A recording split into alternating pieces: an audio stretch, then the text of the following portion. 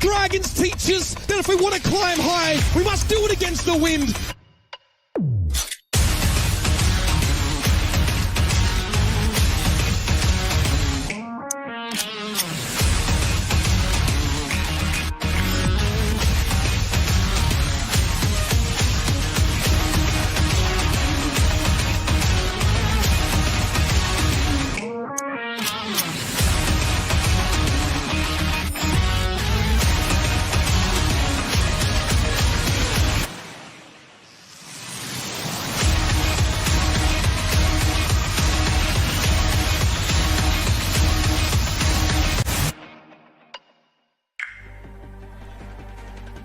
Good evening, ladies and gentlemen. Welcome back to another day of the Overwatch League APAC edition. It's the final day of the week, the final day ahead of the Midseason Madness tournament. I'm Achilleos. Joining me is Avril. Had leg day filling in. Thank you so much for holding down the fort in my absence. But oh boy, it is time to focus up for some gameplay because this is going to be an incredible one as per usual. It's the classic. It's Dynasty going up against Fusion. Dynasty firmly in that first place spot. Fusion looking to rectify some of the mistakes that we've seen from them throughout this second leg of the season.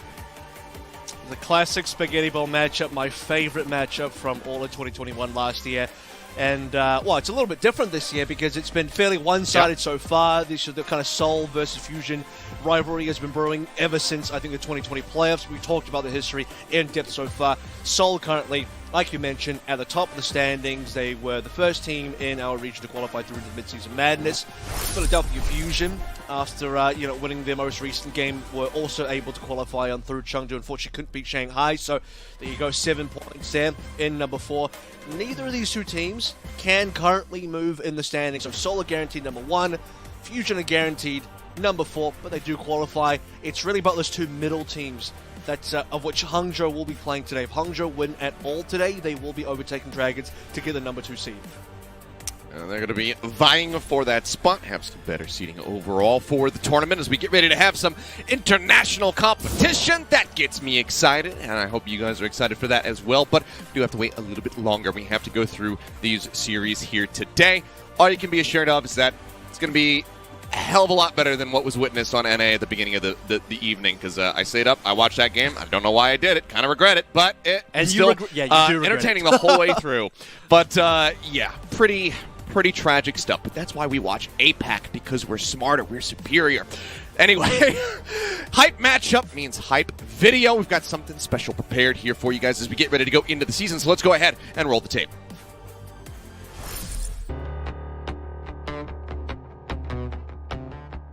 Yeah.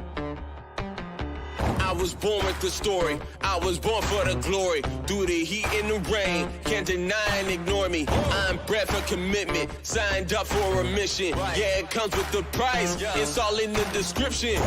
My time has arrived. I can't hesitate. Nothing is in my way. Knocking down barricades. On a different type of time. Dreams are never late. From the jump, I'm the person you can never break. Ain't got time for indecision.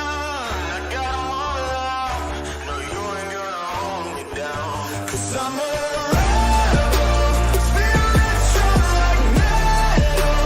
I will never hit the wall. No, I was born ready to be legend. I won't settle, reaching higher levels. Just you wait and see. I'll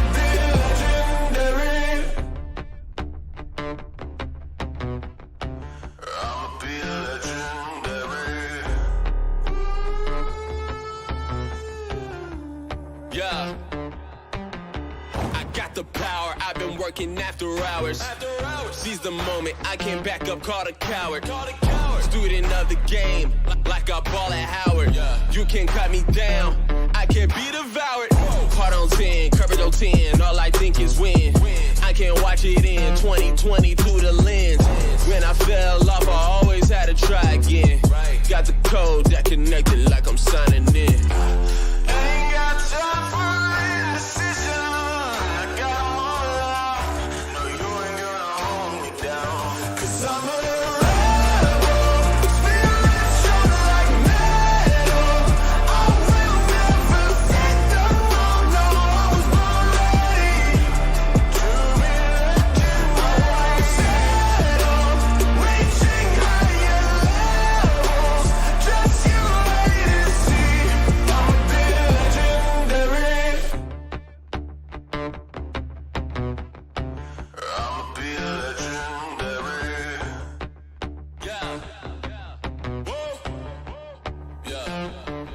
And there we have it, Dynasty versus Fusion to kick off the last day ahead of the mid-season madness. And while this doesn't have any implications as far as seeding is concerned, it's always a treat to watch these guys square off. Like you said, has been more one-sided as of late because Dynasty have just been on an absolute tear, very much solidifying themselves in that top spot for the region.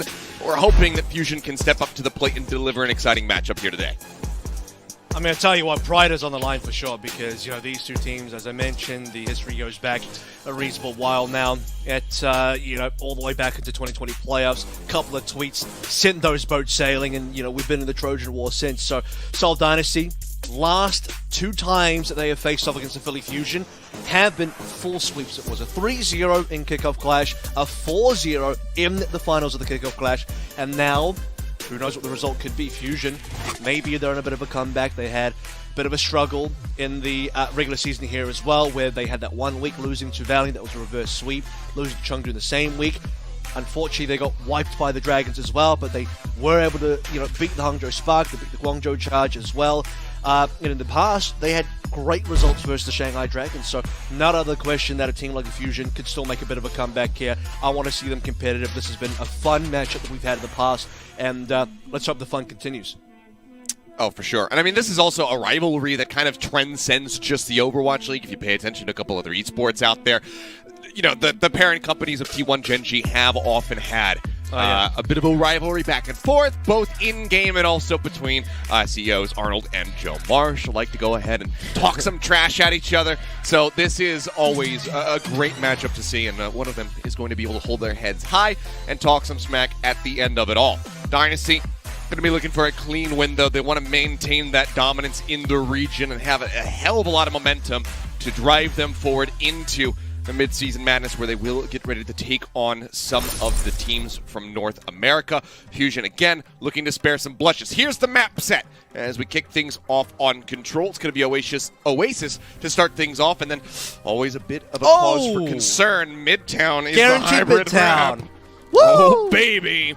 We'll see what happens. It was a bit of a Midtown incident in that Titans Justice series. Granted, I think every single map in that series was a bit of an incident, so it's hard to single out Midtown. But here we go. We'll jump right into Oasis first. You talked about the Seoul dominance so far that they've shown so far in the season. Well, you know, let's get into that a little bit, because we have a major win streak. 8 games in a row now. 8 series, 8 matches in a row for the Seoul Dynasty that they've won. That includes, again, a 7-0 in terms of maps versus the Philly Fusion themselves this year. So Fusion have yet to take a map off the Seoul Dynasty so far in 2022. Plenty of time to change those fates. Coming through on the opening rollout, Smurf onto the Doomfist, Fitz playing the Ashe, MN3 matching. We are seeing a lot of Ashe coming through in the APAC region now. Yep, and MN3 did recently just pick up a player of the match for himself with that. See if he can do it once more. Profit on the Tracer, getting over here by Belosri, at least scouting out, spotting where the Fusion players are at. Point now going to be unlocked as the Fusion start making their way forward, looking for some targets. Smattering some damage thus far. No one really finding too much purchase here on the point itself. Smurf just going to take that seismic slam over towards the health pack, keeps himself safe, but off screen. Vixa gets on top of Benheim, manages to take him out with a whip shot. It's going to be Fusion who lock things down first and foremost here on University. So continuing a bit of a botch on the dynamite toss, but Vince is dead. It won't matter there. The damage has already been found by the rest of the members. MN3 got a final blow anyway for the Philadelphia Fusion, in order to get that first fight victory first to actually get on top of the point when the point unlocks. Smurf taking a bit of pressure, can't make a dive happen. Balashri is inside them, and the Philadelphia Fusion will be pleased with the opening fight win, which is also a 4 final blows to none so far. Soul get to pick up a kill and then initial fight, but they do have Nano coming online very quickly from Creative. Pulse out from Zest, not going to find anything. Profit still trying to catch up, 18% off of that one there. Smurf just makes his exit, rejoins in with the rest of the team, does get piled driven from behind, but Belstria not going to be able to lock down that Doomfist too much. Looks to roll through, good shield bash, will knock him away. Sleep Dart connected on his Zest, and Profit is there for the alley-oop. Managed to find the opening kill, will be the first one here for the Dynasty thus far on the map, and even with just that, it's enough for them to get the flip. I'm not sure I understand this Nano, though. Not too sure if Vindame maybe got low there. Creative Valley was keeping Vindame alive. Certainly he's been a bit of a raid boss on this break so far. Some heroics being shown there. The Ashe players will be trading out. The frags going through. Smurf almost on the meteor strike. Aim God has Transcendence available. Fix of the rally. I mean, yeah, they're trying to win this one out. They might just be able to do it. Fitz now going to be taken down. Prophet rejoining what he can get done. Transcendent still going to be held on to. Fixin now going to be taking a nap. Does get woken up, but it's going to be Vinham is the Brigida that ends up falling. Bionade is out, but AimGod can't get the kill. So the Transcendence healing is there on the back end. They keep Fixa alive. Fusion still looking for the flip, but now AimGod going to fall. Prophet finding an elimination, but now Smurf going to be taken down. Flip nearly there, back into control for the side of the Fusion. Zest, however, falling. Creative finding a nice little shot. The Bob will get Fixa. That's the supports widely out of the fight here, and it seems like the Dynasty should be able to persevere, especially with that final kill there on to MN3 for some additional stagger. They managed to win out the fight despite the swings back there in the Fusion's favor. They hold on to the point, now they have the lead. I mean, you look at the actual cap itself as well. Philadelphia Fusion almost got that flip over. Seoul Dynasty, I believe, contested the very final second possible. Bob pulling a lot of weight there as well. Fitz committing that one tells you the Seoul Dynasty do not want to give it the point. They do not want to give it the fight. And they do indeed turn it back around despite the double support ultimates from the Fusion. You see if Fellas Ria can live here. He got quite low on the HP. The Bobs have been putting in some overtime as of late here in the APAC region.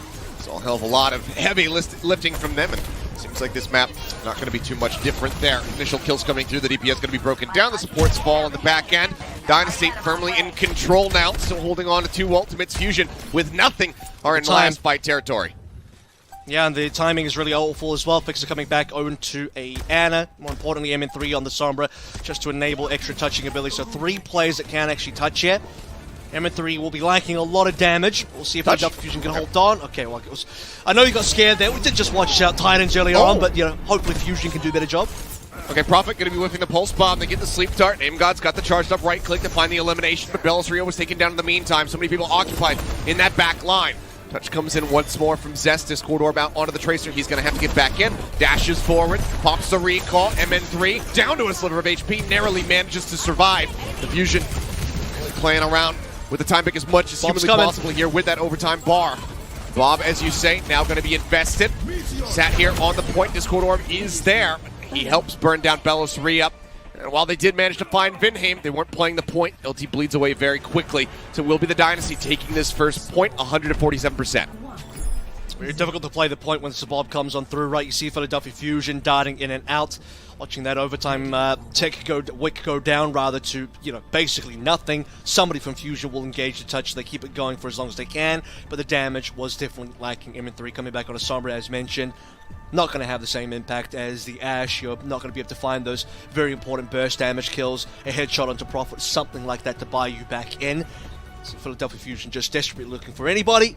Bob cleans them up. Seoul Dynasty take our first round, but very competitive so far. As you know, even the kills would say that 12 to the Seoul Dynasty, 10 from the Fusion side of things. So only 2 final blows separating these 2 teams. Moving over towards the city center. Fitz will shelve the Ash for now and go on the Sojourn. MN3 is still just going to be sticking through. And we still get that Doom V-Ball matchup here. Falling, not going to be finding too much. Just fishing around with those left clicks looking for any kind of stray damage he can get. Prophet going to be forced to recall now. Zest doing the same. Finally winning out the fight here, but he'll start coming Prophet's way. Discord Orb out as well. And Zest will just go ahead and disconnect from the fight. Overall, pretty even on that Pulse Bomb charge between the 2 Tracers. As Bellis Ria trying to contest over towards Street side. AimGod will find Fitz. He looks to crash through, can't make it happen. Gets slept for just a moment, but woken up quickly thereafter, so can make his exit to safety. The Fusion once more will find the initial lockdown of the point. It's 2 in a row now, that's Fusion. Opening frags looking pretty good as well. AimGod in that first blood. You see the difference between the Ball and the Doom here as well. I think Smurf definitely just has a little bit more trouble staying alive. Ball has its survivability and the mobility as well to just roll around. Very great on a map like City Center. Seoul Dynasty. Fitz now coming back on towards an Ash. So the Sojourn experiment lasts a very short amount of time. The Nano, as you mentioned, has now been applied. And it doesn't lead to a kill though. MN3 is actually going to be able to win out that fight point blank against Smurf. Massive kill here for the Fusion to be able to hold on to the point. Prophet and Zest both using Pulse Bombs, both finding no kills for them. As the rest of the Dynasty just look to go ahead, pull back over towards the spawn room, wait for Smurf to rejoin. Operate together as a 5-man unit. Fits on the late swap, obviously not going to have the Bob. MN3's got it in the pocket. I mean, what you see there with the Nano is that, okay, it keeps Smurf alive with a Doom, but it's not going to really enable the damage. You still need Prophet to connect those dives together. Ideally, if Fitz can add some damage in there as well, it'd be really nice. That's kind of the difference, right, between a Doom and the ball at the same time. Ball's burst damages can be pretty decent, but will take down MN3. Let's look at Fixa as well. Soul Dynasty low. they're looking for. Yeah, they force the Immortality field out as well. Dynamite around the corner, just going to be chipping away at the Baptiste. He's going to leap up onto the high ground now just to try to stay a little bit more safe. Prophet goes in for the chase, however, continues to take him lower and lower, and finally we'll find that elimination. AimGod not in a position to try to offer up that Transcendence to keep his cohort alive. Even then, not sure if he would have wanted to use it in that moment. They know that they do have time on their side, and as they're getting closer now to 99%. Bellisria going down, Fixa now going to be swapping over. Double thinks better of it, goes back over to the Brigida. Zest will die, and the flip is finally there, 93% established for the Fusion. Okay, and they will have a couple ultimates coming online, importantly, to hold on to this as well. So Philadelphia Fusion, happy with the 93 so far, I believe. And Soul Dynasty should be another nano coming through onto Smurf. And you know, in saying that, we have actually started seeing some nanos being applied to Ashe players, some Tracer players as well. It's not guaranteed necessarily for the Doom player, however, you know, Smurf being the player that dives on end is probably going to need some saving. But thankfully for Smurf, there's not insane counters on the other side from the Fusion side of things. There's no Ana, right? Zest will be able to do some decent damage on that Trace. We'll see if that stick does come on through. Bob of the ready, AimGod forced to use the Transcendence. Zest just diving over towards the Zenyatta to stay safe. Deep dive in from Smurf, instantly goes into the Meteor Strike. He's looking for the elimination here. Onto AimGod, the Bionade is absolutely massive. Catches onto 3 and Fitz can clean up the kills. Now MN3 being put in the corner. Punch through, Vinheim arrives, the whip shot gets the elimination. A massive one fight there off the back of a Meteor Strike and an Anti. A really good pincer maneuver as well for Soul Dynasty, right? You see Smurf go for the Meteor Strike deep into the back line. He instantly punches players back into his own team, connecting everything together. You talked about the Bionade as well. Fitz getting the damage in there for Soul Dynasty. Exactly what they need. 2 ultimates spent. But a very resounding one fight there. Here comes that Bob coming through. Well, they're looking for the dive again, but Fixa this time. Shield Bash able to finish off Prophet. Good damage coming in from him. He's just dodging the Bob through He's the just tree. eating the Bob, but Smurf goes into the back line, finds him in the end. It's going to be a trade out on those DPS. That's still staying alive. Still quite far away from having that pulse at the ready. Seismic Slam, Smurf just looking to continue to contest the point, making sure the Fusion cannot reflip this because both teams now in that final fight territory. Whoever controls it just needs to win out one more. That's basically going to be the round over. Pulse Bomb goes through, but AimGod dead ahead of time before the explosion even comes in. Prophet dodging traffic, Fixa now gone. Double supports out of the fight, and it looks like Dynasty may just be able to end it right here, right now. The flip has come through. Fusion get a couple extra seconds to play with as the Dynasty flip this back under their control. But now it's there. The OT starts bleeding away. It's going to have to be Zest that goes for the touch. Manages to make his way forward. Prophet takes a nasty shot of damage. He can stop back up. Bellisria crashing through, just rolling around the inside, Bob. trying to stay alive, but he's going to be taken down. MN3, the Bob, nearly there, just 2% away, but somebody needs to get the touch, and Fixa is just a second too late. The Dynasty, they'll be able to close out City Center and take Oasis and kick things off at the 1-0 scoreline. What we see is Fusion, they're able to actually get, you know, these initial fight wins, the opening skirmishes, the opening neutrals go their way, especially on University, a 4-0 in terms of final blows. Seeing on City Center, rather, AimGod will find that first blood and they can, you know, do a little bit of snowballing, but not quite enough to maintain control all the way to 99 or get that round win. 93 is still pretty damn good, don't get me wrong, but once Soul Dynasty get that flip, they control the point, their defensive play is, well, actually, it's pretty offensive when you consider the fact that Smurf is just going to go super deep. You saw the Fitz Bob coming through for the spawn camping as well. MN3 doing his best Shaq hiding behind a lamppost impression. He actually was dodging out the Bob shots by hiding behind a very thin tree, but it wasn't going to be enough, right? Soul Dynasty, they had the pace, they had the tempo to keep Fusion locked up in spawn for as long as possible, and then we'll play the rest of the fight on the actual point when the OT hits in, getting both supports. That's going to be GG. Well, there you go. A map win here for the side of the Dynasty. Fusion, though, looking competitive. Just can't quite get those rounds under their belt to try to take Oasis. Midtown is going to be coming up next. We'll see what happens as we jump into Hybrid, see whether another Fusion can tie up this series or if the Dynasty will continue their dominance over this squad here in 2022 and take it to match point. That's going to be coming up in just a few minutes, so do not go anywhere.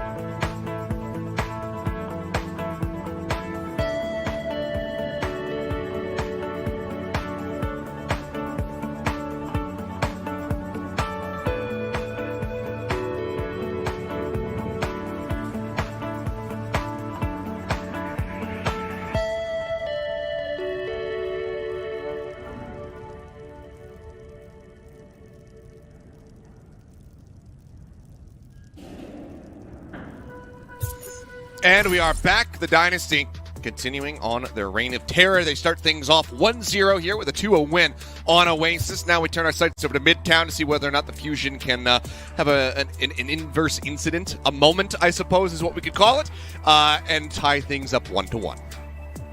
Pretty sure the last Midtown that Fusion played was actually pretty reasonable. It was. Pretty sure they actually won that one, but you know, there's still a few scars and there's some battle scars from previous little visits to New York.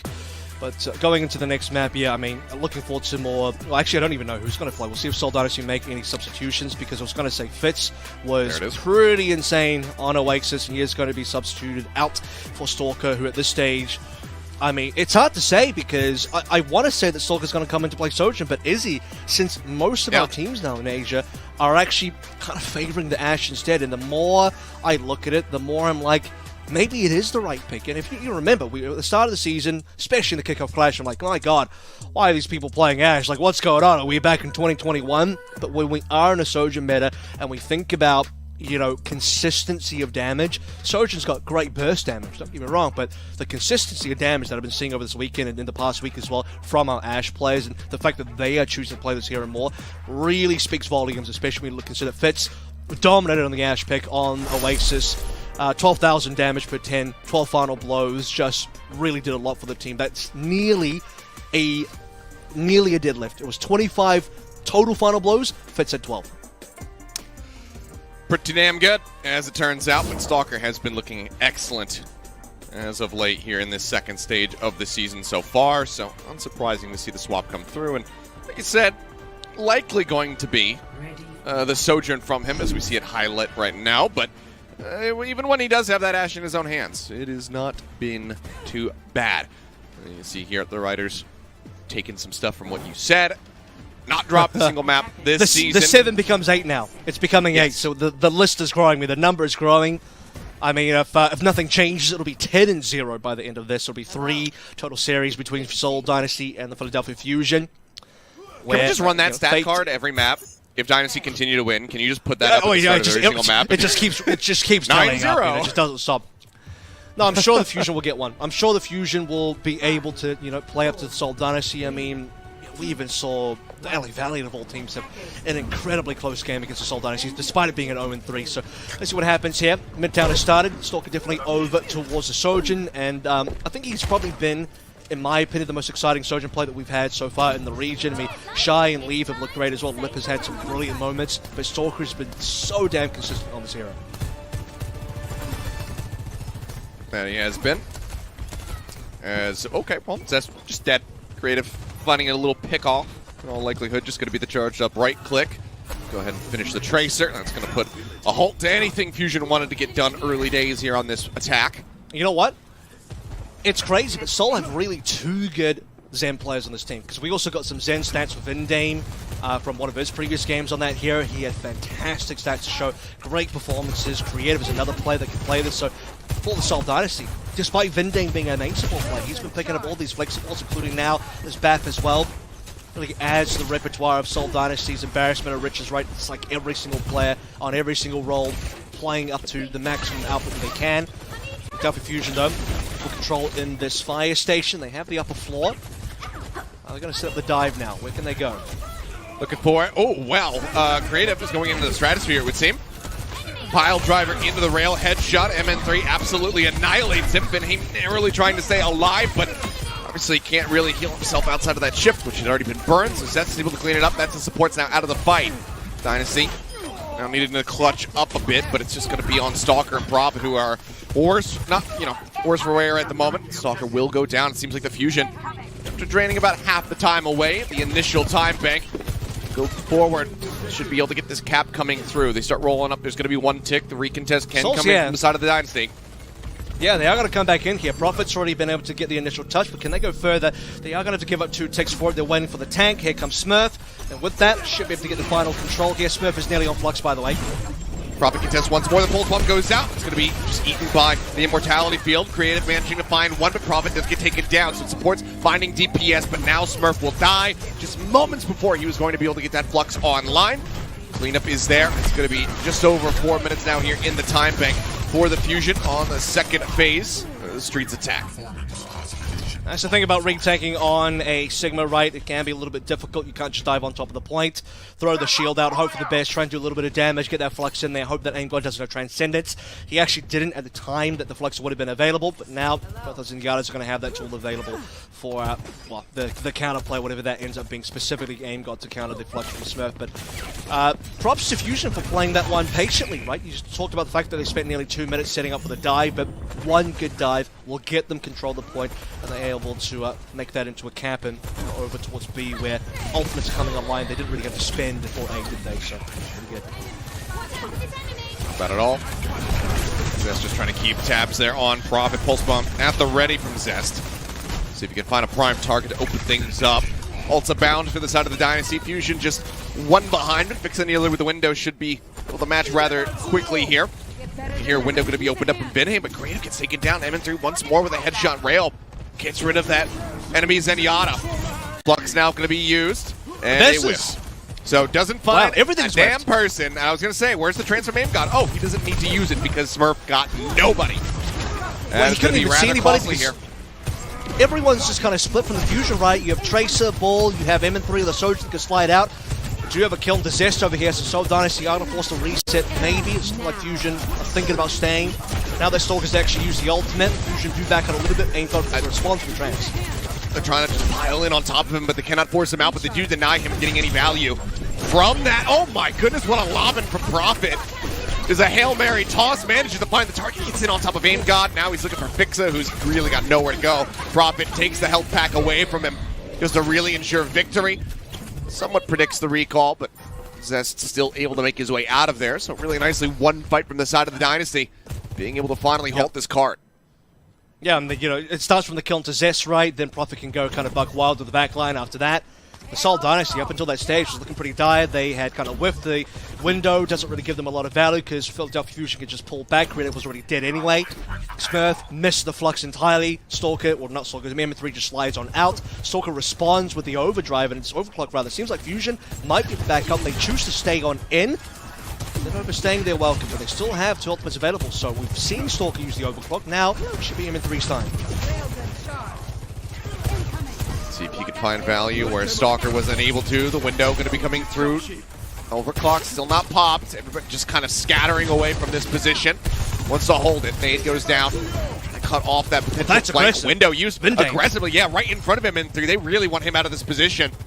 They will successfully shove him back. And now it's just going to be Zest keeping the cart contained, locked there at the base of the final ramp.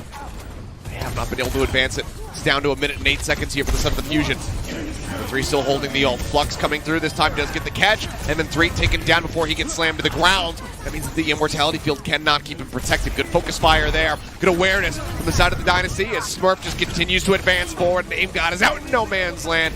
Stalker will clean up both of the supports. Bellis ran out, not standing a chance. Will end up dying as Stalker comes up with, I believe, at least a 3K, maybe even 4 in that fight. It's just dying on the back end. Fusion now, final fight to try to get this push coming through. All 5 went down there, Zest being the last member, so a decent amount of staggers. 30 seconds or more lost there by the Philadelphia Fusion. I mean, I kind of credit them and even complimented them for the patient play onto A for setting up a good dive, but now on B, they're being a little bit too patient. We still haven't seen this overclock. Smurf has a second Flux after whipping the first one. The second one does get M3 and he's instantly dead. So, Philadelphia Fusion, 4 ultimates available. They have to push this to the end now with what's online. Pile driver used. Smurf knocked down to about half HP, but able to get sustained back up to full HP. Here's the overclock. Instant headshot on the Stalker. Massive pick off. He's looking for another target. Sees Vinheim there for just a moment. Plays around the train car. Tries to send a shot over towards his little tippy toes. Won't manage to make it hit, but does turn back down into the tunnel. The underpass finds Prophet. The cart now finally advancing once more for the side of the Fusion with OT rolling. The Transcendence held on to Fixa, trying to get the next window online. Good little crouch there from M3, dodges the accretion, keeps himself protected. Immortality Field now coming down to try to keep him safe. The Transcendence does get used. Immortality Field's gone from both sides. Smurf going to fall. Window has been used. Creative takes M3's head off, but is that going to be good enough? Because now it's just going to be Prophet Creative left to try to keep this thing contested. 2.6 meters left to go. Prophet will die. And that will be the card advancing forward. Another minute and a half added to the time bank. The Fusion, they win out in the final moments once more. And they do wait till the final moments as well, right? Because 30 seconds remaining is when they finally get to go. MN3 gets that overclock in there, gets a couple of important frags. First one to Stalker is impeccable because Stalker has the overclock on the other side. So there's a world where Seoul Dynasty in that exact same fight could actually pop their own overclock, get a reasonable fight going their way as well between Stalker and MN3. Anything can happen in that sort of stage, but MN3 takes out what is, in my opinion, the most important hero coming through. So the most important player on the Seoul Dynasty side. About a minute 30 is what they started C with. Not too sure if they can still finish the map here because, well, time certainly works against him. And Smurf is on his third flux now, so he's been able to get these pretty quickly. Royale at the ready. Accretion not going to connect. Throws the nade to try to zone Vinheim out. It has worked a treat. Zest with a nice stick, managing to finish him off. Brigitte on the headshot on the creative. The support's now out of the fight for the side of the Dynasty. Prophet just holding on to a pulse bomb, but otherwise, that's their last bastion of hope right now. No other ultimates even close to being completed here for the side of the Dynasty as the card gets ready to round the final corner. He's completely locked in. Oh, he's going to get taken down here. Yeah, he's on the high ground. He used the flux to go to the high ground there, tried to contest a little bit. Philadelphia Fusion have really pushed past that. So now you have to wait for this tank to come back for Seoul Dynasty. They've run out of ultimates. The minefield could actually secure the cap for the Fusion now. Yep, uses it right there. The main entryway to try to contest, trying to just lock them away.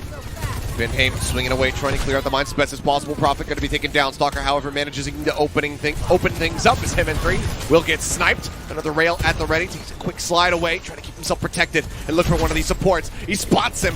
A shot through Aim God. He's looking for the elimination. He goes on the offensive, but Aim God shuts him down. A boot to the face. Stalker absolutely knocked out, stone cold. OT started to bleed away, however, though, as Belosria was taken down, and they can't quite make it to the cart in time, even with the Transcendence rolling. A little bit too late of a reaction, but overall, Fusion managing to break through, and they can make it right towards the end, but they cannot complete Midtown, which means the Dynasty have a win condition if they can have a successful attack. 89 is really good, though, I think, for the Philly Fusion, considering they went to OT to even get B. Minimal time to play through for C. They outplayed the third Sigma Flux coming through from Smurf, and this time it's mostly because of the fact that they had some geometry helping them. Seoul Dynasty weren't able to kind of dive in to collect the extra damage as well. The players got lifted up by the Flux weren't exactly in the open right. They were around the corner.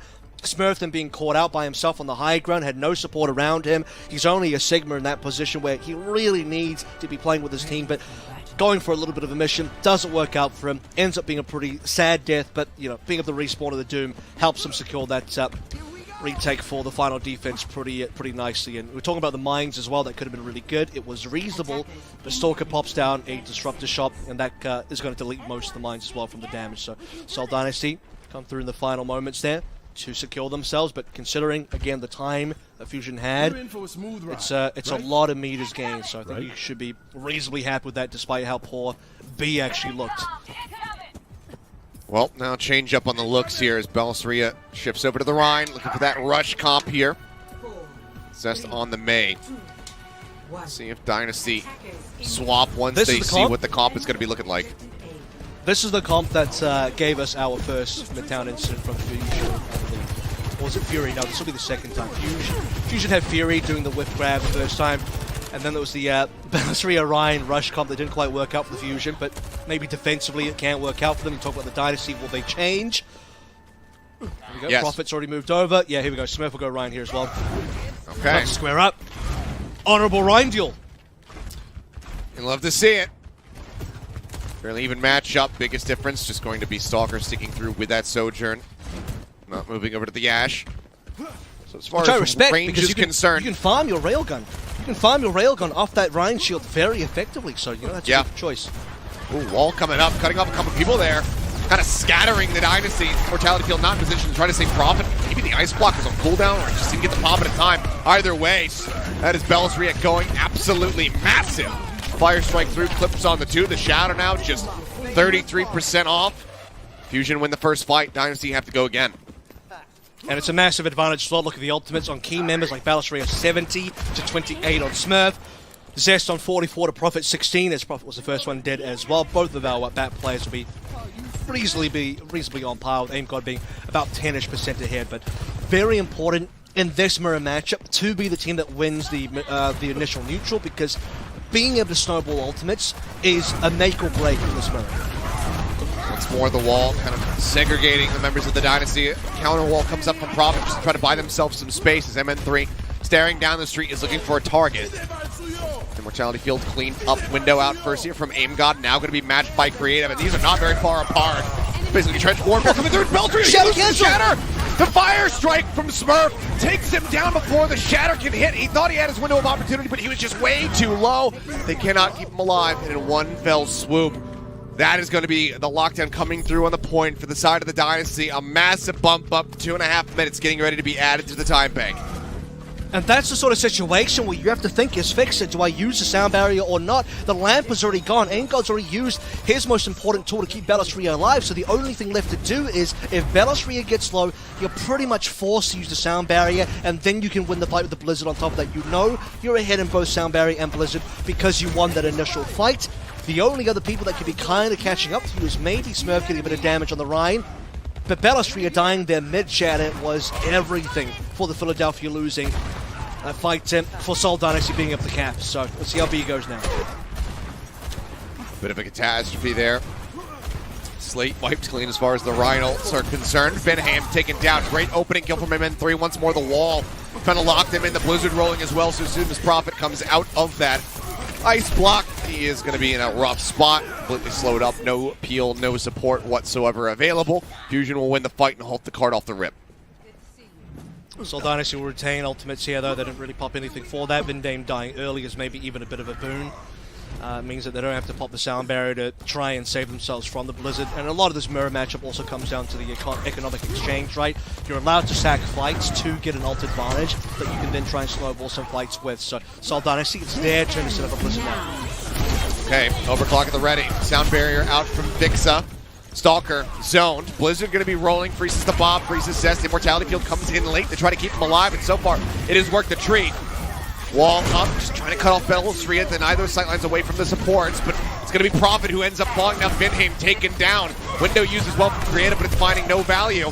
Great Immortality Field timing at least to try to keep him alive, but it's just way too many members of Fusion encroaching around Smurf's position. They clean him up, and once more the fight is won here for the side of the Fusion.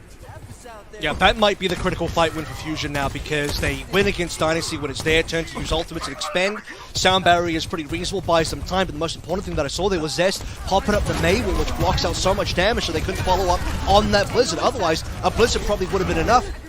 Smurf still has Shatter here, but Bellisria is caught up, so this is going to come down to who blocks what with what shield available. So here goes the Fire Strike, just going right over Bellisria's head. Shatters at the ready. The grand duel has begun. Oh, he tries to fake it. Doesn't manage to get the connection that he's looking for, but Pixie still gets on top of Prophet and somehow wins out that fight. Now Vinheim taken down once more. I'm feeling I'm having deja vu with these eliminations coming through. The Shatter Smurf going to be dropped. Smurf trying to turn it. Stalker's there. He plays off the back of it beautifully. Finds 4 kills in the fight. And now the cart can start moving. What a turnaround here as he looks for this last kill, and Stalker will get it. The ace at the end. Off the back of the Shatter. What a play. What a combo. And that's what I'm talking about, right? The Shatter is everything. And a read coming through from the Seoul Dynasty. Smurf going for Heroics here. That's a high-risk, high-reward play, because if it blows up in your face, if Smurf doesn't land the Shatter, if he dies, like Bellisria died with the Shatter, then it could have been over. Seoul Dynasty would have been a really sore spot. They're down one of their most important members now, Stalker. Down Creative as well. Freeze is coming through, but as soon as they come right back out of the spawn room, regroup as 5. The kills are there for the Fusion. Now it's going to be a minute remaining here for the Dynasty, who seemingly have to replicate what the Fusion were able to do and potentially close out this street space with an overtime push. And they need to snowball here somehow as well, which is difficult to do considering Fusion have a lot of ultimates. This is potentially, you know, a great read from the Fusion to start out on the Rhine, bait Seoul Dynasty into the Rhine play, where Fusion, honestly, their brawl has been pretty solid, especially in the neutrals. Okay, Smurf has outplayed Bellisria, but the rest of the Fusion, in terms of finding opening picks, getting greater damage, wall placements by Zest and everything, they win in all other areas aside from the actual ride-up. Wall, just getting them escorted out here onto the high ground. The drop down comes through from the Fusion. They pull back. 4, nearly 5 ults at the ready as Fixa gets closer and closer to that sound barrier. Charge for charge. The Rhines hit the floor. The Blizzard going to be used by Prophet and Zest, completely encompassing the map right now.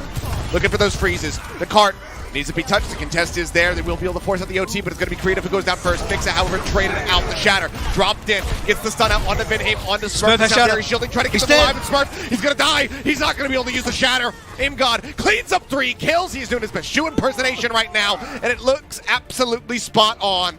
Creative will not be able to get back in time. The OT will bleed away, and the Fusion not going to be going down without a fight. Not going to have yet another Midtown incident. And that will be them breaking the map loss streak and tying things up 1-1. It seems like the Midtown incident goes the other way. This time it's the sole Midtown incident, right? They have a pretty reasonable go on their own defense. Well, I say reasonable. It did end up going quite a fair distance. You have to imagine a world where maybe Seoul Dynasty could have held B. Would that have made a difference? So, technically speaking, once we saw the Rhine duels come out and the Brawl matchup come out, Fusion held B to the point where Seoul Dynasty weren't in a position to cap anyway. So Fusion, I think both on attack and defense, won that pretty resoundingly. But again, going back to the kind of narrative of, okay, they want to play this rush, Seoul Dynasty want to square up, but the Philadelphia Fusion, again, outside of Bellisria and Smurf, where I do think Smurf outplayed Bellisria, the other 4 members were just that much better in playing the overall Brawl composition against the other 4 members of the Seoul Dynasty. Fixer coming up with first bloods, like how is he doing a little Lucio? All of these small differences really come out ahead, even if Bellisria is losing to Smurf. Yeah, I mean, you feel like Fixa being able to take down Prophet while he's on the Mei should basically be nigh impossible for a Lucio to pull off, but he did it on the regular. Absolutely great play here from the side of the Fusion to keep things tied up. We said that they were looking competitive in the first map. That carries forward. Now they have some wind in their sails, but you can see Fit's going to be rejoining right now. Still wide smiles from Smurf, from this team, so it doesn't seem like they're going to be overly concerned. We'll see what happens, though, as we get ready to move into Circuit Royale for our escort map. See who is going to be moving up to match point. Don't go anywhere.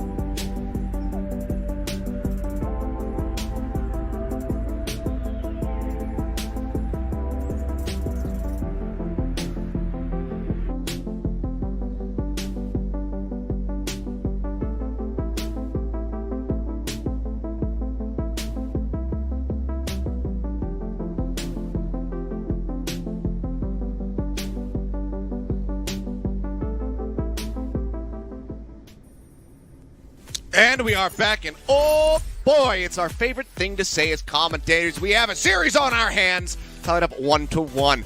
The rush from Fusion there on the defense coming to fruition, playing out beautifully as they go ahead and get the win on Midtown. Now we look over to Circuit Royale to see who's going to be able to move things up to match point. Fusion, is it finally time? They've broken the map loss streak. Can they break the match loss streak versus the Dynasty here this season? Yeah, that was impressive. I'm really impressed with the way that Fusion came through on that on the Midtown map. But as we move through to Circuit Royale, we're going to see some substitutions come on in. It's a very sniper-heavy map, so Fitz is going to come back in to play the Widowmaker. Fury coming in for Bellasria to play the Sigma as well. Smurf obviously going to be matching that Sigma on the other side, and like for this one, should be expecting Carpe as well to come in for Zest. So double snipers online, MN3 and Carpe as teased in our opening hype video. Carpe and Prophet squaring up. Yeah, they'll certainly be doing plenty of that. But some work, I think, required from the Seoul Dynasty on their Broad Mirror against Smurf. I have no doubt about. He is a two-time Overwatch League champion. He won during the GOAT era as well, so he's locked up. I'm confident he knows what he's doing. But looking at the rest of Seoul Dynasty, I don't know if Stalker was prepared to play in that composition. I mean, to be fair, a lot of the NA teams, when they are playing the Brawl composition, they're kind of just sticking one of their players on the Sojin anyway, as expected. But to really win that matchup, I don't know if there could have been a Symmetra swap coming through as well that could have really helped them. Some other picks that could have helped them out as well. For Seoul Dynasty, Prophet didn't look nearly as good as Zest on the Mei, so, you know, I had some criticism about Prophet's Mei last year as well. Seems like it's just not one of the heroes that Seoul Dynasty, and not one of the compositions that Seoul Dynasty have had a ton of practice on outside of the Smurf line itself. So some work still needed there, but Fusion, good stuff on the Rhine. And honestly, well, I was going to say they could still bring out the Rhine in future maps. This is a map that Rhine is an okay hero on, but I think the meta is definitely more geared towards playing the Sigma shield plus double flex support plus double sniper kind of gameplay that we're about to see. Well, as aforementioned, Carpet back through. He'll be picking up the Sojourn. MN3 on the Widowmaker. Expecting to see that end up getting mirrored here from the Dynasty. Mirrored is in, you know, the compositions, not the player who had a rough go of it on the Genji earlier. No Genjis. Did he play it on this map? Yes. Okay. And he got no bombed. Jinmu level heroics then. Yeah, okay. Well, to be fair to them, it's not a very easy hero to play on this map. Unless you're Jinmu, of course, who somehow just makes it work. He, of course, likes to do what is, for him, a very legal maneuver to go over the wall. It's illegal if you place a tele 4 and Mabel up there, but for a Genji, you just go over it normally. That's a different story, and so it's a different game, an old game, though. One I'm sure that Fusion would like to forget, because that was also Chengdu versus Fusion. Now, though, Prophet Hanzo, Carpe coming through onto the Sojin. We actually saw some of this yesterday between, I forget now which two teams played this exact map, but it was, you know, the double Widowmaker versus a Hanzo and a Sojin. So if you want a shield break, Prophet's on the right here, but Carpe can charge rails quite easily off the shields. And again, Prophet can knock him down pretty quickly as well with the Storm Arrows. So for now, first corner widely going to be conceded from the side of the Fusion. This is where they really want to stomp up the advance, and what a great shot. Prophet already tagged down low, didn't need to hit him in the head. And then 3 finding the opening kill is Fitz will answer back. Good little headshot from him, mid-grapple as well. And that added pickoff coming through, that does allow for Smurf to actually exit and stay alive, wrapping back around the corner. So yeah, creative, profiting quite a bit from that. Just going to be soaking up all that healing to try to get the Transcendence ready to go. And Prophet is back now as well, whereas we're still kind of waiting for MN3, who should be making some headway back over towards this 8 point. And Fitz bailing out Smurf, like I sort of mentioned there. Smurf could have actually died. The lamp already came on through to save them. Low HP. The Fusion couldn't push in without their 5th member. Here comes that window as well. Fury being bailed out by his own Immortality Field. Flux at the rim. Oh, Flux for Flux. You know, 1-person catch for a 2-person catch. They smack back down to the ground, but it's going to be Fury and no Smurf who gets traded. So, a 1-for-1 as the front line does end up falling. Good recon arrow here, spotting them around the corner, and Prophet, oh, he wants to try to get the timing, narrowly misses it. Now they know that he's playing right up close and personal. Carpe challenging there for just a moment. Storm Arrow's trying to catch him off guard. Smurf is closer, so he should be able to return to the point ever so slightly quicker. Fury It's going to have to jump down from the top. Okay, they'll actually manage to get there at reasonably around the same time as, you know, with the payload pushed up far enough. I guess it's okay for Fury. So no team ends up getting too much of an advantage, even though, you know, I think if the payload was further back, then certainly Smurf will get there quicker. So Infrasight for Infrasight here. Bigger difference maker could actually be the Dragon Strike. That will force Fusion off the payload, and that could be a cap. Fitz is dead. Wait a minute, what? 2 great shots from MN3. He gets a 3rd. He's looking for some more. Immortality Field buys a little bit of time, but what an absolute incredible volley from MN3, shutting them down one after the other. I want you to say headshot after headshot after headshot. After headshot. I've had to watch that clip so many times when reviewing the highlights, so I was trying to cosplay Josh there. I wanted you to cosplay. Anyway, Carpe down a Prophet. That was great, though. That was unbelievable. An incredibly sexy play. That gets me going for sure. Good job, Image. Oh, well done. Yeah, that's one way to get the blood flowing, get yourself jazzed up. Incredible shots from him. Now 45 seconds remaining on this push, just in front of point A, but haven't really been able to breach this position. Prophet down to 8 HP. He got dead though. Doesn't use the transcend to try to stay alive. Fitz the pop shot will find MN3, putting his reign of terror to an end. The cleanup comes through, and that will be the cap. 3 minutes now in the time bank for the Dynasty to try to make it through to checkpoint B. A little bit of a split spawn here from Aim God, and they're well aware of this, is why they're going on the hunt, trying to find the enemies Zenyatta. Oh, they see him. Yeah, they see him for sure. This is going to be a kill. Poor Aim God doesn't know it's about to hit him. He's going to transfer it. Can he make it out, though? This could be very well a wasted trans. Gets slightly body block. He values staying alive here over keeping the trans. So, you know, you're about to ask the question, is it worth it? Yeah. Maybe now it is, because he does take down Smurf. I was going to say, they need to try to have something to counteract the Flux. Because the Immortality Field can be cleared, but they do get that elimination. But Fitz and Prophet take down, they take down the enemy DPS. So in the end, it's a massive trade-up here for the side of the Dynasty. I'm going to be real. If Aim God just dies and respawns, they can still get the same final recontest they're about to get here now. What ends up being a trance is kind of still a lost fight. Maybe I'm being a little revisionist about it because it was a 2-for-1 trade. Credit to Fitz for finding one of those kills. Flux is coming on through now, and this is where, you know, when Smurf does it, you kind of wish that Aim God had something for it. Creative dead. Another great headshot there from MN3 as the overclock is rolling. He's trying to flush Smurf out of this position, but Prophet combos in with the left click out from Smurf. They find the elimination, taking down Carpe. Flux gets Fitz. Double pickup, drops him down. Immortality Field is there. Perfectly timed by Vixa. Keeps them alive. The support duo still in the fight. Smurf chunked out, dead. Prophet eliminated. Little pop shot. He's looking for Venheim. He goes up into the sky, but Aim God is there to go ahead and finish off the enemy Baptiste. Now 1 minute and 25 seconds remaining for the Dynasty.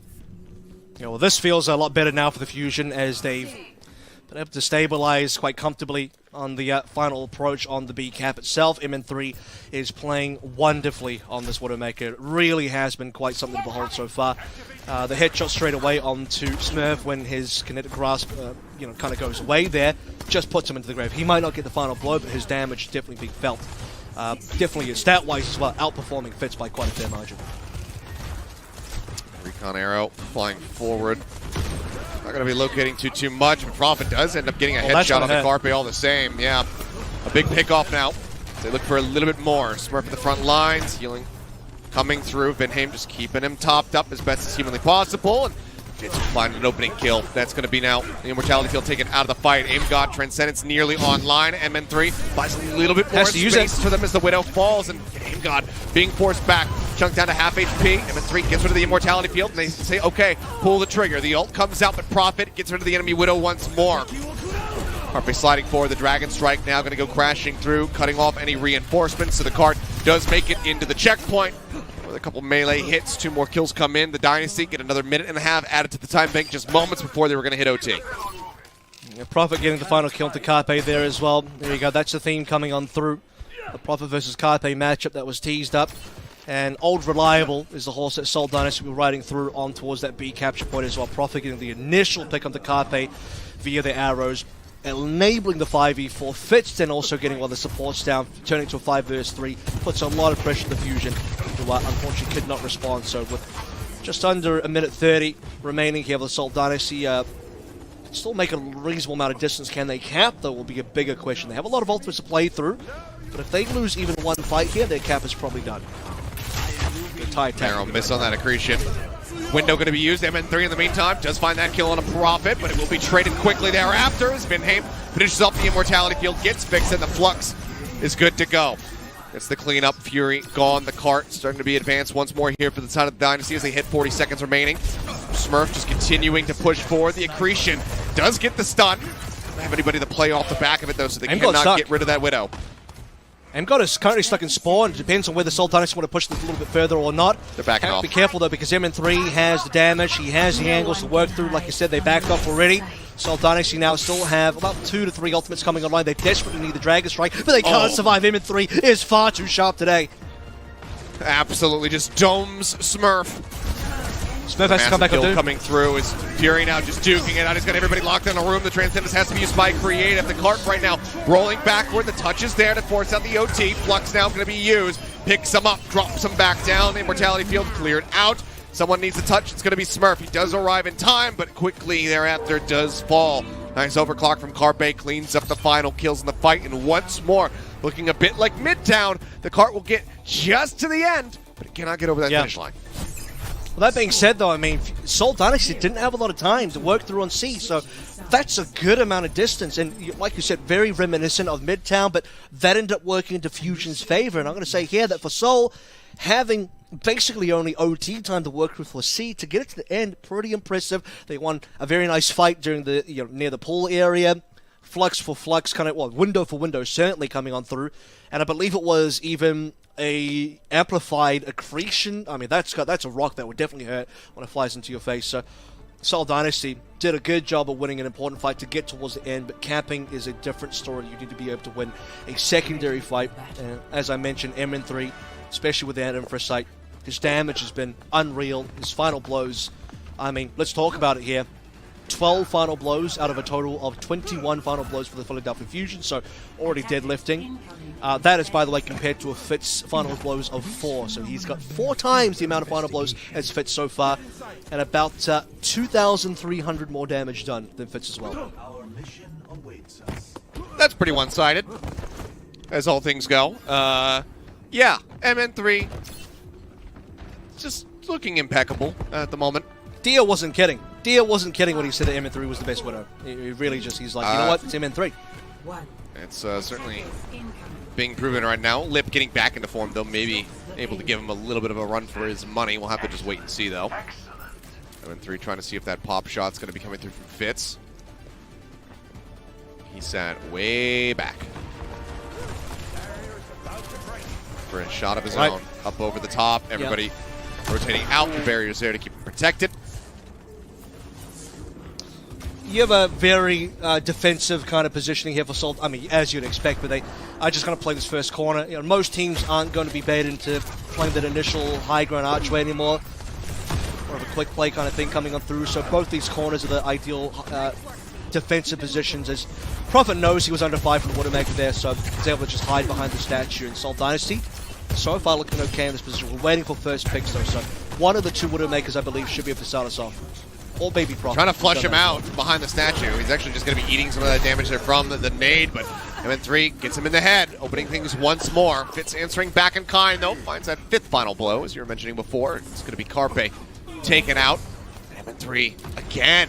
He's got his carry pants on this map, it would seem. He gets Fitz. It's another fantastic shot. He's looking for more. The barrier going to be broken down. Immortality field used. The damage is being pummeled into them. Pixel will find 2 to match, and it is such a quick push as MN3 is absolutely destroying them. Well, I told you, right? He has 4 times the amount of kills as Fitz, so Fitz gets 1. And then MN3's like, I'm going to get like 4. See how that goes. So Fitz will take him down. He's at least going to get 1 back in terms of that Widow duel, but this is, outside of that 1 death, a monumental Widowmaker death. I think he's only killed him twice. He killed him once on the initial attack, and then here. It's just wonderful from MN3. Fitz expecting this jump shot to be coming through, but there it is. Doesn't get him in the head, however. He tags him in the chest. MN3 able to stay alive. Fixin just now respawning. Grant's going to be used. Big Fury alive here on the cart. Turn around their fortunes. Fury does hold on to it. Smurf not that far away. Just get tagged down to about half HP. There's no transfer, remember, so Smurf can get this for free as long as he doesn't get rocked mid-cast or, you know, unless MN3 just kills him. should be pretty clean. Yeah, Fury goes first.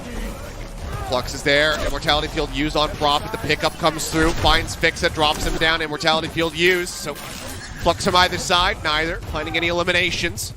Creative, the Transcendence nearly online. Fitz eliminated. Carpe with a great headshot. Open things up. They're trying to shove them back, however, as the window does come through. That will hold them at bay, at least for the moment, but they're just going to be more than willing to wait this out. The time bank is still so massive for the side of the Fusion, so they can play this out patiently. Okay, now Dragon. the answering window comes in. The overclock nearly ready. Dragon strike once more to try to buy some space. Splits it apart. A couple members on the opposite side of the teams, and the rail comes nice. in. Benheim tagged low. The finish is there from Carpe. Looks for another target. Gets under fire, falls low, but helps take down Smurf, helps take down Prophet. Carpe just continuing to play the supporting role, picking up these assists. God will find the last two in the fight, and it is 4 minutes and 45 here for the Fusion. An absolutely monstrous time bank. You gave credit for how far the Dynasty went with the little time that they did have. There's so much time here for the Fusion to play around with. Yeah, it's insane. So, they're going to get a pretty good time bank here. Well, actually, it won't matter because if they cap, they win, right? So forget about time bank. They do have to push to the end. That is one thing. I was going to mention for Carpe there as well. Took him, just over half the map to get warmed up, but his presence is now being felt. The overclock comes on through. It's initial pick off the rail here as well. Here we go. Meeting on the outskirts of the map. Very dangerous on this coast side. But pool control is paramount for both the defensive and attacking teams. One player from the Seoul Dynasty is still pushing. I think that might be... MN3 it is, yeah. Somebody has to remain pushing at all times if possible. He's inching it forward as much as possible, and they've already closed out half of the distance here because of it, because of this coast side contest. Everybody just chilling by the pool. The race car is making it closer and closer to the finish line. The pool is like 2 inches deep, by the way, which I find hilarious. Yeah, it's just one of those ankle pools that rich people like to hang out in for whatever reason. I'm too wealthy to get my torso wet, so I'll just dip my feet. Smurf under some pressure, dodges out of the Intermission. Yep, barrier coming through once more. So try to successfully back away. Okay, Furious Flux. He's going to use it too. He's looking for a target. Okay, finally. Oh, that'll be an easy pickup, surely. The Accretion not going to connect. Fitz does manage to find him. God, that's going to be the Transcendence out of the fight for the extended frame, but Creative under pressure. Tries to boot the Sigma out of there, but he's just not going to be able to make it happen. Fury, no barrier at the ready. Can't get it in time. Benheim will finish him off. The front line broken down. Fitz, that's quick good. Peek. Finds Carpe. That's going to be space bought now for the Dynasty. Just under 3 minutes remaining for the Fusion. Woo! Okay, an exit frag as well. Okay, here we go. Fitz is starting to warm up a little bit now. It is while Philadelphia Fusion are exiting, but he'll get a couple of frags. It's good staggers nonetheless, if nothing else. So actually got to mention for the Philly Fusion, had, maybe Carpe still been alive there, and God still has trance. Maybe they can think about playing that with the tempo trance advantage, but, they'll play the patient game again. No need to rush this one. Even if it takes until the OT, if you win the map, if you push to the end, it's all worth it. So holding the trance to counter up Smurf's Flux, which is upcoming now, got to be pretty important. Window is available. Prophet should just counter that with Dragon's Strike. No, he's going to go early. Dragon's already out. That, I don't know if I like that Dragon. Yeah, didn't really do too much for him. They used it early. See if he's going to be able to build another one, but now Fitz going to be taken down. Carpe once more, finding an opening kill. The overclock going to be popped. He's looking for a target. Sees Prophet. Throws the nade. Make sure that left side flank is going to be covered, but actually the nade went a little bit too deep. Benheim, however, still going to fall. The Transcendence comes in a little bit late there from Creative, just keeping the rest of the squad alive as best as possible. Fitz rejoining, but Smurf taken down. Prophet going lower and lower. The deflect from MN3 finds Fitz. The cleanup is there, and they have the push. The Fusion, they take the lead. 2 maps in a row now, Midtown into Circuit Royale. They're just 1 away from finally besting the Seoul Dynasty here in the 2022 season. I mean, such a great performance from the Philadelphia Fusion. First of all, we had the Midtown map coming on through. Then we look to, but even then, I mean, we look at Philadelphia Fusion towards the end there. Carpe, who was mostly quiet, started to pipe up a little bit on that Sojourn, especially when MN3 swaps over towards the Genji. Instead, you're probably wondering, okay, why would he swap from the Widow to the Genji? Well, for the final point, there's very little to push left. You want to have some high ground, low ground, some dive capability as well. Zest is not here, so MN3 will take up those reins instead. And they just kind of want to shove the payload in and want to make a sight lines attacking as well, as starts to get a little bit poor for MN3, so he'll make the swap over. But yeah, Fury as well coming through big time, as he had a lot of work to do in those final fights, and did plenty of it. Philadelphia Fusion, I think M3, talk of the town for that particular map, for sure. But the rest of the team coming up big to make sure they finish. Yeah, I mean, once more, I'm enjoying the decision to swap there from MN3. It's, I believe, the second time that he showed us now the Genji coming through in these clutch moments, right when the card on an escort map needs to get across the finish line when they are running out of time. The fights are continuing to be close, and once more, he comes up with kills and helps them finish the map. Beautifully done from the Fusion, the Dynasty. We haven't seen them get pushed this hard since the lower bracket final versus the Shanghai Dragons. The Fusion now threatening the series win. Match point is theirs, and if they can close out New Queen Street, they will be victorious. We'll see what happens, see whether or not the Dynasty are going to be able to answer back and take this into a map 5 when we return from the break. Don't go anywhere.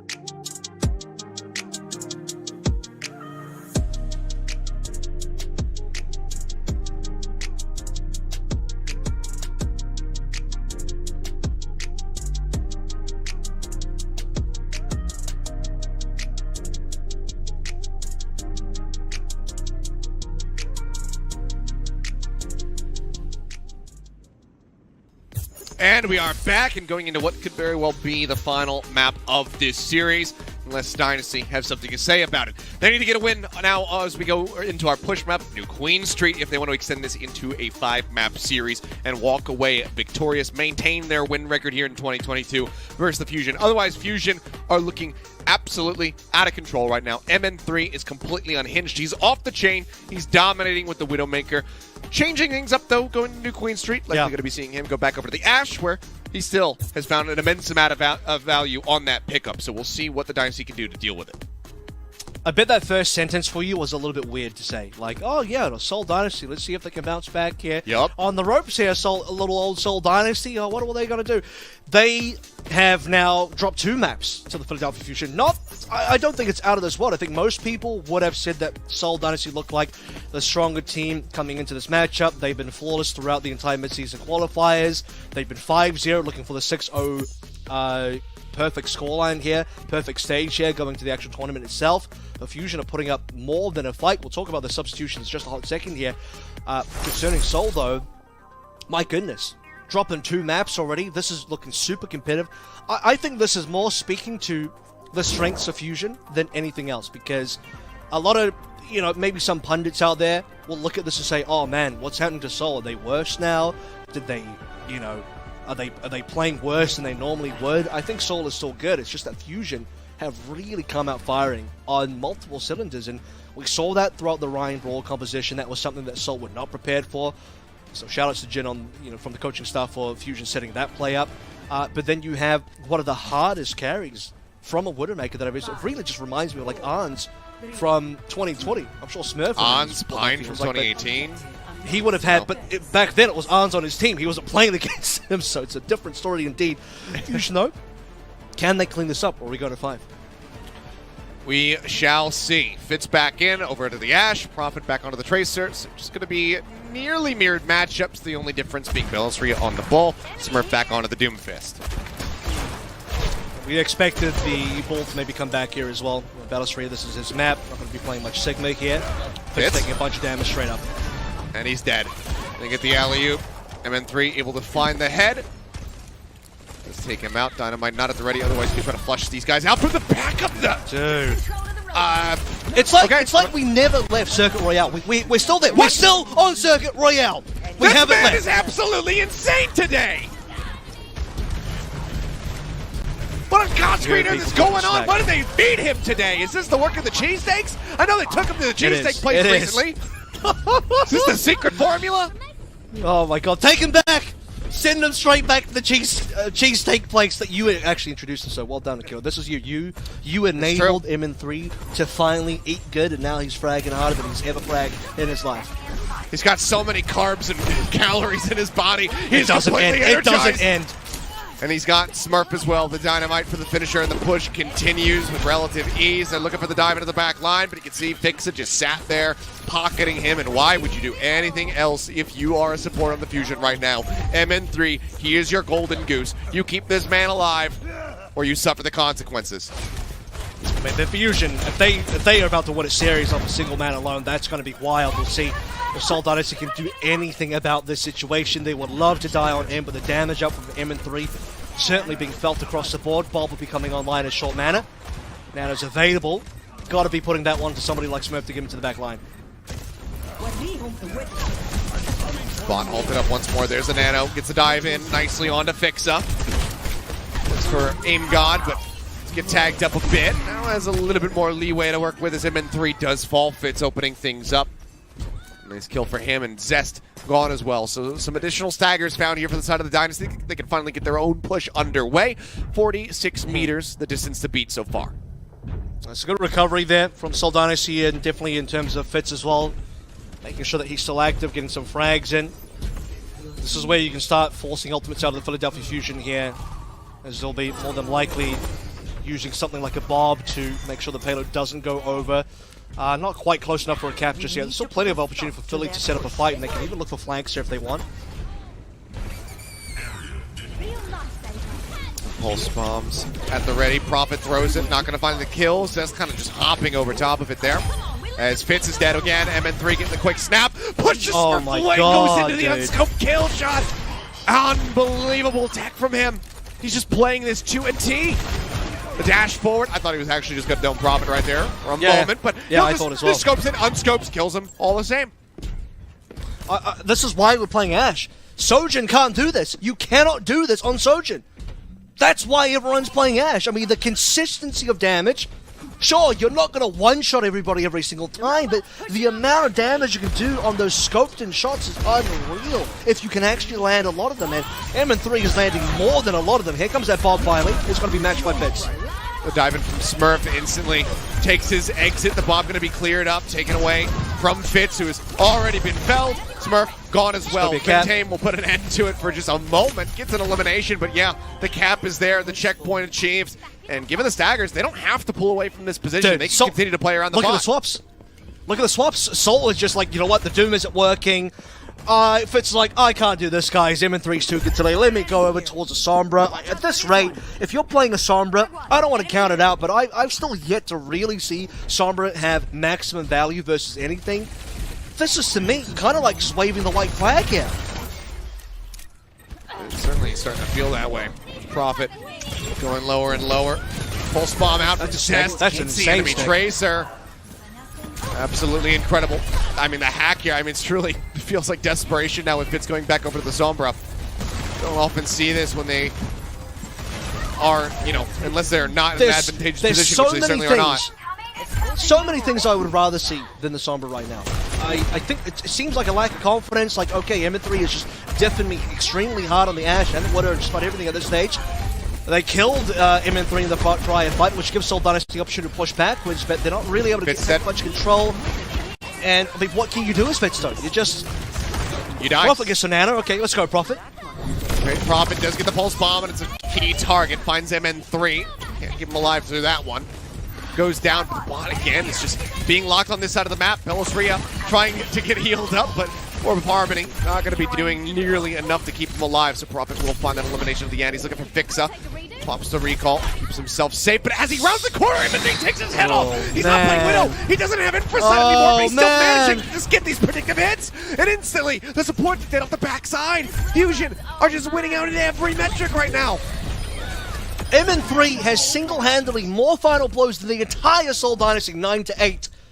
This guy really is wrecking face on an unbelievable level. And he is making a statement to his haters, because there are people that say, like, oh, MN3, overrated, not very good, but he's been unreal. Okay, he's probably going to die here, but they got the trance, like you said. Yep, to get the transcendence, they still maintain the lead. The bot just now getting ready to be shipped back across the opposite side of the map. Prophet inching that forward there for just a moment, turns the sights over to Aim God. Fitz is there. Will manage to find the elimination at the end of it. Belosria just continuing to play a bit forward, trying to keep the bot locked in position, but can't overstay his welcome. Has to roll out of there, but they still have such a stark lead right now. Okay, this is where Seoul can catch up. 4 ultimates about to be online, including the Nano. Fitz just got a double kill onto the back line, the double supports of the Philadelphia Fusion. EMP can be set up here for something good. MN3 already low. First target down. That's important. You need MN3 down. Yeah, just throw everything at MN3 right now is basically the game plan for Seoul Dynasty. That's the only thing that they have written on in the playbook is kill the enemy Ashe. I'll drive it down and look for the kill on this S. Can't quite make it happen. Sticking to the back line though. Prophet finding Aim God. Opens up a good amount of space. Now the bot continuing to push forward. Checkpoint definitely achievable here for the side of the Dynasty, but of course the bot then take his break. But speaking of bots, a little bit of a botch on the throw out, it seems. Bob is going to be standing on the high ground, so he's not contesting. Belosria does have to play forward, and Bob doesn't have the greatest sightlines in the world at the moment, but they have stopped Dynasty from pushing forward, at least for the time being. Nano out, look for the dive into the back line. MN3 knocked down about half HP, but the dynamite is in. MN3, he kills Prophet all the same. The Nano be damned, he doesn't care. The damage is just too good. That's even with the whiff Bob as well, I was going to say. I mean, Seoul Dynasty are definitely not going to get this for free. Fusion should contest with a Bob if nothing else. But I do believe Seoul managed to cap, so silver lining is still pretty big here. As we'll remember from the Washington Titans game, getting that cap means that the second time you go around, the bot is not going to stall. So that alone is worth that cap if nothing else. So Philadelphia Fusion, 2 minutes left to go for a defensive game, and a 2 either separating them. MN3 gets a nano. I mean, why the hell not? Yeah, I mean, like I said, just give everything to this guy because he's got to do things like that. Quick scope in, gets the headshot. Van Ham taken out of the fight. delaying the Transcendence. He finds Fitz as well, who just tries to what is that? The backline, and M3, he's going absolutely nuclear. There's nothing, absolutely nothing that the Dynasty can do. Yeah, Rostam launching nukes. He opened the briefcase. He's got the launch codes. He's got the launch codes. They turned the keys in the submarine, and MN3 is in the skies. Like an ICBM straight on top of the Assault Dynasty. This is insane, MN3. I haven't ever seen them. I cast this guy for full year contenders. Have never seen this guy play this good before. It's just utterly incredible to witness. Aguas, enemy here. They're still now so very close to making this work. MN3 going to be taken out. They're only going for MN3 because they have to. Yeah, the Transcendence comes in, keeps everybody else alive. Providence Murph now going to be taken down. Fixa hacked, antied out. They will get that elimination at the very end, but MN3 has respawned. He's on his way back. The pulse bomb down to the floor. Not going to find the stick. Zest taken out. Vinheim, a nice headshot at the chest. Follow up, does get that kill. Now Bob going to be charging through into the back, but MN3 left out the dry, ends up going down. Bot being shipped over as quickly as they possibly can make it happen here now. As the cleanups come in, Belisria continuing to contest, will finally die, and the bot can start moving once more for the Dynasty. Okay, mines are available though, so that could be a little bit tricky. It's actually available on both sides, and there's no good way to clear these mines. Certainly no EMP to do the job for you. 65 meters now on board for the Fusion, so more work to be done for the Dynasty, but again, the Dynasty do not have to wait for the bot to be staggered on their checkpoint itself. They're about one fight away from maybe competing for the 65. This is going to be an OT where the Seoul Dynasty have to play pretty perfectly for at least one fight. All right, it's pushing right now. 5 meters left to go. The contest going to have to come through. No, that's going to be taken down. Now they get back over to the bot. 5 seconds now remaining. Dynamite through, Fitz translocates away. He keeps himself alive. The Nano at the ready here from Creative. Bot held, OT. Ticking away, the Nano goes out onto Prophet. He dives into the back line. He's looking for MN3 once more, but has to use the recall. He repositions. Creative going to be eliminated. Belisria traded out. The front line broken down. The pulse bomb going to be thrown onto the floor. It doesn't find an elimination, but they will manage to get MN3 at the very end. But the trade is going to be there. 2v3, as you say, it's still the Fusion managing to win out. Zest still alive, still holds onto the pulse. Swap over onto the Doomfist. Smurf taken down as soon as he rejoins. The pulse pump goes out. It will not find a kill. God nanoed up, and there you go. It bleeds away so very rapidly, and the Fusion have made it happen. MN3 has made it happen. They will finally take down the Dynasty here in the 2022 season. Long have they waited. MN3 activated. This guy, give him the player of the match right now. It doesn't need to be discussed. It is a clear-cut decision. I'm making the call. Hand it to him right now. Anything else would be highway robbery. Yeah, I mean, we've talked about so many of the good rookies so far. We talked about how good everyone else is. Zest has been kind of the prime carry on this team for the longest time, but it's time for everybody else to move on over. It's time for MN3 to enter that conversation for real. He's been working up for this moment for quite some time now. Just look at how much of an individual carry performance completely shifted the Seoul Dynasty, made them swap off the Doom, Fitz swapping off his own Ashe, Prophet basically only going for MN3. Every pulse has MN3's number on him, but not every single pulse is going to land. But Prophet only wants to kill MN3 because they know that's the target. That's the guy that has to go down. That's the win condition. And I said, how wild would it be if one person carried you to victory against the Seoul Dynasty here? That's exactly what happened. I mean, I don't want to disregard the rest of the team because even towards that final fight there, MN3 dies, but the rest of them are still kind of working it through. MN3 goes to Genji on attacking C for Circuit Royale. The rest of the team still has to push on through, so everyone else is still there. But MN3 is going to get you to the location first so that the rest of the team can prosper. I haven't seen a carry performance like that out of one player. Again, since like Arns in 2020. Yeah. That was this whole season, unbelievable. Absolutely incredible. I mean, honestly, I think the closest thing would be like Prophet on the one map of Ilios versus the Shanghai Dragons to help them get that victory. You know, that clutch moment where he goes in, basically kills everybody by himself. But this was MN3 across multiple maps, finding such an incredible amount of value. I haven't seen a performance like this from an individual player here, at least in APAC so far throughout this entire season. This was utterly incredible. And yeah, like I said, it's a no-brainer. If you gave it to anybody else, it would just be the worst decision that you could possibly make. MN3 is our player of the match. You didn't watch the game if it's not MN3. I mean, you simply just didn't watch the game if it wasn't, if it's anybody but MN3 here. And wow, I mean,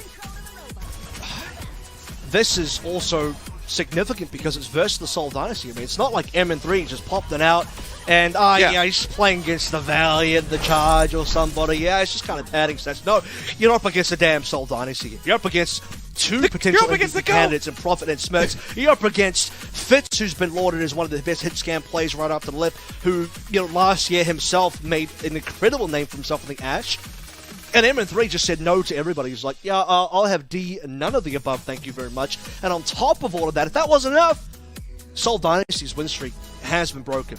And I'm not just talking about the 7-0 that they came in with versus the Philly Fusion. Forget about that. I mean, we talked about Fusion. It's like, could they take a map? No, how about just take the whole series here? But also, Seoul Dynasty can no longer get that perfect stage anymore. This is their only loss in the entire mid-season qualifier. And overall for the entire rivalry as well, the scoreline is now 7-5. So it was 7-4. We started this year with 5-4, so it was a very close rivalry. Since then, Seoul been climbing ahead. Fusion, I'm happy to say, finally clawing back themselves. Well, utterly incredible and a breath of fresh air for not just the Fusion players, but for the fan base overall. This is going to be a scary amount of hopium injected directly into their veins ahead of a mid-season madness. But if they can perform like that, if MN3 can show up in international competition, then there is not a team in this world that can go in with confidence versus the Fusion, because that was a terrifying performance, striking fear into the hearts of everybody, not just the APAC region, but everybody that is potentially going to have to play against them when it comes down to that mid-season madness tournament. We're not done yet, though. There's so much more, I think, to talk about. Many more praises to be sung for MN3 in particular. So we're going to go to a quick little break, and when we come back, we'll have our game break, chat a little bit more about this, what it potentially means for the Fusion moving forward into the mid-season madness tournament. So don't go anywhere, guys. The Overwatch League is brought to you by Upper Deck, the official trading card of the Overwatch League. And by TeamSpeak, the official voice supplier of the Overwatch League.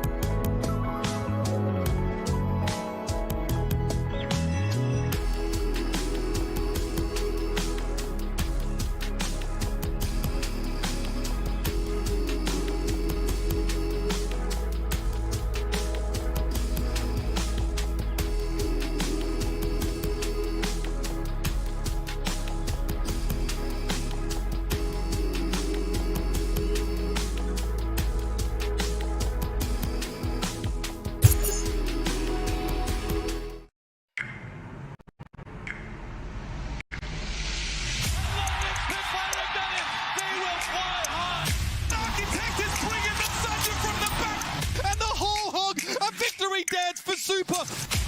The Dragons teach us that if we want to climb high, we must do it against the wind.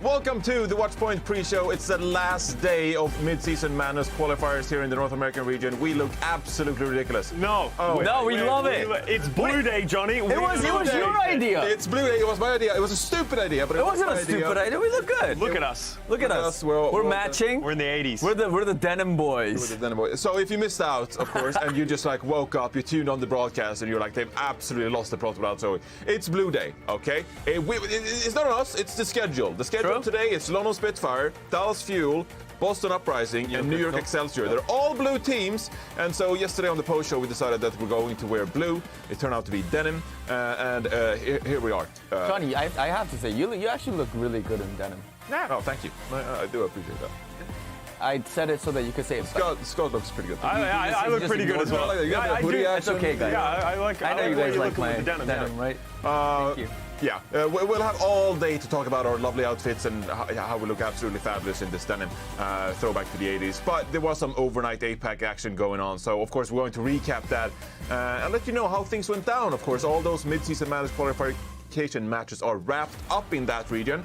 So let's take a look at what went down in the last two matches of the night. We started things off with Seoul Dynasty against the Philadelphia Fusion, and Scott Costa Kennedy, the Prophet.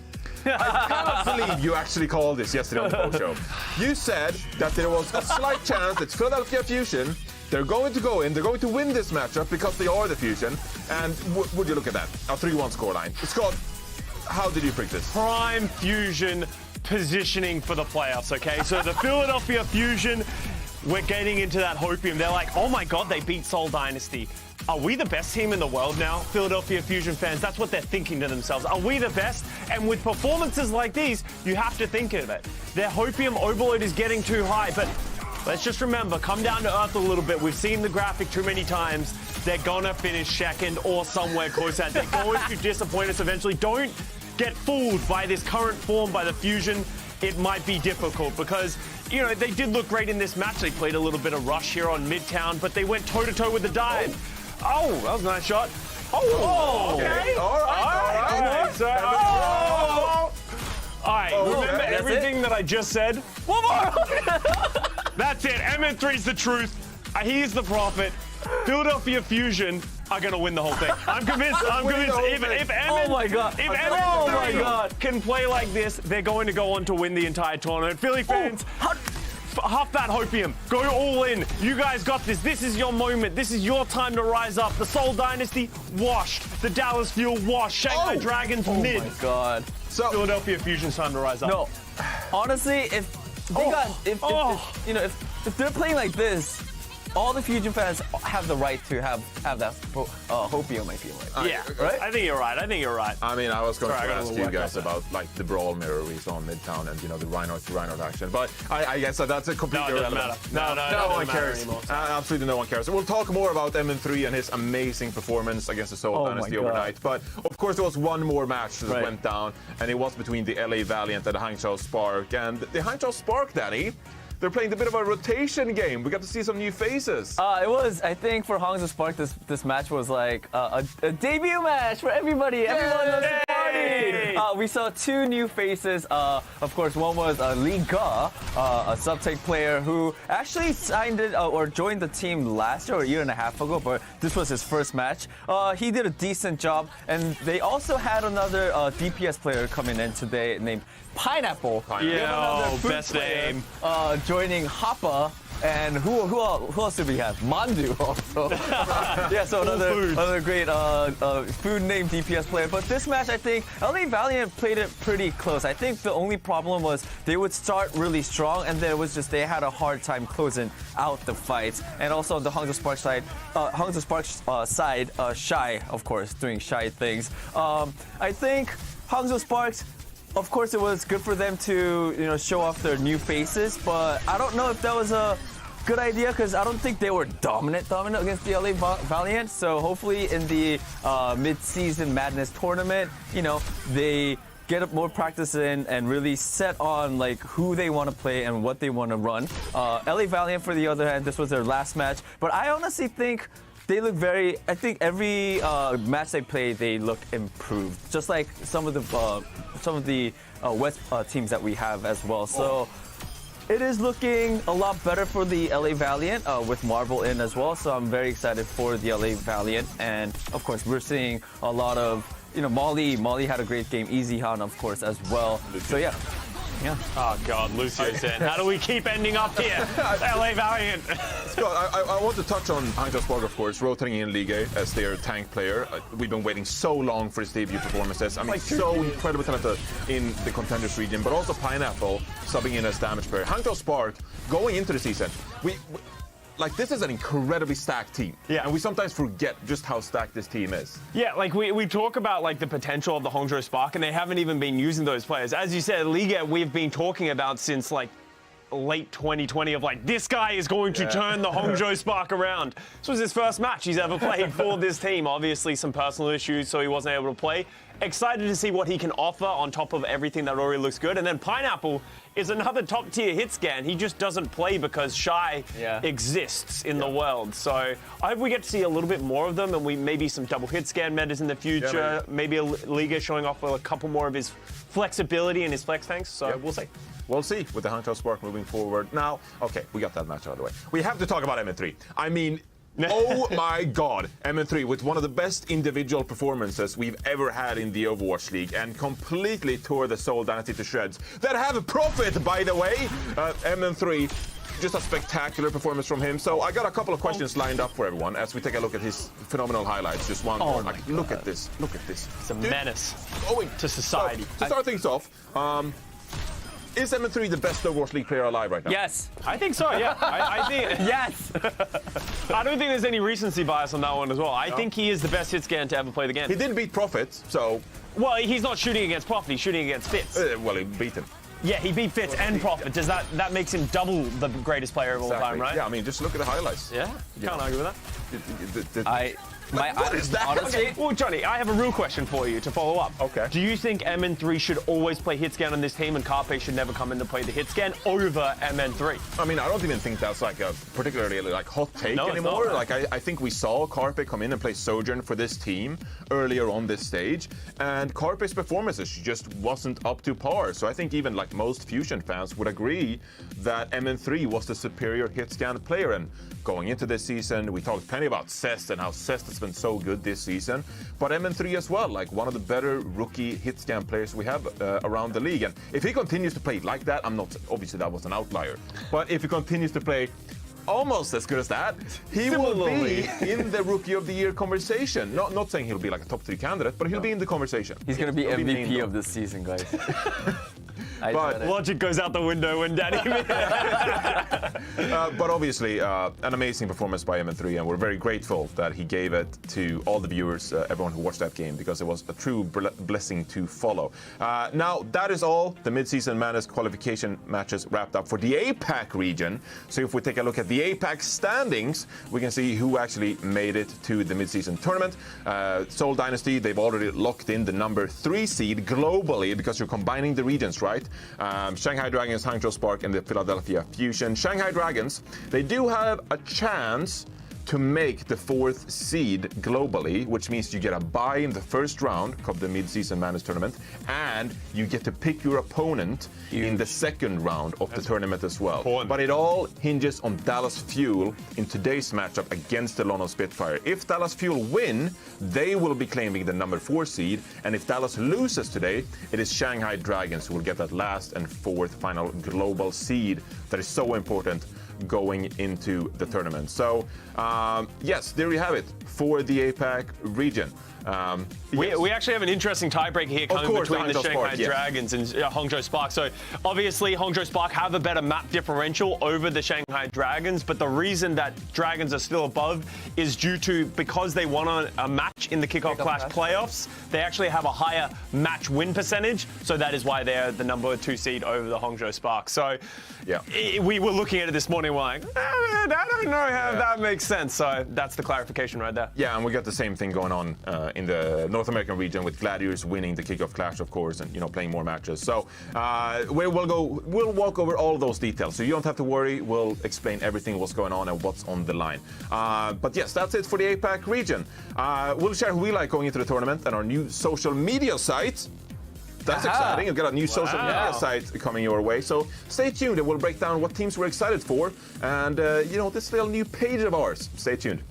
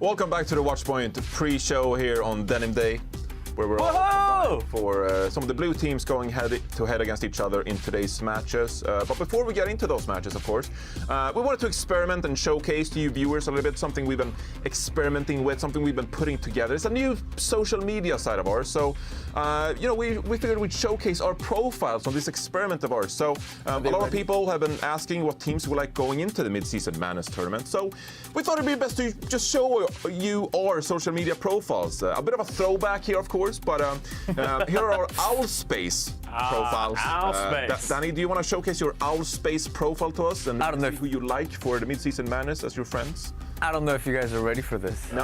But you know ready. what? Yeah, let's see here. This is Danny's Owl Space, guys. Be ready for it. All right. Oh, wow. Right Here here. we go. Yeah, Danny Danger Live, male, 33 years old.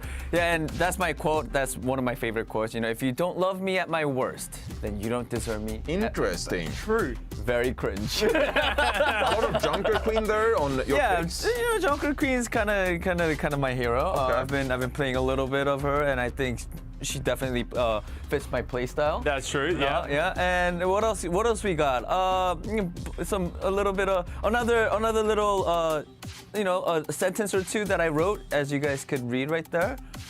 I A will little never- joke that I have up there. Do you guys see that? I will never break up with my gym. We just seem to work out. Oh wow. I'm internally All right. dying. I've had enough of this segment already. My best friend, of course, is Carl. I love Carl. All right, and yeah, my four best friends as well on top right there. I got Seoul Mad Dynasty, London, Kai. We're kind of close, and San Francisco Shock. Okay. But yeah, my best friend has to be London. You know. Yeah. You know, we started our relationship early this year. Okay, And it yeah. just sort of went on. It built, and then it got really big now. But yeah, London right now, I think they're in a good spot. I think they have looked the best they've ever been. Yeah. And they're sort of on a win streak as well. And you know, we've always sort of like joked around, you know, just sort of memeing on London. But now it's not a meme anymore. They're a really They're actually good. They're a good team. They're a strong team. They got a lot of different looks. Of course, the Rush. They're like the best team that we have in the West for the Rush team as well. And also, not only that, London are starting to use more like different looks as well. Rush, they're using more Wrecking Ball. Glow And up. also, Poco coming in for Sigma as well. So it is, I think, definitely one of my favorite teams going into the mid-madness season tournament.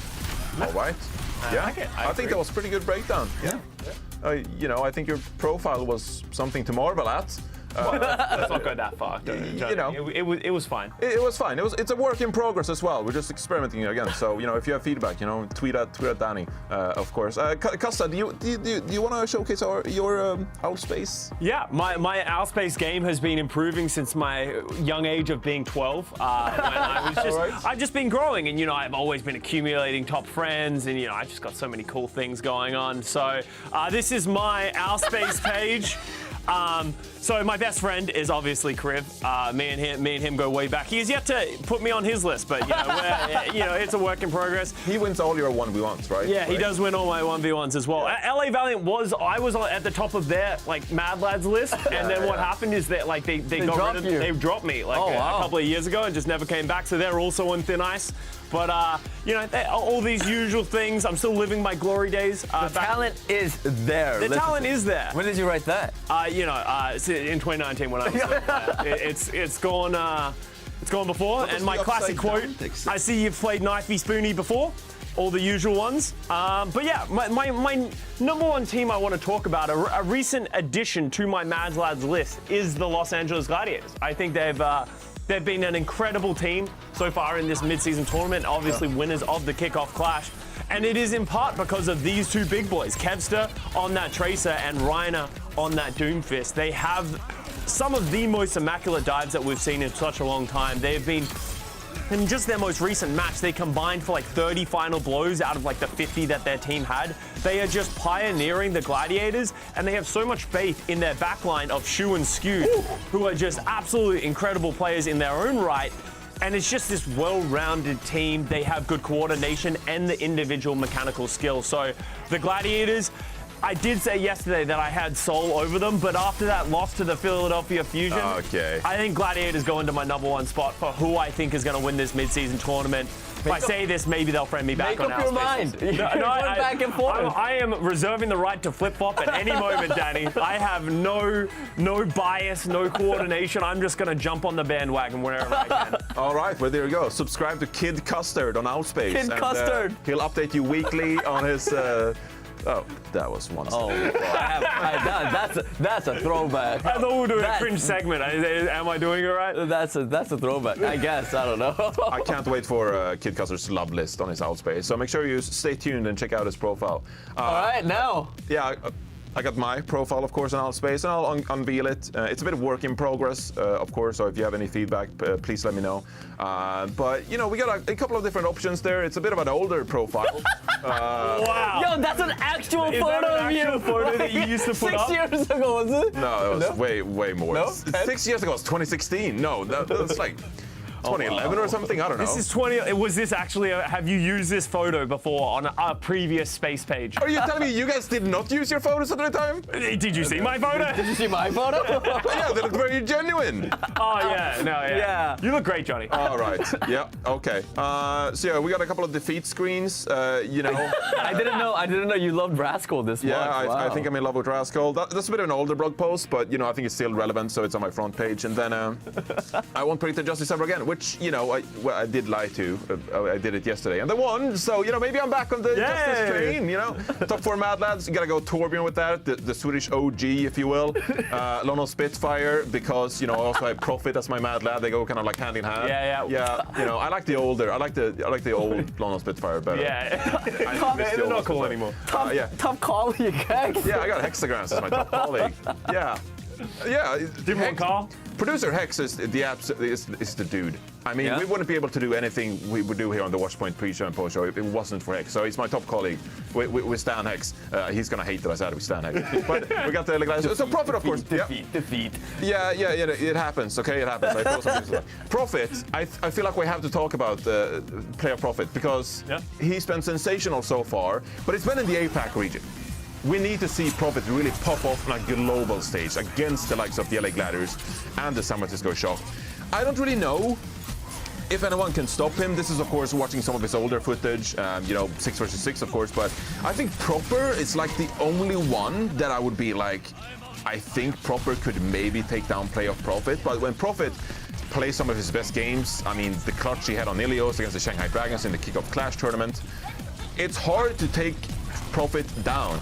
So the reigning Kickoff Clash champions in the APAC region is going to be so thrilling for me to see if Profit can give us another glorious playoff showcase, really, against some of the global teams. He can't have another gear, right? Like he's already at max gear. He's top speed already. He can't get faster, right? He's in gear 3 right now. He's got Gear 2 four. gears to go. Gear 4th. It's like some of those newer models of cars where you're just like, oh, I need to update the drivers. It's like, you update the Profit drivers, and he's just like, I'm going a little bit faster. That's terrifying. Yeah, that's terrifying. Of course, I have to give a shout out to our chief design officer. I don't even know if that's a role, but to Zoe, of course, for doing a fantastic job with the design of those, and our entire graphics staff.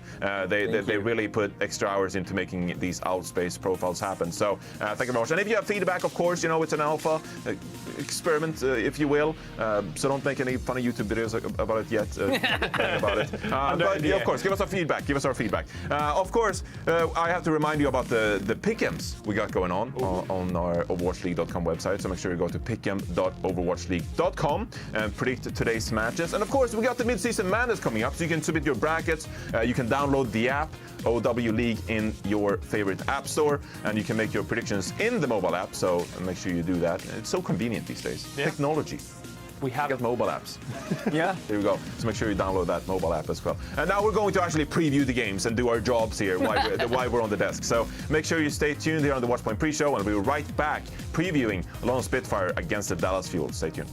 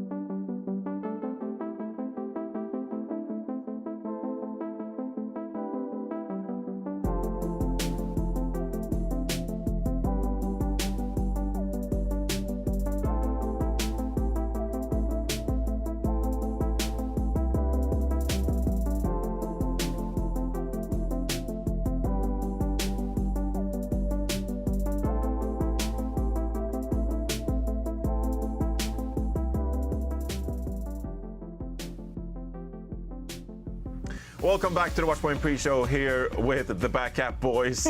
Thanks, Ben. Thank you, Ben. Ben, thank you so much. Great name.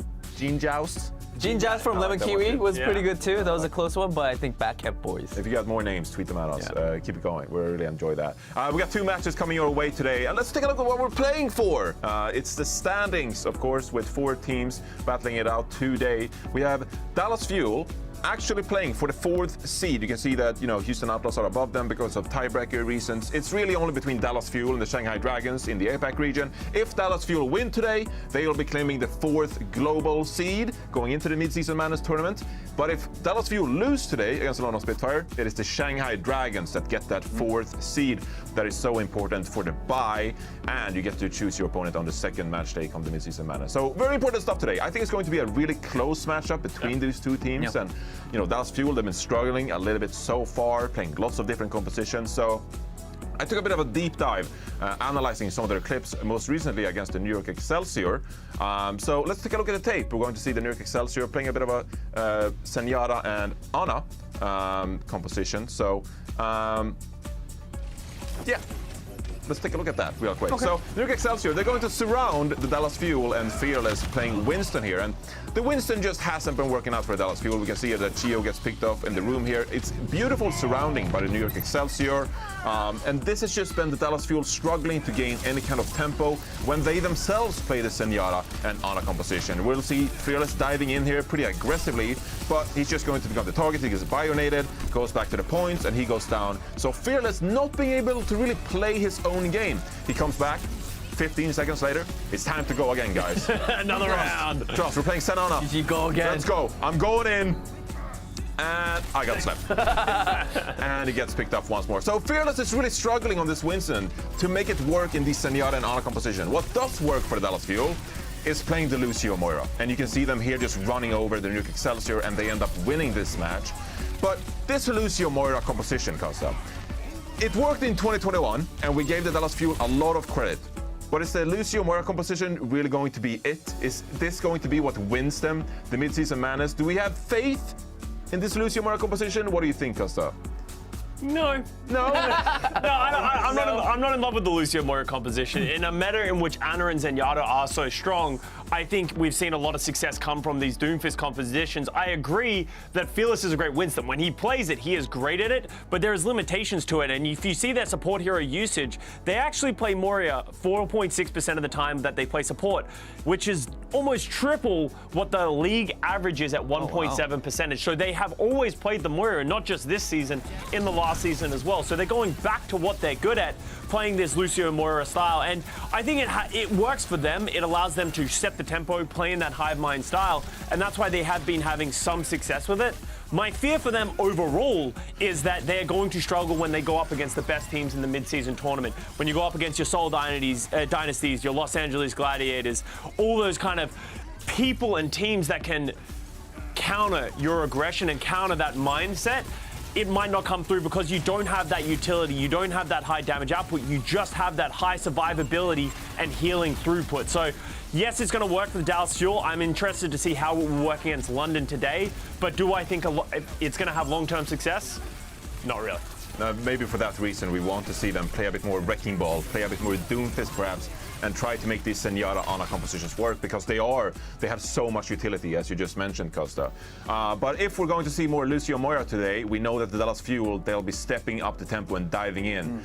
And Danny, if they're going to be diving that hard, there is one player in particular that needs to watch out and have a spectacular game. I think both of the supports from the London Spitfire have to be careful, but I want to talk about Landon because I talked a lot about Hadi, Backbone as well, but Landon has been pulling his own weight as well on his heroes as well, like Zen or the BAP. I think we're gonna look at the Zen stats as well. That's pretty impressive. First in Discord, orb damage, offensive stat 5th, healing done 5th. So he's been definitely pulling his weight. It's not only on the Zen as well, because we know that London loves to go with the rush composition, and his Bat Batiste has been pretty good as well. It's in the middle of the pack, so he is also, again, on both heroes, really pulling his weight, doing his job. And I think it's Landon and his other counterpart that sort of allows London to be London, where Chatty does chatty things. That's thanks to the supports. And I'm saying this, I just want to tell Landon to just, you have to focus up because I believe this match is going to be like the hardest match for the London Spitfire. They're going up against the Dallas Fuel. Of course, they seem to be struggling a little bit, but they are still the Dallas Fuel. So, Landon, you got this. Look at me. You got this. You got this. Talking about you got this, I feel like that was kind of inspired, maybe in your predictions today, you might be leading This one was a hard one. It was a hard one. This one was a hard one. day. I get the feeling that Danny is leaning London in our predictions if we take a quick look at those. Maybe. It is a pretty close day. So, Spitfire against the Dallas Fuel. Let's go! And New York Excelsior too! What? All right, I'm gonna be really quick. I chose London over Dallas. It was like, for me, it's like that kind of day. Like, my mind tells me to go one way, and then my heart's just like, you know what? No, I'm gonna go for the underdog today. Okay, so we actually have to get into the match, but we are going to talk about that New York Excelsior Boston prediction later in the show. Okay, so stay tuned for the game break and we'll discuss that prediction way more. But now we're going into the London Spitfire and the Dallas Fuel. It's double push, of course. So just a quick stat that Dallas, so far, they're 7-3 on push. But all those 3 losses come against the LA Gladiators. So Dallas Fuel, besides LA Gladiators, they're undefeated on push. We'll see if London Spitfire can overcome that statistic coming in our match. So the final day of Midseason Madness Qualifiers, it starts right now. Let's go! Let's go, London! Woo!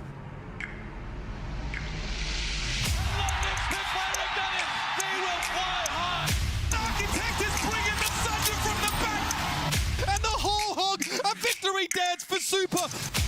The Dragons teach us that if we want to climb high, we must do it against the wind.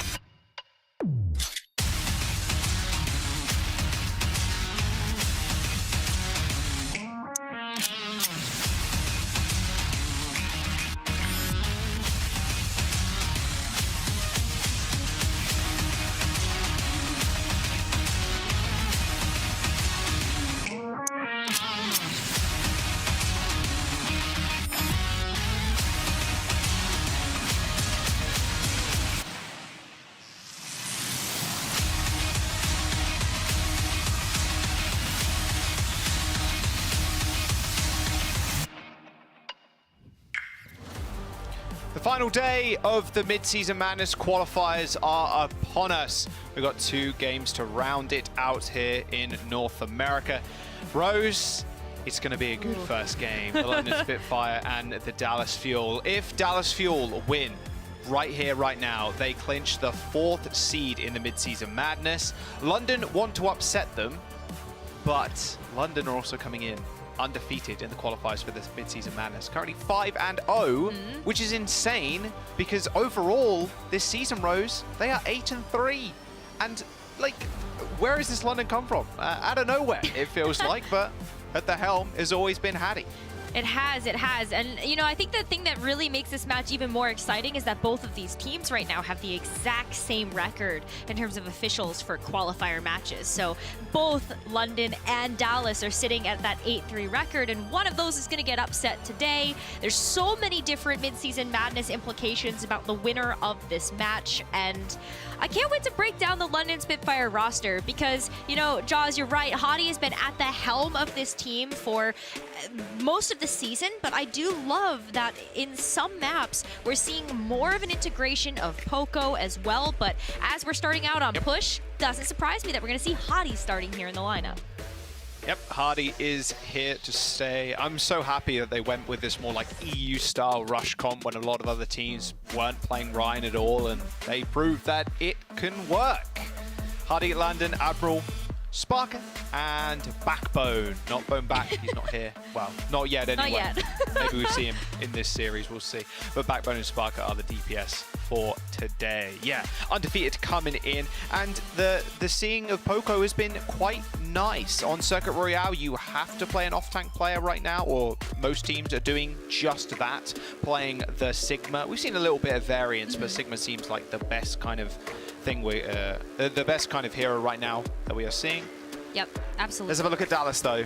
A team that needs to clinch this 4th seed. If you do, you get a first round bye. You don't play on day number 1, you play on day number 2. It's all to play for right now. Because if they lose Rose, the Shanghai Dragons will actually clinch that 4th place seed. So Dragons currently hoping London can walk all over the fuel, but it's always a tough ask.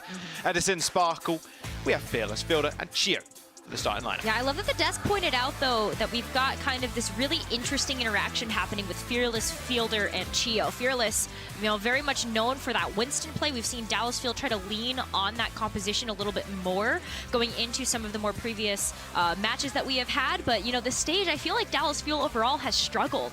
And I think it has a lot to do with just the team synergy losing the ability to play the Zarya, which is just such an aggressive type of composition.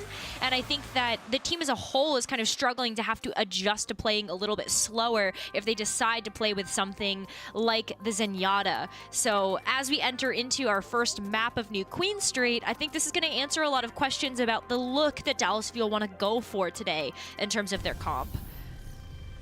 Yeah, we did see a lot of Harmbin to start the year off, and it's good to see Fearless back at the helm. His Winston play obviously fantastic, and it's something that a lot of teams do play. Watchpoint Gibraltar still in the pool, so you're going to play Winston. His Doomfist hasn't been the worst either. This is classically a Doomfist map. We've seen a ton of Doom in recent weeks. I wonder how that's going to change for the next patch. Of course, we are a little bit away from that. Yeah. But still, it's fairly interesting to think about.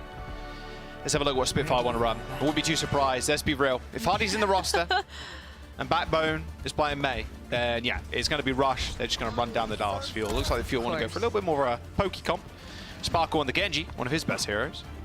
Yeah, and this is something that the Dallas Fuel can really lean on. You know, I think that they have such incredibly talented DPS. We've seen how Edison and Sparkle can both pop off on whatever hero they decide to play. And so we definitely need to see some big Dragon Blades come out. Fielder playing the Ana is certainly going to help with that, just to be able to pump up the damage output of that with the Nano when that gets ready to go. Chio is going to be playing the Zenyatta, and so let's see how this goes for the Dallas Fuel as we look at this first engagement. Oh, look at this flank already. Oh, well, I'll tell you how it went. Not well. Not well for Chio. He barely got out of spawn, man. The London Spitfire already there. Look, even Fearless, he's trying to get a little bit of space created. Nice nade. Landed Sparker Backbone, a little bit of trouble. Sparker cleans up Sparkle. And the sustain for the London Spitfire is still there. Sparker's got a ton of mobility. Backbone could pop his little ice block, and Hardy's pretty hard to take down at the best of times. Even Edison going pretty low, and they found the backline again. Hello, Fielder, trying to set up shop. Looks like London Spitfire doing what they do best. Run rush and run to your backline. Yeah, I mean, that's going to be so devastating as well, because if Dallas Fuel have Fielder and Chio set apart, oh boy, I mean, if you go after the backline, they're not going to be able to look at Fearless to be able to make sure that he can stay up in the front line. And so now as we start rounding this corner, we've got to see Dallas Fuel get set back up here and work towards that Nano and maybe even the Meteor Strike to just open things up. Fearless with very little cooldowns left. Just going to have to take shelter in the bus stop for now. Sparkle picks up Sparker. That's going to be frustrating to say, I'll tell you that right now. It's already map number 1. Lamp's been utilized already. Bot in control of the London Spitfire still, but with Backbone dying, should be an easy cleanup for the Fuel. Nanoblade coming online rather soon. The Spitfire can't really operate as solo members, unlike the Dallas Fuel, so Paddy has to back up the rest of his team. Well, the one thing that I think is in favor of the Spitfire right now is that Backbone's May can just wall off a particular sight line. So if you're worried about Edison on a flank with the Sojourn, just stop the damage. Oh, hello. Okay, you can't Didn't stop expect that one, did you? Nice window play there from the London Spitfire, but Fearless was ready and waiting for it. He got the Nano, punch Hardy off the map, gain a whole bunch of ult charge, and regain control of that bot. Ooh, we didn't even need to see the Nano Blade there either. That punch just completely blew the door wide open, and I think we gotta watch this again. Oh yeah. Because look at that. You can hear them running around that corner. Oh no. Yeah, Fearless was like powered up and ready to go, hearing the audio cue of London Spitfire about to like run at them. So that was nicely done. Oh. Okay, well, just Hardy things, I suppose. Charges off screen, gets a ping kill. The blade comes out, there's the beat. It does still impact the Mei, even if she is in ice block, so the beat doesn't really get too much. Meteor Strike to dodge out of the charge from Hardy. The Dallas Fuel are in the lead currently. Still with a couple of tools in their back pocket, but without that beat, they're a little bit more vulnerable, especially to Edison's overclock. Yeah, again, maybe the Mei wall gets to help out here, but it's already been forced out by Backbone, so Edison gets to pop the ult. Well, luckily for Hardy and the rest of his team, they can just chill behind the shields for the time being. Nice shatter, another pin kill for Hardy, taking care of Sparkle. That wall, like you were mentioning, Rose, just blocking off one of those sight lines. A bit harder for Fielder and Chio to see the rest of the team if Backbone just says no. Yeah. Power block been used, nice little double punch, and yet again, look at that. Insta wall in the back, so Edison can't really get a look in that fight, and Fearless ends up going down. Yeah, well, that wall not only blocks the damage, but you were starting to allude to the fact that it also blocks the health sight lines as well for the supports. So if Fielder can't get a good view on Fearless, then it's going to be really tough for the Dallas Fuel to kind of set the pace of these fights. Look at Landon already popping the Amp Matrix. Another window. Ooh, Sparkle though. Nano dash double kill. Another window used by London Spitfire, and it gets absolutely nothing, just shattered. Dallas Fuel with a very quick team wipe there, regain control. Yeah, while the amplification matrix in this matchup can be critical for being able to grab space, it's not necessarily something that you're looking at to be, I think, a team fight winning ultimate. You're gonna just find value from it, just being able to kind of place the team where you want it to. London still have other tools to use, like the Blizzard, and also Sparker getting ready to pop off here with this overclock if given the opportunity. The Blizzard, it's quite tough to get down, really. I mean, who do you lock up? You have to wait for Fearless to use his cooldowns, I suppose. Nice powered up punch onto Sparker. Should be all good, but that anti-nade from Fielder, yet again, causing pain for the London Spitfire, although the lamp is a good counter to it. You have to kill the lamp before you kill someone else, and by that time, the purple is worn off. Headshot by Edison, railgun, lands on Backbone's skull. There's Dallas Fuel still trying to find these flank routes. Edison instantly checked by London Spitfire. Yeah, well now Edison can still take the flank though too, especially because Landon's by himself in the back. Headshot, make that a double. Edison gets 2, but doesn't finish off Admiral, but Sparkle was luckily there, enters the Dragon, and enters the Fuel, the London Spitfire backline. The bot closing in on this first checkpoint. Looks like they are going to be able to get it. The London Spitfire not quite quick enough to stop that bot entering butt scratch mode. As soon as it's still called that. Yeah, I know. I see it now. That Listen, that is a nice camera angle there to just confirm that's what we're calling it now. Perfect. We should just get a full video package of those. Butt scratch moments. Nice headshot by Sparker. Straight down the tube on the high ground. Fielder ends up going down, but with that checkpoint taken, the Dallas Fuel don't have to worry about that mode being entered once again. Something that did fort a team earlier this weekend. Yeah, it did. Another window. Again, what is this? Fearless getting unreal value right now just from the punch. How many environmentals is that? That's 3 at a minimum at this point? Yeah, that was a double punch off as well. That was a lot. I mean, Fearless is absolutely just going ham right now, and we gotta watch this again because I feel like London Spitfire, they just keep falling prey to this, which is they are right on this corner around this building, and there's nothing behind you to stop you from going off the map. But we've got to see London Spitfire pick it up here, Jaws. 3 minutes left. He actually can't keep getting away with this. Like, that is twice the London Spitfire have fallen for that. The powered up punch does have a meaty hitbox, worth keeping in mind. Ooh, Spark ends up going down. Not good. Hardy goes for the predictive charge. Doesn't quite get Fearless, who's now behind him. Not good. Edison taken care of. There's the jumping shadow. Not something you really want to employ at the best of times, but still manages to get Fearless as London Spitfire moving the bot the whole time that fight was going on. Listen, Hardy's just had enough, okay? Fearless at this point has deserved the solo or shatter. Nano on Sparkle, already found Admiral. He's got that blade 10%. Again, the Sparkle normal blade looking pretty good. Oh, somehow Sparkle escapes from that. I think Hardy actually cancelled the pin. Didn't think he actually connected with Sparkle, but he did. That could have been an easy pin kill. Blade available for the Dallas Fuel. They used both Nano and Transcendence in that fight. Nice little deflect onto Backbone. That's just about it. Dragon is been popped.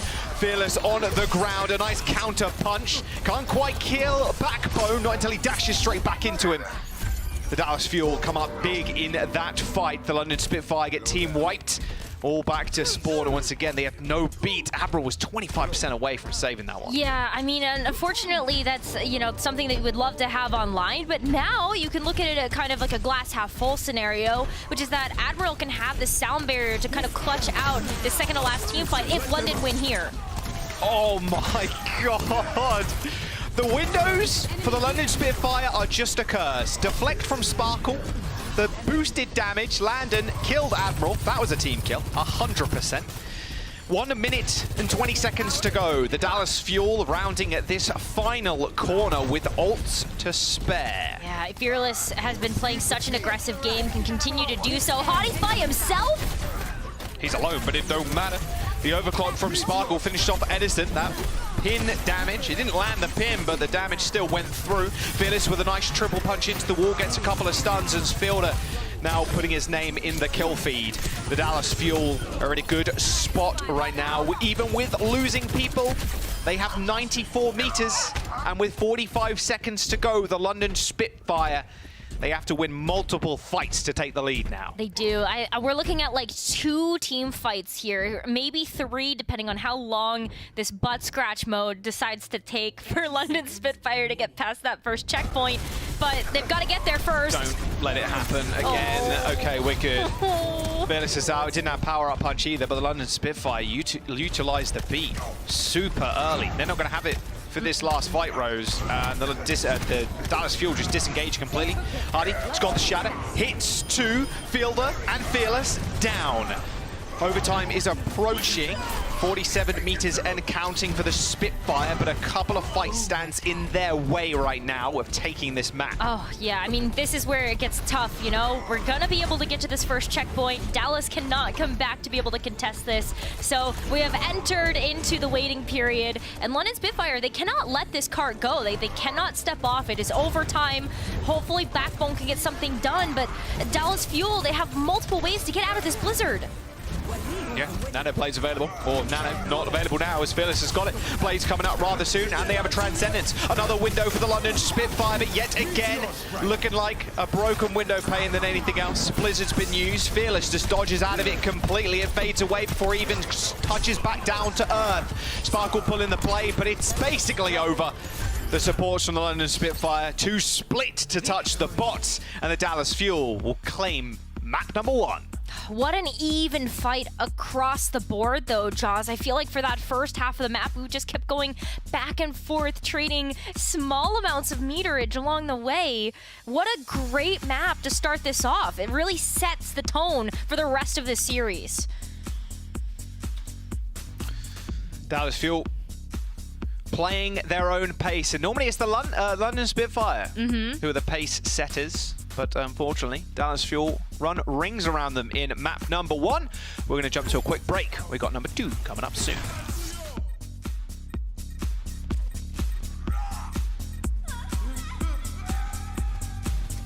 Meteor strike.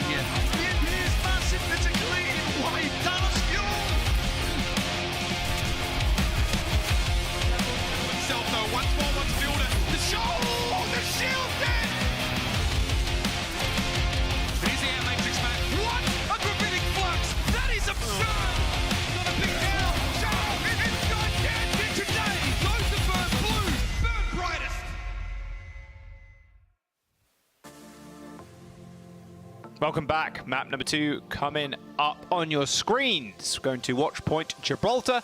A couple of substitutions coming in. We got Backbone in for support. We've got Shax coming in for DPS or Bone Back, whatever you want to call it. Bone Back. His evil Bone twin. Back. Bone. I'm sticking to Bone Back. It's Fine by me. Yeah. Where's the mustache though? Come on, Bone Back. He does need some of those like comedic, I say comedic, joke glasses with the nose and the mustache or whatever. Yeah. That would be perfect, honestly. I agree. I agree. Listen, this is free branding for you, Bone Back.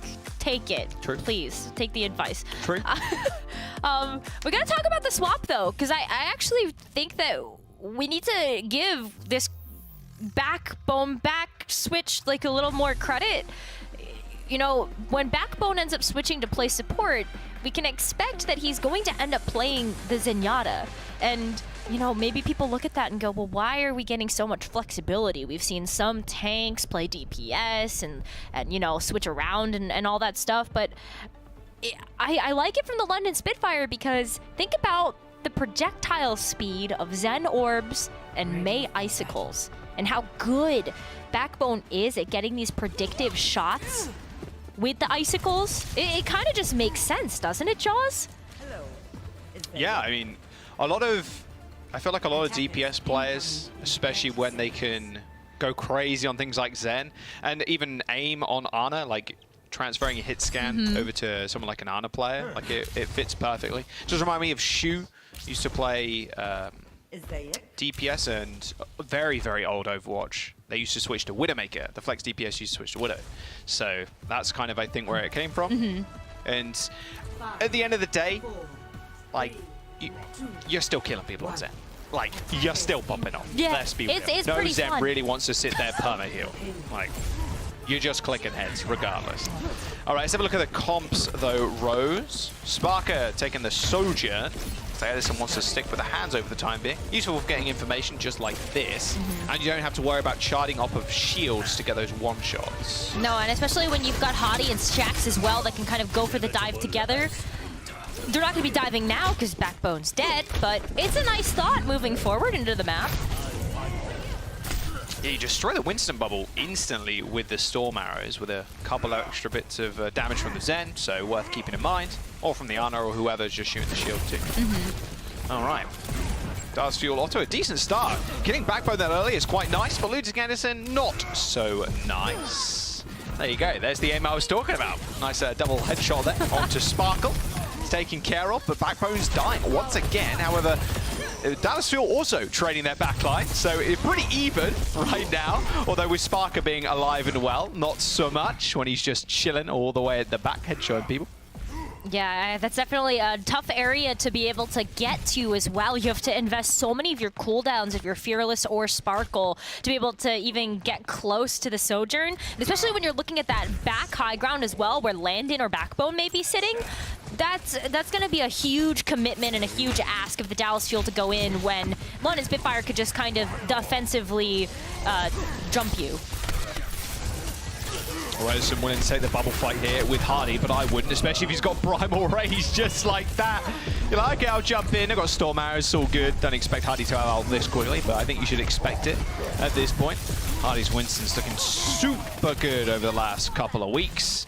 His main tank play in general has been exceptional, and it's one of the big reasons why London Spitfire has done so well. Yeah, absolutely. I mean, everybody was kind of joking around, haha, you know, Hottie's a one-trick Reinhardt, but I feel like even in Stage 1, we were seeing glimpses of a little bit more versatility coming out from Hottie. We did see him switch to the Winston in a couple of different maps for that map-dependent choice. And it's working out here as well, especially when London Spitfire can follow up on these aggressive jumps that Hottie is taking. Sparkle looking for a pulse bomb. He spotted the supports, lobs up on the stairs, but the Spitfire supports have a little bit of a fancier footwork than he does. And a boost on to Backbone to keep him alive and just continue this slaughter for the London Spitfire. Now he does get naded, 100 HP, pops the trans to keep them alive and well in the fight, helping out Shax to take down the supports of the Dallas Fuel. Really nice play from Backbone so far. The pocket has been unreal. Steps a little bit too far up, but Shax is there to clean on up. Wow, I mean, that looks like such a heavy investment of the Transcendence, but the fact that Backbone was able to keep Shax alive and just put so much trust in Shax to just clean up the rest of the Dallas Fuel, we are now sub 1 minute for Dallas to be able to capture this first point. And that might be tough looking at the ultimates that Dallas Fuel has. Sure, Edison, he's got the Dragon Strike that can help split up the team of the London Spitfire a little bit, but they're so mobile, I really don't know how much that's actually going to help. Just a classic round of Watch Point Gibraltar, honestly. Dragon Strike? Nah, they can see that coming a mile off. Can't use the walls to obfuscate it. The walls are pretty thin in that situation. Shax's got the pulse bomb. He's only just got that recall back up. There you go, recalls, but only 70 HP. So that's to play rather safe as the Dallas Fuel will pop the rally earlier on in that fight. It has faded away at this point. And oh, what a shield bash from Chio! Return to sender. I'll pay for it, no worries. Shax goes down to his own post bomb, but C9? Unlucky. I don't think it was much of a C9. Their members were dwindling. The Dallas Fuel are going to get that cap. London Spitfire losing Shax a little bit earlier than they, I can imagine, chose to. Yeah, Shax looked very disappointed, dying to his own pulse bomb there from Chio. Yeah, definitely return to sender there.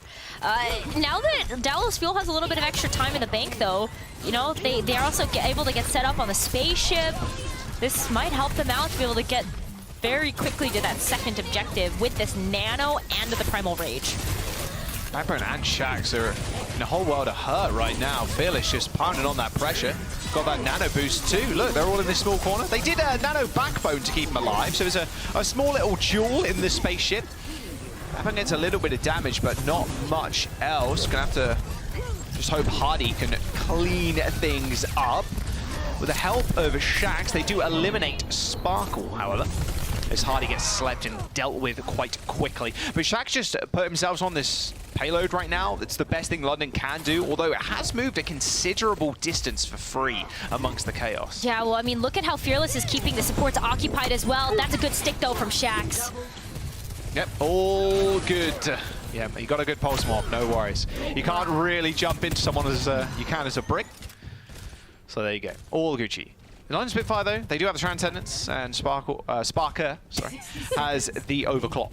So they're good to go for this second point defense, but it is Watch Point Gibraltar. It is. I'm just saying. Yeah, it is. And I mean, you got to look at Edison having the Overclock as well, ready to go. So we'll have to see if Gio can also get this rally up. That would be very helpful for the sustain. Yeah, help them win that last fight for sure. 35 seconds to go, however. Edison's in a whole heap of trouble, and Shax mid-air, double blink melee. Instant kill. The rally's been used by Chio, and Fearless is going to have to act as the DPS, as his are now back in the spawn. A Transcendence for Backbone, and Backbone only. Escapes with his life, but a big support ultimate down for the Spitfire. Maybe looking at a Nano to sustain Hardy through the next engagement. The Dallas Fuel DPS are back in the action, and the payload is moving. A couple of meters to go. London need to be able to touch, but Sparkle comes up big. Double pulse bomb on the back line of the Spitfire, and that'll be it. Edison with the Overclock finishes up the rest. Not sure that was a collapse. Doesn't look like it was. Dallas Fuel, once again, almost in OT, managed to cap that point. Great defense from London Spitfire, but I mean, look at the way that Dallas have been able to play this attack. Fearless just constantly has Landon and Backbone's number. That's where he's putting his primary focus, and if Landon and Backbone are having to deal with Winston, they're not looking at the rest of their team to help heal them. 60 seconds to go. Nano onto Hardy. Look at that. Straight to the back line. Yeah, no hope there, unfortunately. Chio. Ooh. Man, got turned into paste. Yeah, that was a pretty big stomp there coming in from Hardy. And now, though, London Spitfire bought themselves some time. Taken some time off of the time bank, and now they kind of just get to set up around this cart with the high ground to play with as well, waiting for Dallas Fuel to engage. I like that, you know, at least Dallas Fuel can kind of let London maybe set the pace of this a little bit, but they definitely have ways that they can go in, like with the Primal Rage. Shaxx taking the duel, forces both recalls, in fact. He's both very low. A melee and a bullet will do it. Ends up backing up, doesn't want to go down. Primal Rage for Hardy, straight to the back line. Seconds are ticking down. The Dallas Fuel do need to touch at some point. Oh, Okay, that was Fearless. a C9. Yeah, that was a C9. Yeah, that was a C9. Okay. Wait, hold on a second. Hold on. Well, you know what? Where's your cardboard now, Jaws? Huh? I've got it. I made 2 just in case. Okay. I made 2 yesterday. I didn't like the first one, so I scrapped it, but now I actually have it, so don't worry. All right. Still keeping track. Okay, cool. Okay. You got one for the cardboard. 1. For sure. For sure, 1.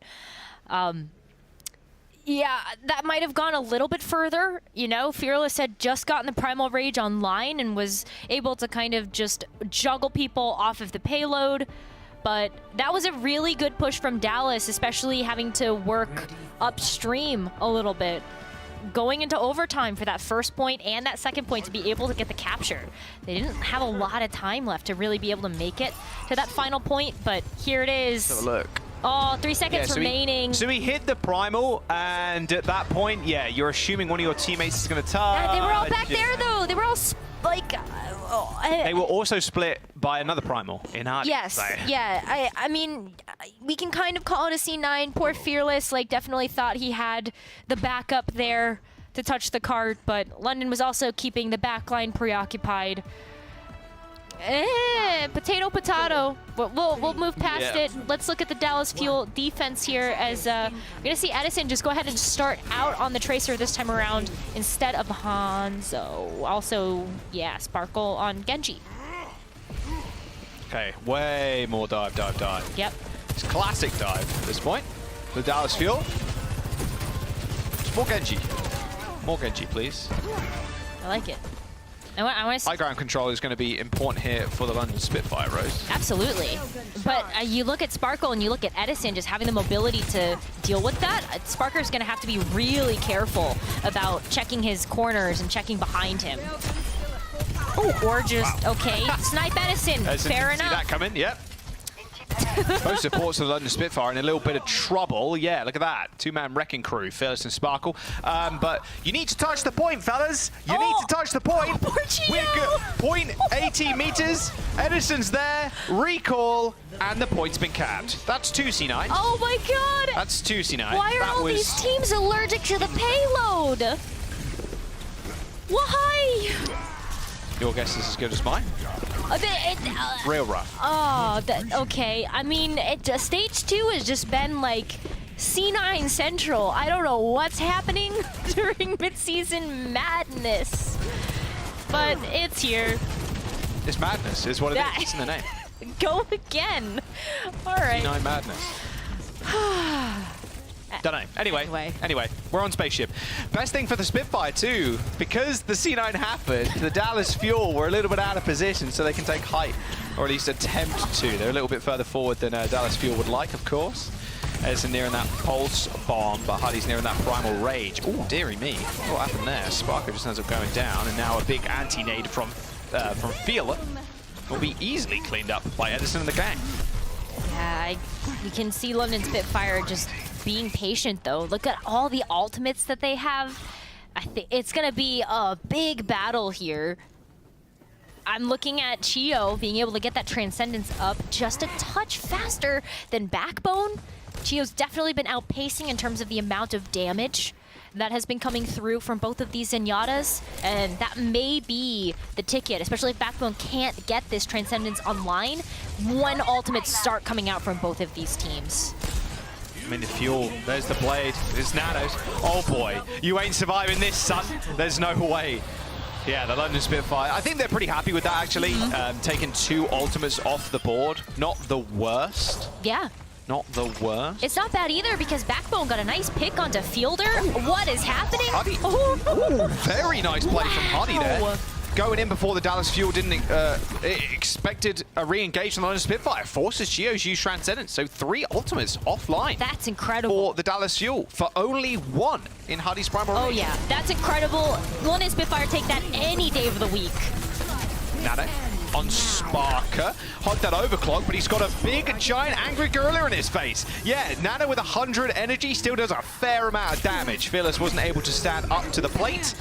The London Spitfire now moving the payload once more. Hardy does end up just inting onto the high ground against the Genji. So I'm not sure they can push much further now. I'm not sure he expected that much damage, to be fair. I shouldn't call it an int. He was pretty low when he jumped up there. Just gonna call that one an L and move on. Edison's ready to go with the pulse bomb. Really wants to find Backbone. Ooh, good stick. Oh. Nice transfer. Perfectly timed from Backbone. There we go. Now they have to make something of this. Landon has been antied. Another perfect nade from Fielder, and Fearless tried to follow that up. Asleep, and a railgun headshot is going to be good.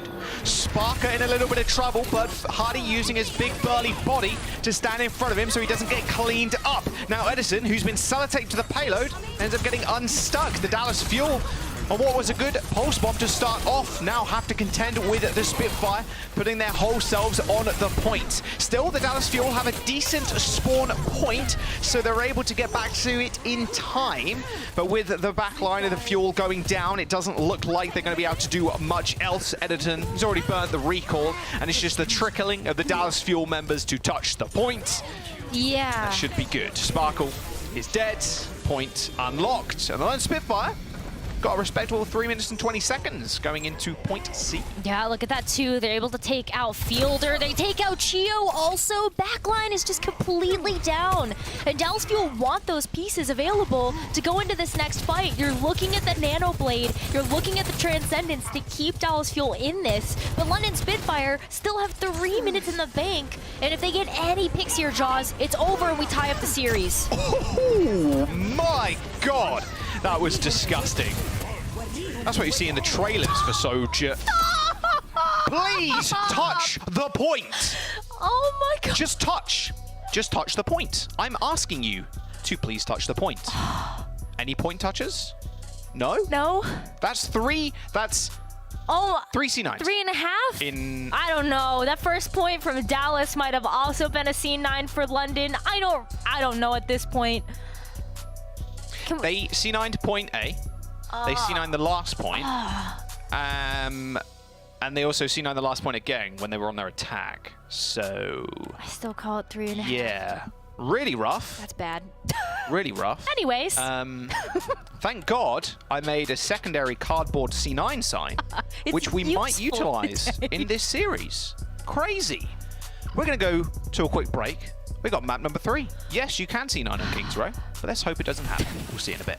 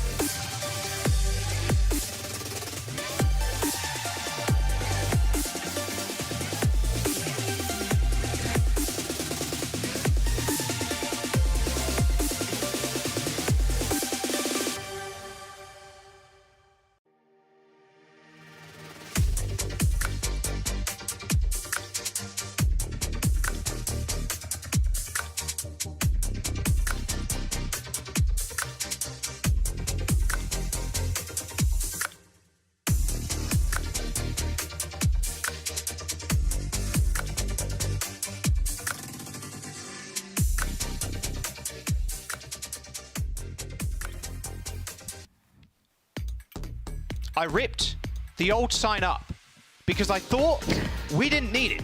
Luckily, I made another one yesterday because I wasn't happy with the first one. And I'm still not happy that I might have to use this. The space is still blank, by the way, because there's probably going to be more. I'll update you as we progress through the series, okay. And we'll give you a running total at the very end. Proper weatherman segment style, you know. I've got my dice on my desk. It is set to 3. I can turn it as I need to. Let's hope we don't get to 20. That'd be really bad. Okay. We shut down the stream if it gets to 20. I think that will be tragic. Everybody goes home. That's it. Exactly. Right, let's have a look at the replays, though. Because there was 3 in that game. I don't want to watch Dallas Fuel on last twice. You see, of course, here, Fearless with the Primal Rage. His team was getting owned in the back line. This one is the most egregious one, for sure, which is point A. And the Dallas Fuel just kind of be chilling. And they kind of be capping. And here's the final one where London ended up capping the final golden box of victory. And bam. My favorite bit of that, actually, is that Fearless jumped over the payload to get to the back line. And yeah, well, there you go. It happened. I'm sorry your eyes had to witness that, but there we go. We're going to King's Row. I need eye bleach, please. At least new King's Row updates look really nice. Like, the map is pretty. They do look beautiful. I'll take it. Let's go. I want to look at Mundata. Thank you very much. Have a nice day.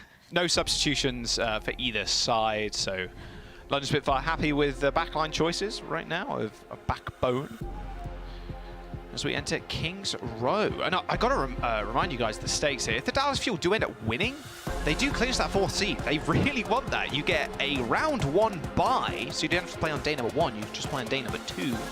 Scout your opponents a little bit as well. The Shanghai Dragons obviously rooting for more C9s and rooting for London Spitfire, ironically enough. Because if the Dallas Fuel lose, Shanghai Dragons actually clinch that 4th seed. So, yeah, there it is. I just want some good, clean Overwatch. Is that too much to ask for?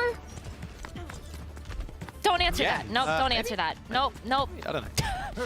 So let's talk about Dallas Fuel's defense, shall we? Oh my gosh. Okay, we've got the Sojourn, the Genji, the dive moment that we've been seeing from Dallas Fuel. You know, I really don't have a whole lot to analyze here because of what we saw in Gibraltar, but it's the same comp there. Yeah, it is the same comp. It's much harder to see now. Don't worry. But the amount of effectiveness Sparko is getting with the blade and with just the normal nano is kind of crazy, but you gotta pick up on Sparker right now. The guy has been unbelievable. Okay. Wow. Nice deflect. Humongous. Good start. Not the best, though. Fearless does end up dying. I was going to say, Sparker, by the way, 21 final blows. Just insane stuff on Watchpoint Gibraltar versus Shax, who only had 14. So big stat differential there. Nice start from Sparkle. Very good. But Fearless going down early, not really what you want to see. Yeah, and the backline is toast. No redive there from Fearless because he was dead. And now London Spitfire going to put themselves on the point. Tracer just said a restart. Okay, anyway, moving on, London Spitfire is going to get this first point capture, unlock the payload, and because of the stagger onto Dallas Fuel, look at this forward positioning that London Spitfire can take at this point. Gosh, poor Sparkles all the way in the back spawn. So that doesn't feel super good about Dallas Fuel being able to take this first defensive corner like they would like. Definitely not. I mean, Fearless went down first, so you can hold up a little bit, but Monkey comp very hard to hold the archway, so you just fight in streets more often than not. I said an anti-nade, only hit Shax though. Still a go time for the Fuel. However, not with Fearless going purple, but bubble down means you can't really do much damage through the shield. You're up to Spark to do all of anything. Huge headshot onto Fearless. Shax kills Edison. Does pay with it with his life, but shouldn't matter too much. Sparkle off the back of that reflect on first point. Almost got that blade online. In fact, Nano blade coming out rather soon. Has he got the dash? Yes, he does. Nano activated, but 12 HP. Nice anti and discorded. He hasn't got a dash to go back in, so only earning himself a blade and a single kill might be good enough. Oh, that was close. Sparker ends up waking up before Sparkle can get the dash with the shurikens. And the Dallas Fuel holding firm for now. Well, that was big healing coming in from Chio as well. Sparkle was so low. Now gets to use the blade. Going in once again. However, Discord is so good from Backbone and refusing to die with their nano boost. It's insane how much London put into Backbone, but when you pop off like you do, it's perfect. Pulse Bomb onto Fielder, forcing the Transcendence from Chio, and Backbone is going to match that. No Arnas. It will be Fielder reaching the fight first. Sparker does end up falling to the Winston. The payload has moved a fair distance. And with the Dallas Fuel, should be able to clean up Huddy before Huddy takes Phyllis's life. Closer spawns, just in favor of the Fuel, so they end up winning that trade war. Yeah, absolutely. And now look at Dallas being able to kind of take these different high ground angles. Chio gets some really nice sight lines on a Sparker. The Sparker starts making his way forward. Donates a lot of healing over to Landon, though, so Landon's going to be working up that nano fairly quickly. But it's... I'm kind of just expecting Sparker at this point to pop off with this overclock, especially after how much work he's been able to put in these first 2 maps of the series. Well, he's going up against Edison, who has an overclock of his own. So he wants to make this first move. There's so much spam damage. Keep in mind, like, the payload makes the choke point a little more choke pointy. So you have to really worry about the disruptor shot as you dive on in. Just the spam damage in general from the Soja. There's the overclock from Edison. He's got a nice little angle down these streets, but everybody's run and hid in the bar. Uses that slide way more defensively than he'd like. He's got 100 energy still, but it's actually Sparko who finds a kill. He's not even used his overclock just yet. It's go time for the London Spitfire. Shax is in the back line. Sparko in a whole lot of trouble. Dies to Backbone. Phyllis does a clean Sparko up, so they trade DPS, but the Dallas Fuel still running amok. Landon does fall, and Hardy not quite finding the same success, killing off Chio. Wow. They still managed to force them away, though. I'm surprised the Dallas Fuel ended up on the wrong end of that one. Phyllis killed 2 in that fight, which the rest of his team didn't manage to find anything. Couple of meters before the payload does complete. It's 0.5 at this point. Sparkle is 10% away from that blade. It'll make that 2, in fact, but he ends up going down. A Primal Rage from Hardy was good to keep him alive, but now he is super low and has to back off. And now a Nano Winston. Phyllis jumping in, disrupting a Backbone. Nano boost from Hardy a little bit later on, and now Phyllis has to play goalkeeper for his supports. A Transcendence forced, a nice layering of support ultimates for the Dallas Fuel, but Fielder still ends up going down. A nice headshot from Sparker ends Fielder's life, and the London Spitfire now tearing the Dallas Fuel apart. 3 minutes as they enter the final stage of King's Row. Wow, look at that, though, too. Just how scrappy that was between these 2 teams. Shax is still wreaking havoc in the back line. Gonna take out Edison, and now Bahati can just go in and body block these spawn doors. And especially if you're gonna deny Edison trying to get up to the next overclock, we're reaching the point, Jaws, where this could be a last fight. And Fielder and Chio are far away right now from their support ultimates. Blade. Oh, what a sleep! Huge sleep from Landon. Nade, insta-kill. Thank you very much. They do end up forcing the Transcendence though, Rose, so not the worst trade in the world. Nade gets body blocked by Fearless as he jumps on in and hits that Primal Rage.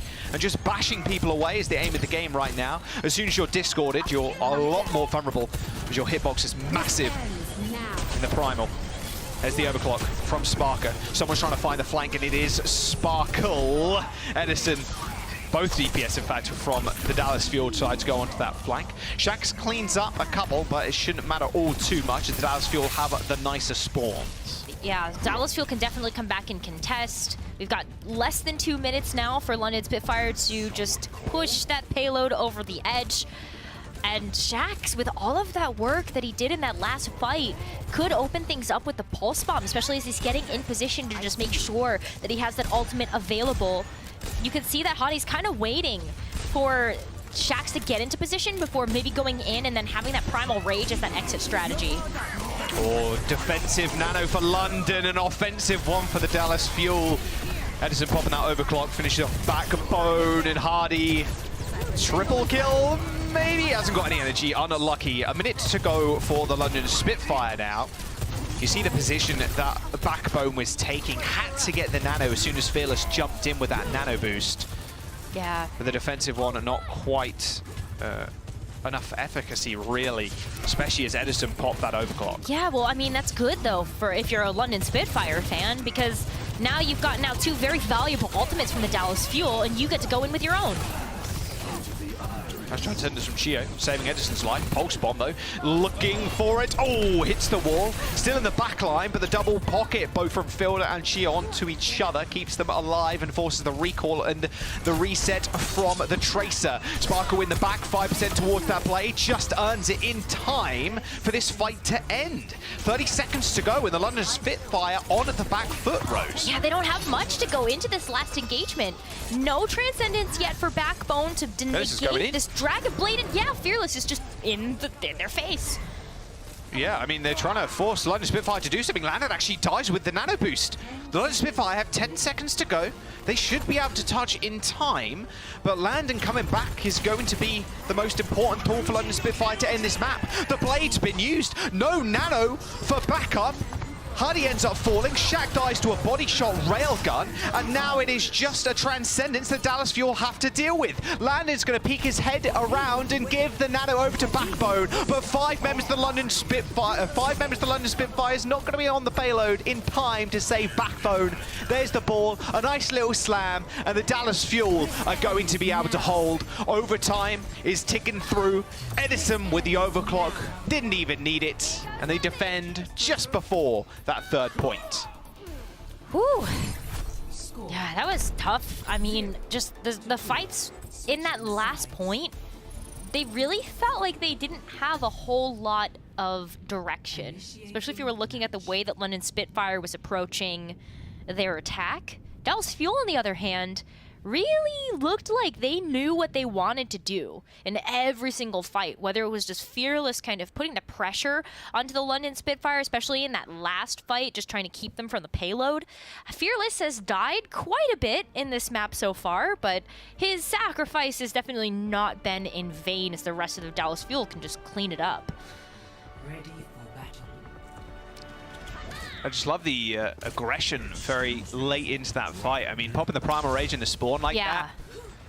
God damn. I mean, Landon, in that situation, you ideally, obviously you don't want to die, but ideally you want to you want to be able to save that nano for that final engagement. So Fearless being able to kill Landon, reset him to a point where he has to then come back, and London also have to touch, so the entirety of London are way too far away from him to get the nano off. Like, very, very nice telegraphed play from the Dallas Fuel. We've seen this a few times, though, from Dallas. If we ignore the C9s that happened in Gibraltar, Fearless was often making it difficult for Landon and Backbone to do their job for London Spitfire. And I think that's just incredibly valuable, but it really means that London Spitfire need to adjust how they're playing this so that Landon and Backbone aren't just by themselves having to deal with this Winston.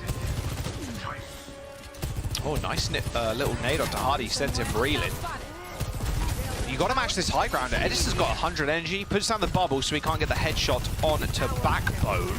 But already the Dallas Fuel execute the 2-man dive once again on the back line. Like, Fearless and Sparkle, when they get going, they get going.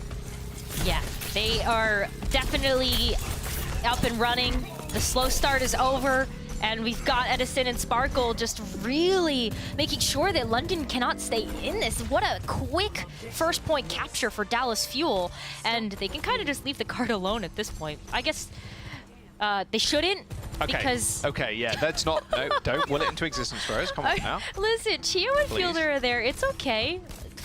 They just need to keep LOS on Fearless right now as he plays for the poke to try to get... just a little bit more of that Tesla cannon damage. She's got to mask and tape one of them to the payload. Just make sure they're good. Yeah. All right, Hardy just doing a little bit of poking. That's about it. Nano and Blade approaching for the Dallas Fuel. That will open up the streets quite easily. Shax is doing a fairly good job here of just contesting the payload for a long time, forcing the Dallas Field to look at him and try to invest resources. He's got a pulse bomb, throws it out, Fielder jumps over it, is low HP, and Sparker finishes him off. Ooh, so there's some big picks too, and if London Spitfire can win out this team fight and stop the cart from getting too much progress as Sparker flanks behind. Okay, Edison found 2 in that fight. Nano boost for Hardy. Again, Fearless just checking Landon at every possible opportunity. It was a nice little flank from Sparker there. Kills Edison, but with Fearless existing in your backline with a Primal, not really where you want the rest of your team to be. Well, this is why the Winston versus Winston is such an awkward matchup, especially when you've got 2 teams that want to play very aggressive Winston styles. You're often looking at trying to trade those backlines, but Dallas Fuel is getting the upper hand every single time. I mean, look at this! Sparkle, oh, 1 right-click, 2 kills. There you go, you don't see that every day. Nice nano onto Sparkle. Forcing the Transcendence is good for the Spitfire, but not when Dallas Fuel cap the payload with this Herculean time bank. 5 minutes and 15 seconds for just before point C. That is insane. They've got Overclock coming up. They've got the Dragon Blade.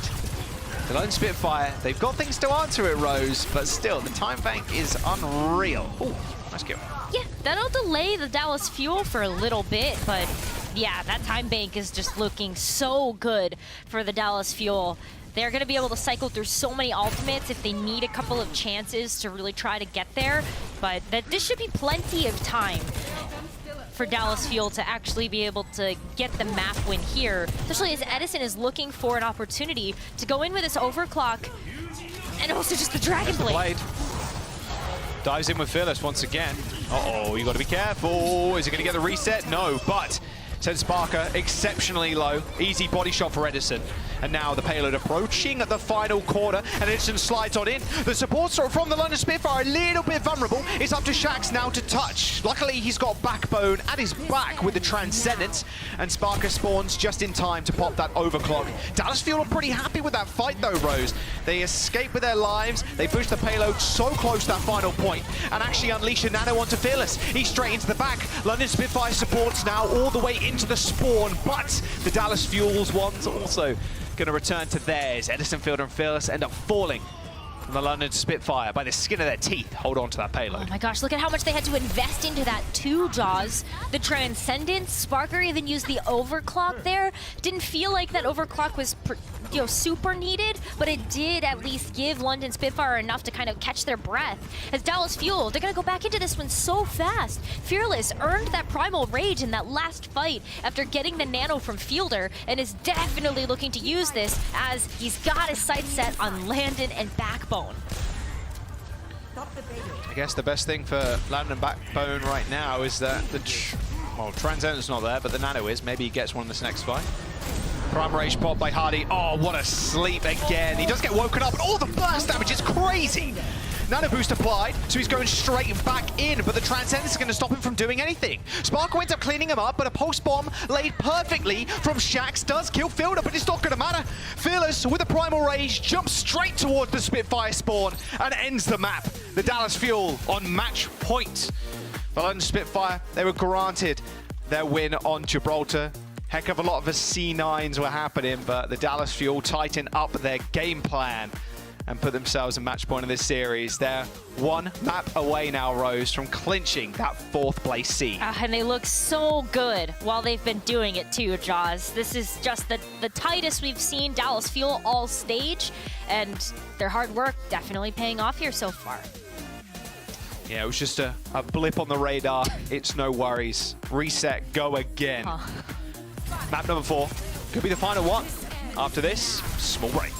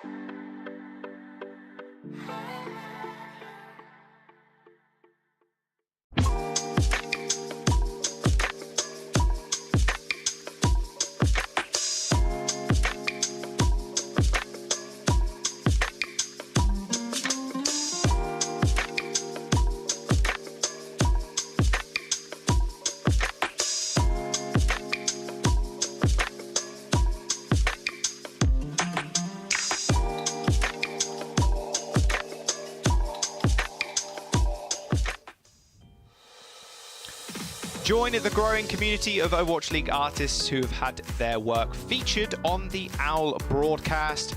Head to the fan art gallery to check out the incredible artwork and submit your own today. overwatchleague.com/art-gallery. It's on the screen right now. Yeah, it's been good to see all the artwork from this season already. Some fantastic stuff out there. Okay, Rose, Dallas Fuel right now, 1 game away from taking the series and getting that 4th seed in the mid-season madness. Now, London have already guaranteed themselves the 8th spot. They're locked in this situation. So a win here is great. More on your record, which is fantastic. But for the mid-season madness specifically, it's not mattering all too much. Although, you know, the Dragons are definitely willing this win into existence, because if the Dallas Fuel lose, the Shanghai Dragons get that 4th seed. Now we're heading to Ilios, and we've had a couple of substitutions, or swap-arounds even. Admiral back in for support, Backbone in for Shax. Yeah, this makes a lot of sense. I mean, it's not even just going back to like what is considered the tried and true for this match. It's more that we're going to Ilios. We are going to a map that would be considered way more just kind of scrappy, as we kind of saw on New Queen Street to kick off this series. I think this does give London also just a good chance to be able to, you know, fight back a little bit versus the Fuel, because that last map of Kings Row was very decisive for the Dallas. Very one-sided. I mean, they had 5:20 or whatever it was going into point C. Ridiculous pace from the Dallas Fuel. Looking really good right now. After what was quite an interesting map of Gibraltar, all good. I saw London Spitfire's social media manager spitting some fire on the timeline. You'll love to see it. Let's hope London Spitfire can take this to a map number 5. Like I mentioned, it is Ilios. Rose, what do we really expect from London here? I really just kind of think we're going to see more Winston. Yeah, I know. I think they would love to be able to take this map so they could go to Colosseo as map number 5 and be able to play a bit more of the Reinhardt, which is for sure a bit more in their comfort zone. But we've still seen some good Winston play coming out from Hottie. I would just love to see London take that Winston, take the dive, and just play a bit more defensively with it, because I feel like they are just falling victim to the ultra-aggressive Fearless Winston right now. Yeah, the Fearless and Sparkle dive is crazy. Yeah. You just see it in the kill feed every single fight. Fearless is in, Sparkle's there too, cleaning up, resets, easy clap. Can you imagine if Winston had reset on his jump when he got a kill? That would be bonkers. No, stop. April Fool's patch, maybe? We're a long way away. Experimental tank patch? Yeah. Oh, that would be very silly. Very silly indeed. Looks like a little bit of rush, though, on Ruins. I think that works here. It's Ruins that I would look at and go, yeah, the rush is going to work here. Especially if you're expecting Dallas Fuel to come out with something that's a little bit more zany. We'll see if this actually ends up sticking. But yeah, London I definitely would look at and go, Reinhardt, good. Especially versus, yeah, this. Wrecking Ball, Sombra. Wrecking Ball, Moira, Lucio. Who is it on the desk that hates Moira? I am an avid Moira disliker. I will say that for sure. Oh, looks like Dallas Fuel. Okay, Sparkle is switching to the Genji. Yeah, no way Sparker stays on Widowmaker against this. No. And Edison switches. So a lot of switches across the board. Okay. Looks like London Spitfire are going with the Sombra instead to shut down Fearless, and both DPS from the Dallas Fuel changing. Yeah, this is going to give a bit more of that progress to capturing over to Spitfire as we see Dallas get back into position for this. But they can come back into contest. Hottie's going to go down there for sure. Wow. Hottie do be existing on the point, though. Real rough if you're the Reinhardt in this situation. He was just sat there holding M2 and back against the wall and hoping he didn't die. But not to be, not to be. The Dallas Fuel end up capping the point first. I think that if Sparker on the Sombra can hack these packs, take away some of the agency from Sparkle's Genji and Fearless's Wrecking Ball, London's going to be in a good spot. But has Sparker been able to find the ability to do that yet? Remains to be seen as we enter into this next engagement. Fearless's hack, though, maybe a big ult battery. All the supports are split. Nice sleep onto Backbone. He gets instantly woken up, and that lamp being used fairly early on. It's not going to be good for later on in this fight if you're the London Spitfire, but taking care of Chio is nice. At least they can use their speed to run away from the fuel if they so choose. Nade onto Backbone, pops the ice block, and Hardy's still struggling. He's existing, has to wait for the rest of his team to clean up, and they do just that. Hardy's going to have a bad time playing against Fearless. Especially if Fearless is just kind of go in and play bowling into the rest of the London Spitfire. Hardy's going to get knocked around. That doesn't seem like a lot of fun, but at least Hardy at this point doesn't have to play against the Sombra that we saw Dallas Fuel kind of spawn with. But Fearless has to. Nanoblade. Oh, Sparkle does too, actually. Sparker is going to have to find Sparkle. Okay, whoa, very early beat. There's the Nano, there's the Blade. The beat's already been used. He's going for Backbone, insta-kill. No ice block available. Just tore him to ribbons. What was Admiral? What did Admiral hear to use the sound barrier so early? I think Sparkle popped that Blade, and then he instantly hit that sound barrier. He was too afraid of getting insta-killed from Sparkle, I suppose, but yeah, still a lot of damage. Combined with everything else, that overhealth, it goes a long way. But against the Nanoblade, it's not as good as something like a Transcendence. Gets depleted so very early fast. aggression from the Dallas Fuel. Oh no, I thought Phyllis was going to go for a big slam, but heads up play from Sparker using that hack on him, so he can't get that. However, EMP is available from the London Spitfire. Oh, with Admiral going down first, that's not a good start. Fuel can run rings around them at this point. Saying that, no, they can't anymore because Lucio's dead. There's the Blizzard. A lot of ults being popped in that small corridor. No hope of escape if you're Sparkle or Fearless. Unlucky. Although Edison is there, just chilling, just vibing. Shatter for Hardy. He gets one, but that's good enough. The clean up for Sparker. And the London Spitfire end up reclaiming the point. London is happy about that too. They were able to get out some really nice ultimates from the Dallas Fuel, and in fact Fearless is going to switch off the Wrecking Ball and go over to the Winston. I think London favors that just a little bit more because they're able to turn very quickly onto Fearless after he's used those cooldowns to be able to get in. And look at this too, the packs. Sparker can just play around this Mega, and that's really big for London. Is it going to be an EMP or a MEMP? That is the question. Be available from Chio. A manual hack would be nice before he uses it, but we'll have to wait and see. Oh, very, very early beat. It gets almost wiped out. Oh, Sparkle. Oh my god, he almost got booped. There's the Blade from Sparkle. Takes care of Hattie quite easily. No lamp. Goodbye, Landon. Not going to happen. 90% on the board for the Spitfire. 78 for the Dallas Fuel as they find the cap. And now Fielder with the Nano held on to that in that last engagement. It's their last chance for the defense. Landon, he's used the windows a lot this series on that bat. They have not been successful. The Dallas Fuel just want to go first. Yeah, they do. Look at where Fearless is positioned right now, waiting for Fielder to give the Nano. But, oh! Do you see OC9? Sparker? Good. Nice positioning from Sparker there, so causing that OT. Nano still available from Fielder. Window from Landon. Window's going to get used. Sparkle with the Nano straight on top of Hardy. Can't get recess off the tank. He's still got armor. Very little HP. They've got to focus him down. He doesn't end up falling over. Now Fielder in a lot of trouble. The Nano has worn out and Backbone is dead. The Dallas Fuel have done too much damage. Fielder, however, ends up going down. And with Lucio on the board for the Fuel, that's the only healing they're going to really get. But the London Spitfire don't touch in time. They had the perfect pick onto Fielder, but they step off of the point. The Dallas Fuel claim round number 1. And are now 1 round away from getting that 4th seed in the Midseason Madness. I don't know what to say. Make that 4C9s this season. Series. Okay. Well, yeah, that was a thing. Cool. Going to Well now. Let's look at the compositions for Well. London Spitfire gonna play basically the same thing. And Dallas Fuel, they're not playing around. They're just gonna start out with the Winston here instead of the Wrecking Ball. Which honestly though, like maybe if you're Dallas, like if you want to have fun with this, Doomfist, just punch people into the well. I don't know. Fearless was pretty good at that on New Queen Street.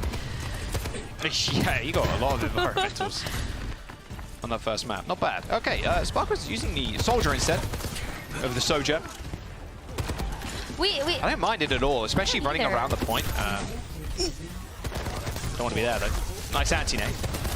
Sparkle, without Fearless, ends up diving into the backline, gets taken care of. Just hunker down on one of these corners is the name of the game for the Spitfire here. Rose, as Anderson falls, and London should be an easy point cap. I say that as Chio does get a boop kill onto Backbone. Fearless is in trouble. Still got to be careful. Admiral's looking for more boops, but so is Chio. Yeah, at least Sparker's going to be able to come back here to be able to help. There's the boop. It's close. Close, close, close. Tanks have that knockback resistance now, so Hardy's thanking Team 4 for that one. Nice cleanup by the Dallas Fuel. Look at that, 9% to 5 for the Fuel. Not bad, not bad. Yeah, they get a little bit of progress, but Dallas really do have control over this situation as Sparkle's getting close to that Dragon Blade, and Admiral is going to get outpaced here. I don't think the sound barrier is going to be online to be able to deal with this unless we actually get a good amplification matrix coming out from Landon to do something. Please, Landon. You got this. You have You got this. Ooh. Almost took Edison out of the air there. Nice boop. Nice little boot from, nice little boot from Admiral. Stops Fearless from going in. Another little short hop. How does he get that pin kill? Dude's got magnets attached to him or something, I don't know. There's the window. Fearless disrupting it once again, using the Primal straight in the face of the backline of the Spitfire. Taking a little bit too much damage, has to retreat to the rest of his support. Bought enough time though for Sparkle to build up towards that blade. Only 10% away as the Dallas Fuel are jostling for control of this point. The Fuel are back on and back ready to rock and roll, but that beat is good from the Spitfire. Edison getting very little value from these right clicks. I say that beat faded away, and so did Sparker's life. 65% and counting for the Fuel. The later beat always wins out.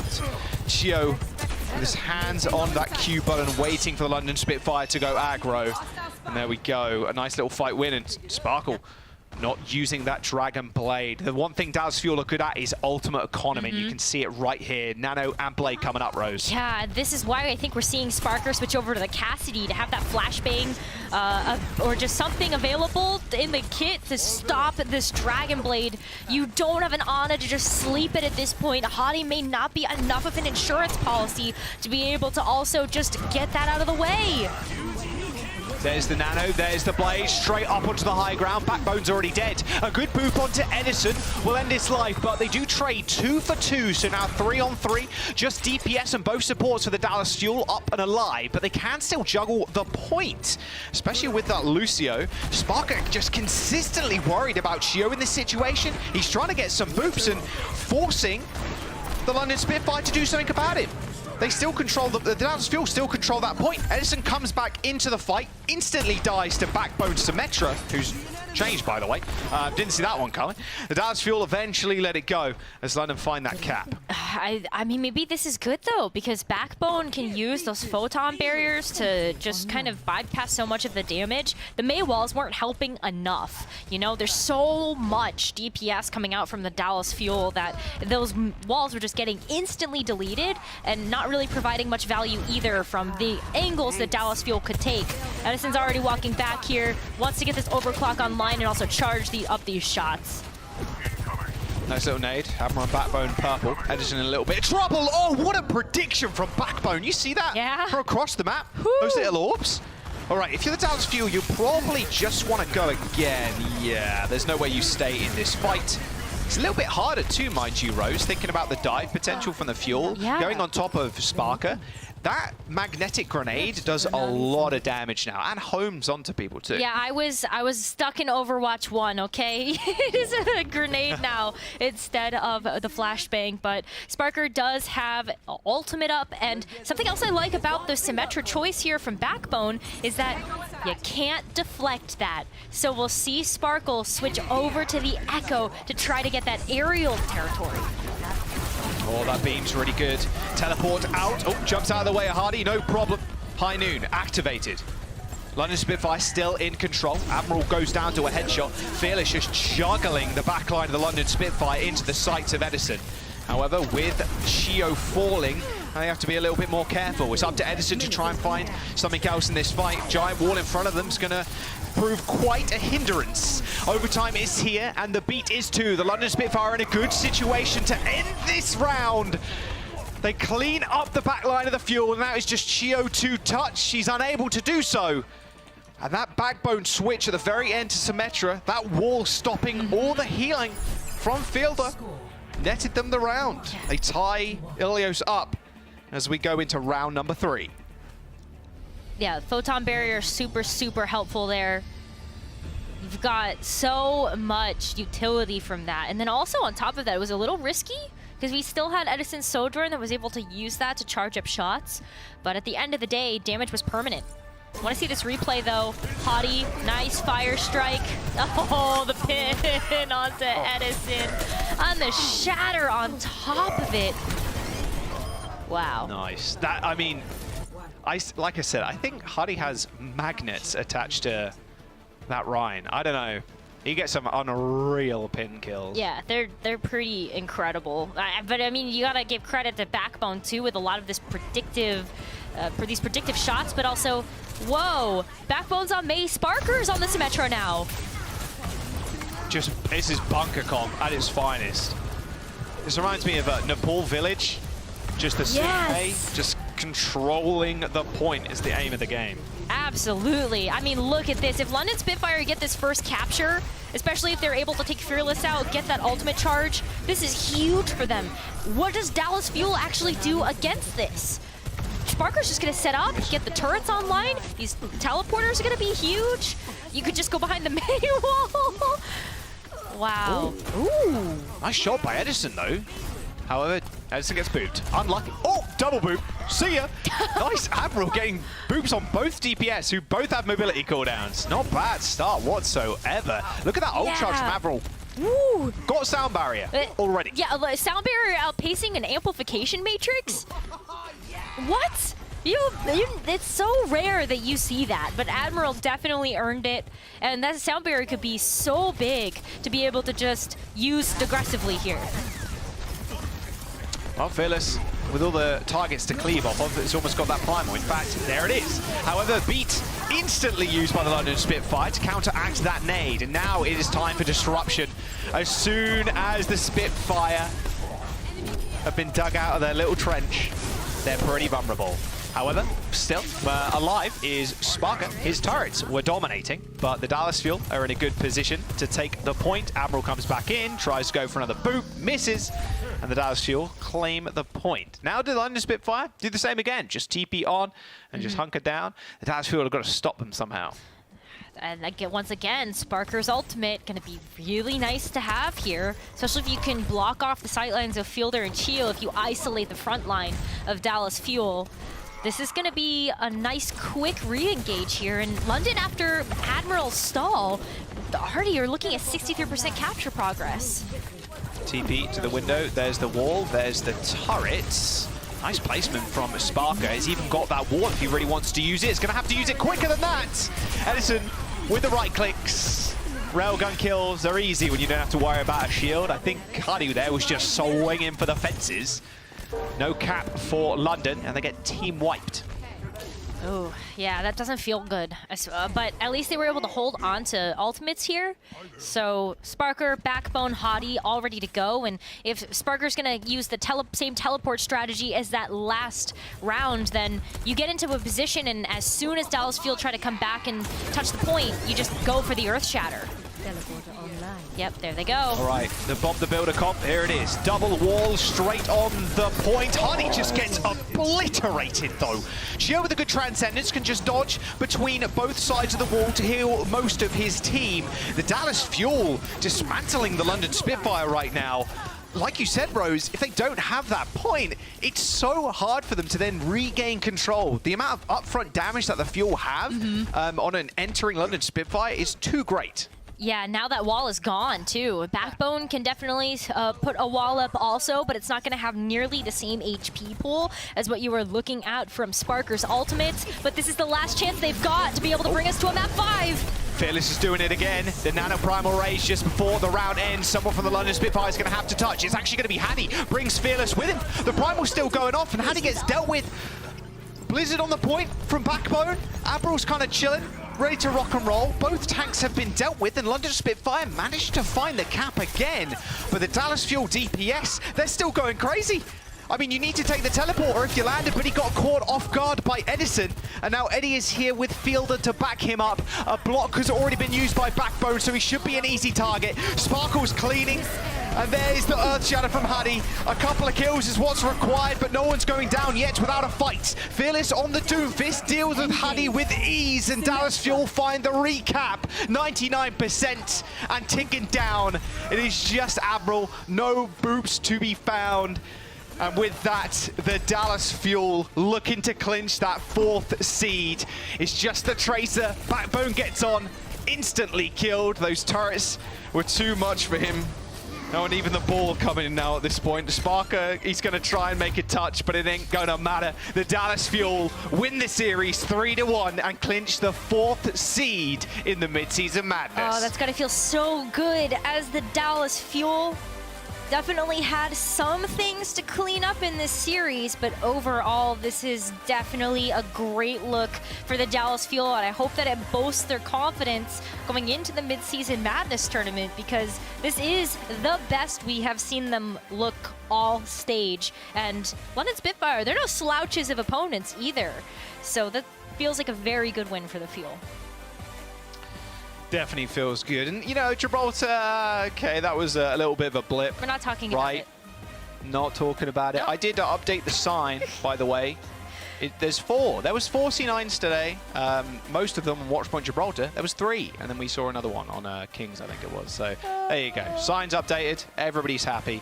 And the Dallas Fuel are too. They clinched that 4th seed row, so they get a first-round bye. They do. They get a first-round bye, and then on the second day, unfortunately, they do not get their pick of opponent. But that first-round bye definitely feels super good when you look at just the rest of the bracket and how that's going to shake out. London already know their opponent going into the Midseason Madness, as they were locked into that 8th seed.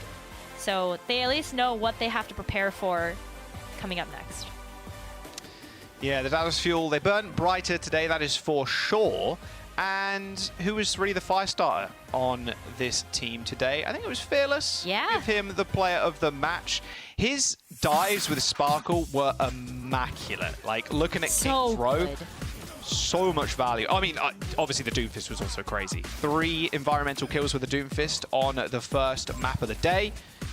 You can see exactly why I gave it to him. Absolutely. I mean, this is kind of a no-brainer, I think, looking at this matchup and just how well Fearless was able to initiate these fights for the Dallas Fuel. I love that Dallas also were able to follow up on that, too. Look how busy Fearless kept the backline, and then even still having to go toe-to-toe with Hottie, and Fearless is winning out those engagements.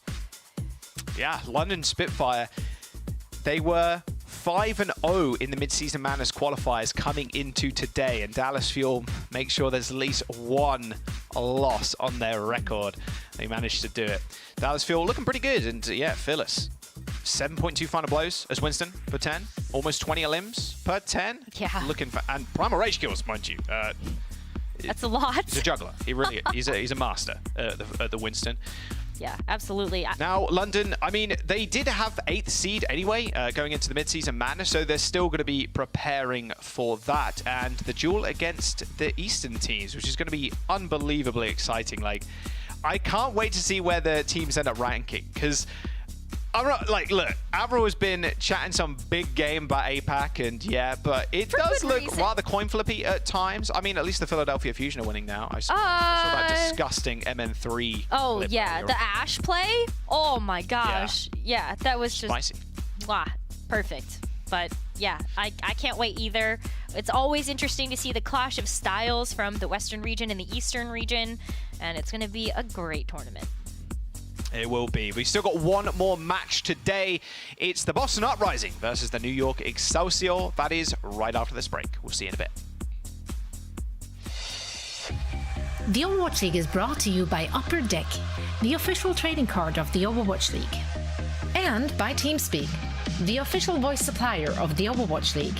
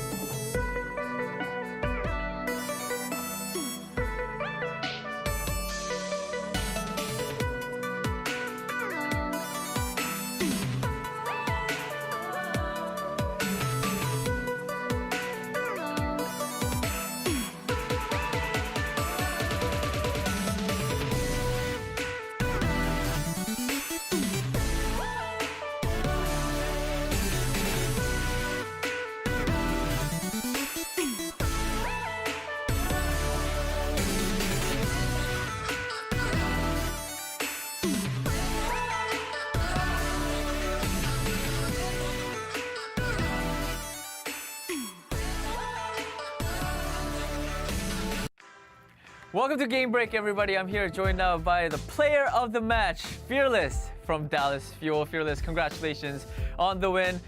This match was very exciting, I think, and despite the 3-1 win against the London Spitfire, I think London Spitfire did definitely put up a good fight, and it was pretty close. I want to ask you about a certain composition that London Spitfire came out with towards the end on Ilios.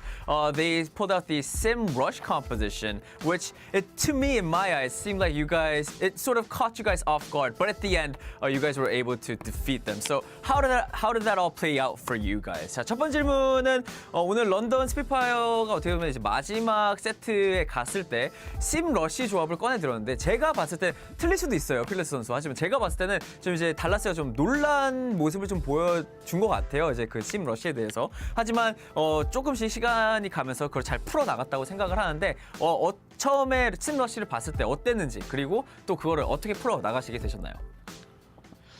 일단 처음에는 시메트라를 먼저 기용하지 않고 그 뭐였더라 메이 손브라 이렇게 먼저 나왔을 때는 약간 어떻게 대처할지 미리 예상을 해놨는데 시메트라 나왔을 땐 더 쉬울 거라는 생각을 했었거든요. 근데 이게 두 번째 맵에서 시메트라로 계속 거점 가서 거점 플레이를 하다 보니까 생각보다 상대가 너무 안 녹는 거예요. 그래가지고 어떻게 해야 되지? 어떻게 해야 이걸 뚫을 수 있을까? 약간 이런 생각으로 게임 했는데 근데 끝까지 포기하지 않고 약간 팀원들끼리 브리핑 잘하고 합을 잘 맞춰서 그 상황을 모면했던 좀 이겨냈던 것 같아요. All right.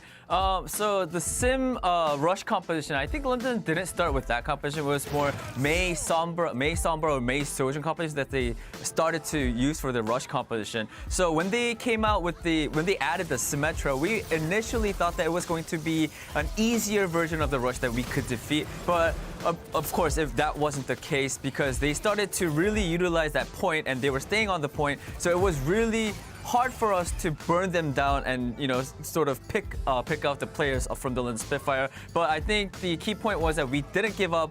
We continued to sort of solve that problem as a team, and at the end we were able to beat the London Spitfire. All right. I also want to ask you, because with the series win, you guys have locked in the 4th seed for the midseason madness tournament. So which means you guys get a bye round. But I mean, I just want to ask you, like, how does that feel for you? Like, how does it feel to be coming in 4th seed, which is still, I think, one of the top seeded teams as well? And also, what can we expect from Dallas Fuel in the tournament as well? 자, 마지막 질문은 이제 이번 토너먼트에 4번째 시드로 들어가시게 되셨습니다. 어떻게 보면 상위권에 들어가는 거기 때문에 좀 그거에 대한 소감, 그리고 또 저희가 또 토너먼트에서 달라스에게서는 좀 어떤 모습을 기대할 수 있을까요? 일단 4등으로 들어가게 돼서 경기 하루를 약간 저희가 날먹? 아니고 약간 뭐라 해야 될까 4등 시드로 들어가게 되니까 일단 저희가 상위권이게 된 거잖아요. 일단 그거에 대한 좀 뿌듯하고 이제 그리고 마지막에 뭐라고 말씀하셨죠? 잠깐 기억이 안 나요 지금. 마지막에 마지막 토너먼트에서 좀 어떤 모습을 기대할 수 있을까요? 일단 저희에게 하루의 시간이 더 주어진 거니까, 그리고 또 댈러스 이 토너먼트의 댈러스는 좀 다르거든요. 이 프로의 댈러스 보여드리겠습니다. Okay. All right. So first, coming in 4th seed for the tournament, that means we don't get to play on the first day, so which is kind of nice for our team. And also being 4th seed, we're still in the top team as well. So not only that, we get one more day to sort of prep and practice. And I just want to say, for the tournament, we're a different team when it comes to playoffs or in the tournament. So expect to see a different side from the Dallas Fuel for the mid-season tournament. Alright, Fearless, that is it for the interview. Thank you so much for your time. 자, 이걸로 인터뷰 마치겠고요. 감사합니다, Fearless 선수. 하와이에서 뵙겠습니다. 바이바이. 감사합니다. 바이바이. No wave. I waved, Danny. Yeah, that counts. I waved. Yeah. I'll wave. It's fine. I'll track him down and I'll tell him. Yeah, get him in Hawaii. Yeah. You didn't give me a wave. What's up? Danny fights Fearless. You heard it here. I bet if I do that, Fearless is just gonna be like, oh yeah, no, and then I'll be the same thing. I'm like, oh. Maybe we'll just leave the hotel like he left the cart that game several times. It looked pretty bad at times, Fearless. Maybe stay a bit closer to that payload. It was kind of the close game we were hoping for between the London Spitfire and the Dallas Fuel. Dallas Fuel, of course, they lock in that number 4 seed, like you just mentioned, Danny, which means they get a bye on the very first day. So that's a nice little treat for them. But breaking down this specific game, Costa, both teams playing a lot of Ana Sen, and I feel like that's at least what I wanted. Was it what you wanted to see from them? Yeah, it looked like a better look from them, like all round. They didn't play as much Lucio Moira, only on, I believe, Ruins of Ilios is when we really saw that composition, and that seems to make more sense when they're trying to play the Tracer Sombra and sort of play that aggressive style. But you saw them come out here, they had a game plan, they knew what to expect from the London Spitfire on that rush composition. Fearless is always looking dominant on that Doomfist when he picks it up. But honestly, for me, the London Spitfire, the thing that really turned my head was not just the rush composition, but when Hardy's going over to that Winston, I actually think it looked quite good. They did get the win on Watchpoint Gibraltar off of some questionable positioning from the Dallas Fuel. I don't know what happened on their first point defense when they just forgot the card existed. Yeah, this part right here was very strange. But other than that, like, I think London went toe-to-toe with the Dallas Fuel on the dive. It's not by no means the best performance we've seen from Dive from either of these two teams, but it is a good look heading into the mid-season madness. So I'm excited to see more from both of these teams. But honestly, a pretty stock standard match. You know, two good teams go toe-to-toe. Dallas Fuel came out ahead. It's a nice match. Yeah, it's just clean Overwatch. You know, nothing terrible happened. We've had so many tragedies over the last couple of weeks. It was just nice to have a game of Overwatch where everything went normal. Yeah, we saw Dallas Fuel. They broke down this Symmetra composition that we saw from London, Danny, and you spoke to Fearless about it. Fearless also said that Dallas Fuel are back. You know, did you believe that, Danny? Do you think they can compete with the better teams?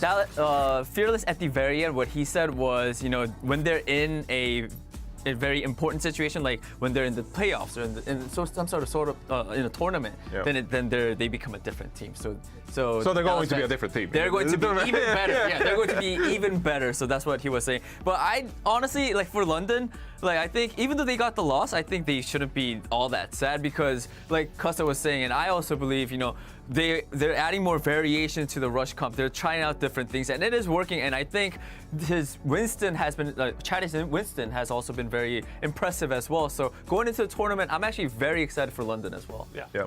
So that wraps up the seeding matches for the mid-season madness. And if you want to take a quick peek at the bracket going into the tournament, stay tuned for the post-show, and we'll give you a bit of a preview. And you can check that out for yourself with the finalized top 4 seeding, as well as the teams that will be playing on the very first day of the tournament. But that's in the post-show, so stay tuned if you want to watch that. Now, we're not done here with the mid-season madness matches. We still have one more qualification match to go. Unfortunately, nothing to qualify for, but there's still the playoffs later on in the season. Yeah, you know? Every map matters. Every map matters. You get wins. I mean, both of these teams as well is going to be Boston Uprising against the New York Excelsior. It's a bit of a must-win for both teams, really, because if you want to make those final play-in spots, you need to beat, you know, opponents like these, like yourself, that are struggling a little bit. So Boston Uprising 3-8 so far, New York Excelsior 1-10. We went head-to-head, really, in the predictions going into this match. I predicted the Boston Uprising. And was it only you? Yeah, I was only you. Well, the viewers. You know, it's the viewers. me and all of the other people watching, all of them. But if we take a look at the predictions, you can see down below as well that Zoe, Danny, and Costa, you all went for New York Excelsior. So I'll give you the opportunity to, like, defend your pick here. Starting with you, Costa. Why did you go for the New York Excelsior in this match? I think we could agree. My heart just, it was like Yaki Genji. I like Yaki Genji, Gangnam Jin, Zenyatta. I honestly think that they're going to be able to take over the game against the Boston Uprising. Boston haven't looked flawless so far. They're fine, right? Like they're definitely where they're seated right now. But the Yaki Genji, you just look at the stats. This is across the season. They're 1-10, by the way. Yeah, they're 1-10. So he's doing a great job. This is out of 12 players. He's been doing a good job, especially in these last couple of weeks. He's been absolutely going crazy on that Genji. So yeah, I can't really give you a lot of logic or rhyme or reason. I just like what I've seen from this team so far, and I think that their aggressive style might be able to catch Boston off guard. Okay. How about you, Johnny? Why did you pick Boston? Let me see. Why did I pick Boston Uprising? Okay, so it's double push week. Okay. New York Excelsior so far, they're 0-10 on push maps. Okay. Really? They haven't won a single push map, and it's double push week. Furthermore, they're 0-3 on Midtown, they're 0-2 on Dorado, and they're 1-3 on Ilios. So their combined map score of the 5 maps we're playing today, New York Excelsior, they're 1-18 on these 5 maps. Our heart won't lead us astray, Daddy. Our heart's got to tell the real truth. You know, roughly, 6% map win percentage on these maps we're playing today. So, best of luck with your New York Excelsior. We're going to send it over to the casters, Uber and Mr. X. Try to come up with something to defend New York Excelsior here. help. Or just no. Or I'm happy with that. That actually almost resembled analysis from you guys. Thank you. Well, yeah, 6% win rate over the course of this year. Oh, Matt, Yeah. have you? I have a reason how you can back it up. What? What are you looking at? I don't know. You know, I'm chilling. I'm chilling in my little dungeon over here. You stay in your box. You don't come near my box. Real clean reason. New York is just a better city than Boston, so clearly they're gonna win. Hey, you stay over there. All right. Yeah. Hey, you don't want to catch these hands. Yeah. That's why they put this wall here to separate us. They're scared I'm gonna take you out. Oh yeah, I mean for my own protection, of course. Yeah.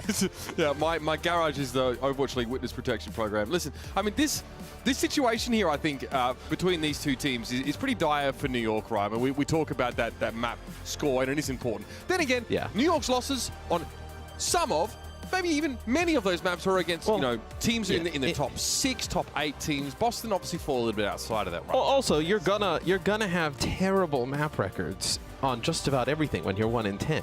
I mean, like, there's probably one map that they're like 1-1 on or something like that. Like it's like a great, like, you're gonna have bad map records if your record is that bad. We've seen better things of them recently. Specifically, like Yaki on Genji, right? His Genji's looked really clean. We casted a series where he was like completely dominating the game. Him and Youngbung really played well. So we'll see if they can do that again. For Boston here, you're 3 and what is that? 3 and 8, 3 and 9. You're looking to get a win here.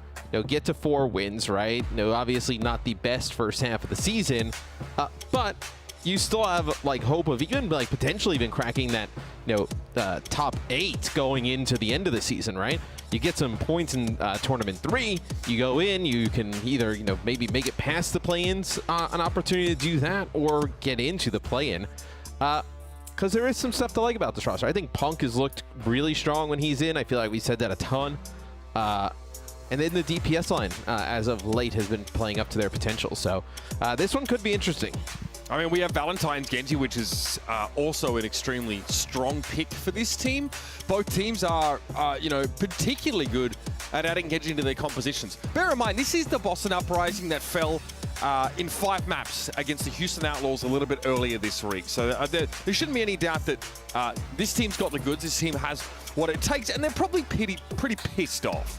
I'll be honest with you. They're probably not happy at all with how this they're pissed. Yeah, they're really angry. They're ready to go. As Punk is like yawning with the nicest face possible. That's an Australian. That's an Australian pissed off. That's all I'm trying to say. Let's have a look at the other side. Let's have a look. I tell you, someone who when he's mad on the NYXL is Yaki. See it in his face. See how this team really, or at least on his face cam, just how much his frustration and consequently his attempts to solo carry the game tend to come out here. This is a team that is still looking for that second victory here. And again, New York, we've talked about this team a ton. We just said there's not a good reason for this roster to not be good, and yet here we are. And people are sick of saying how good the players are. Like this is just not this is not good enough from the Excelsior this season. Right. In between, I was thinking a lot this morning. In between thinking about practice and whatnot, about like this New York roster and Yaki specifically, and it's eventually that fantastic individual play has to turn into team success at one point, right? And I feel like maybe with some of the Florida rosters you can make the case that like the rosters didn't have some of the biggest talent or best talent in the league at that time. No, they ended up like leveling up a bit, right? And they had some good runs. And then you come over to New York and the roster's like, pretty good. Nothing to look at, nothing bad at. And you got one win to show for it. It's like eventually, it's got to turn, right? Like, you can either turn that fantastic individual play to success, or, you just put up like crazy numbers and performances on like middling teams. New York, middling team, honestly might be a little bit of a polite way to sort of refer to how they've gone so far this season. See, obviously, Myeonbong and Punk exchanging some greetings. Teammates of old here. Valentine pretending that he in fact does not hail from South Korea in the chat. Okay, fair enough.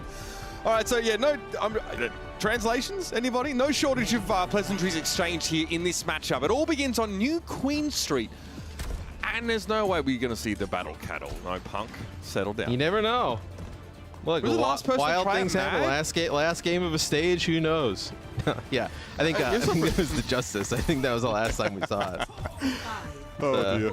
On Lijiang. The battle cattle hasn't come out to play. Yep. So Boston going to go Sojourn with Genji. New York, this is where they looked pretty good on the other day, right? You know, Yaki on the Genji specifically. I think when we were casting, it was like Circle Royale. He was incredible. Oh yeah, it helped that Kangnan Jin had like 10 final blows in that map. Yeah. So his Zenyatta's starting to look pretty frightening.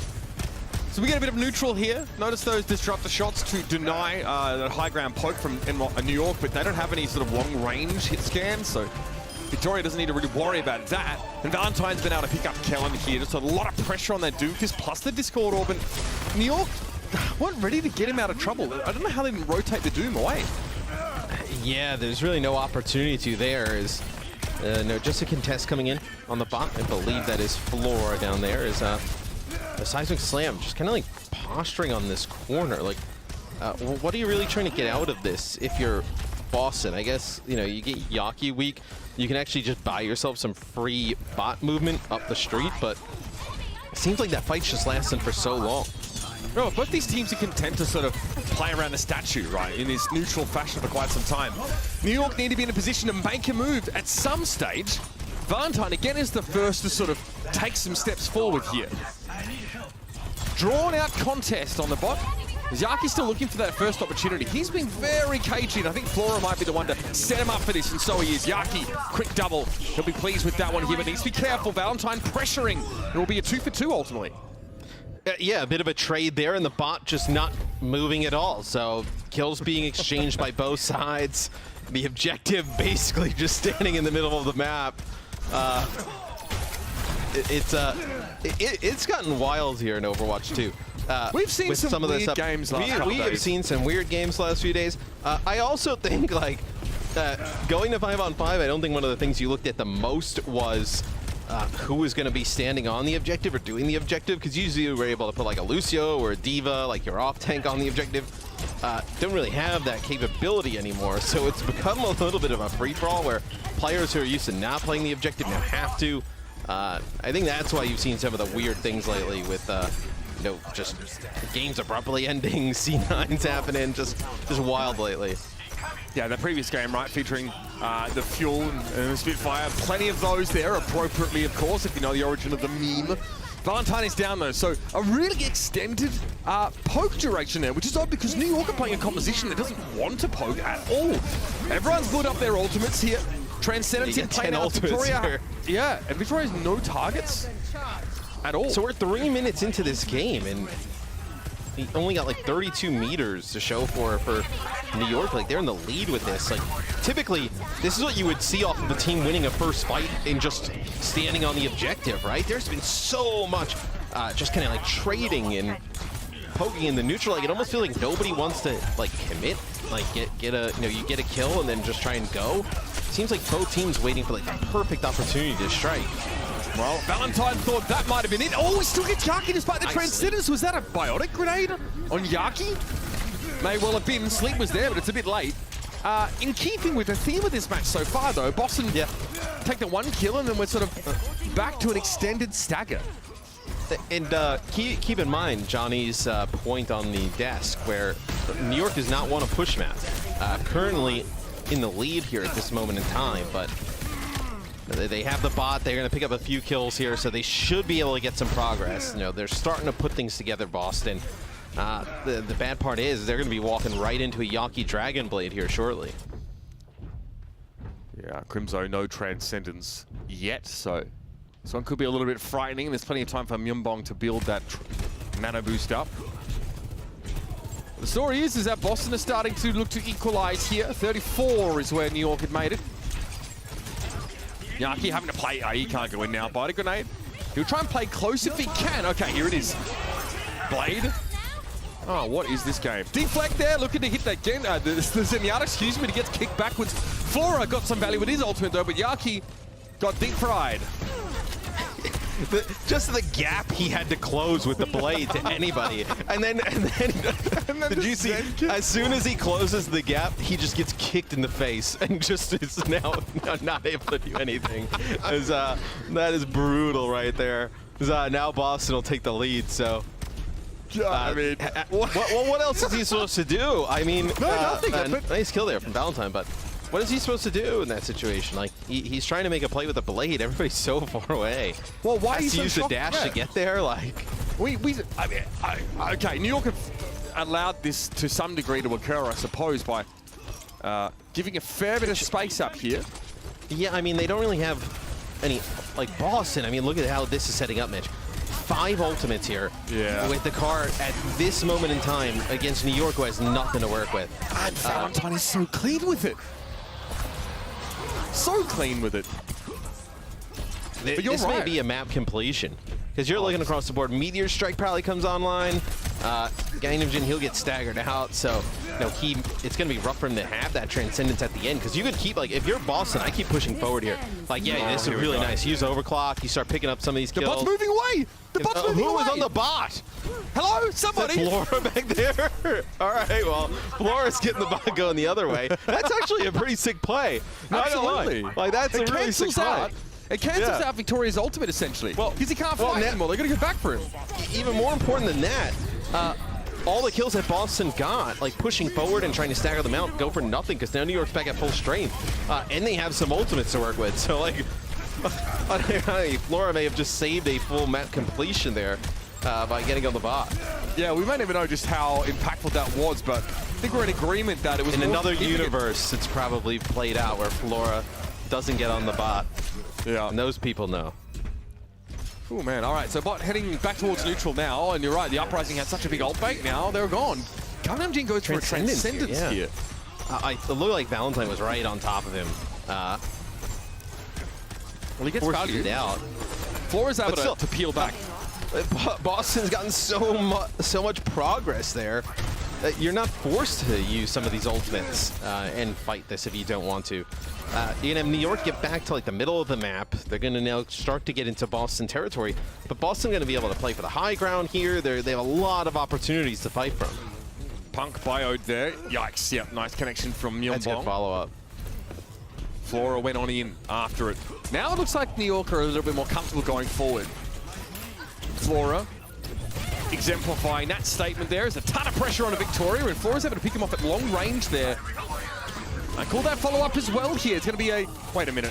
Valentine rather gets the nano. Myeonbong's in deep trouble. Yeah, deflected the bio just quietly. Bit of flair, bit of flashy play from Valentine.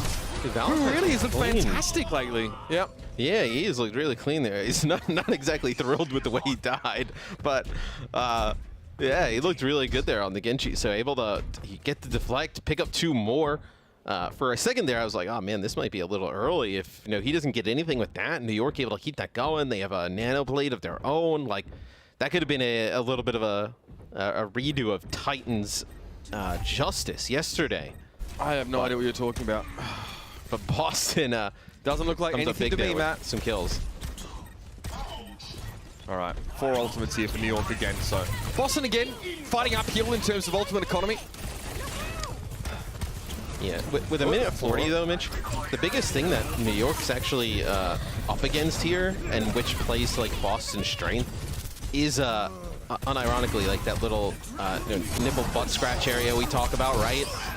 It's going to be 2 kills with the blade, because even though you win this fight, the bot is still going to stop for a period of time. It's not just going to like run its way through where you can make up this distance in fast time. You're going to have to get this bot to the point, unlock that checkpoint. It's going to stay there for a bit. And even then, you haven't gotten it to the checkpoint yet. You have to fight for it, right? So you're able to just put in so much clock here from your boss, if you're Boston, and you control the high ground in this area. So really, if you're Boston, you kind of looked at once you got this big lead, like, hey, do not let them cap that point, and let's rely around that. Nice transcendence there, able to save Kellen. I mean, Victoria is, just sitting still. No one putting any pressure on him because he knows he's really safe at that sort of range here. Boston able to reclaim the bot here after New York spent 4 ultimates in their previous fight. They know, right? Yeah, let's say they do. Let's say they do. Right? 30 seconds. Oh, God. All right, they're going back now. So the players come out the spawn now, and I mean, that is massive because you're getting close, like, to getting that objective, which is one of the hardest parts to break through. If you're New York, you're like trading back and forth, like, probably not the best opportunity to, but all right, get back on the bomb. Yeah, we got to keep it moving here. Yeah. It's a backbreaker because they still didn't, I mean, they still haven't gotten to the butt scratch here, yeah, so they have to win quite a few fights here. Do the Excelsior. Let's see. Oh, blade from floor. Rather, bomb from floor. Excuse me. Good start here. Crimzo's out of the picture. There's still a nano, though, here for MCD. Maybe for Punk? Yes. He'll dive in now, straight to the high ground. And he eliminates Gungan instantly. Now he's got a bit of freedom. It doesn't look like Kellen was ready for that. So he takes a big hit from Punk as he connects there with the fist. Floor as well, trying to stay alive here. But Punk doesn't really have to do anything but stay around the bot and keep flinging fists. Boston Uprising take New Queen Street away, and the woes continue for New York when it comes to push maps. Yeah, and although push is a neutral objective mode, there's still like a little bit of an offensive and defensive flow to it. And I thought Boston taking the right fights at the right chokes was huge there. And then also Boston being able to rack up some of those ultimates and push right past New York. They're doing a nice job staggering them out. Gave them so much extra progress. Wow, MCD in the chat with a Genji gap there. I mean, Yaki can't be pleased with He's that not the one playing Genji. I mean, I feel like play the Genji to say Genji gap. But, yeah, but possibly, yeah. It looks like that wasn't something Valentine was willing to ascribe his name to. Regardless, it's a Boston lead here early on in the series. Let's see if New York, let's see if they have anything, rather, at all, after the break.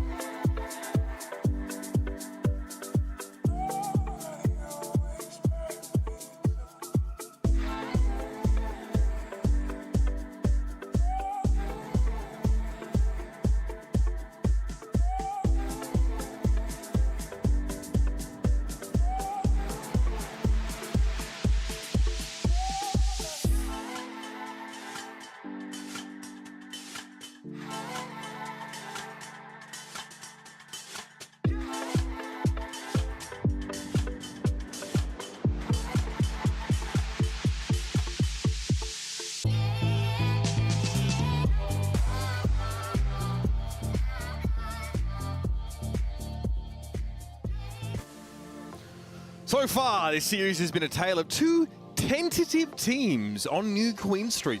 Neither the Uprising or the Excelsior really wanted to play aggressively at the start of that map, but eventually began to open up as players acclimated. But I tell you what, it was an odd one to be sure, Matthew. Yeah, a bit of an odd one for the beginning, right? The first like 3-4 minutes, a bit odd. Boston got something going on offense, and New York never able to push past that really important part of the map we were highlighting. So it ends with the Boston Uprising win. New York, no win still yet on push. Yeah. Which is tough. I mean, look, it's the newest game mode, right? So a little bit of benefit of doubt there, but if it's sometimes 2 times in a series, like you got to be able to win at least, you know, some. Kind of chalking that up to be down 0-1 potentially. Like every series, you're gonna have a push at the start. It's gonna put you in a terrible spot. Yeah, not a way you want to begin these series, and I think Johnny pointed out it's double push a week. It's a great point, Mitch. Don't want to be down 0-1 in a series. I mean, you don't want to start every series down 0-1, is what I mean. So on double push week. That's how you end up 1-10. This is not good for the mental, you know? No, it's... I mean, they have to play Colosseo in map 5 here, so... You just got to get one.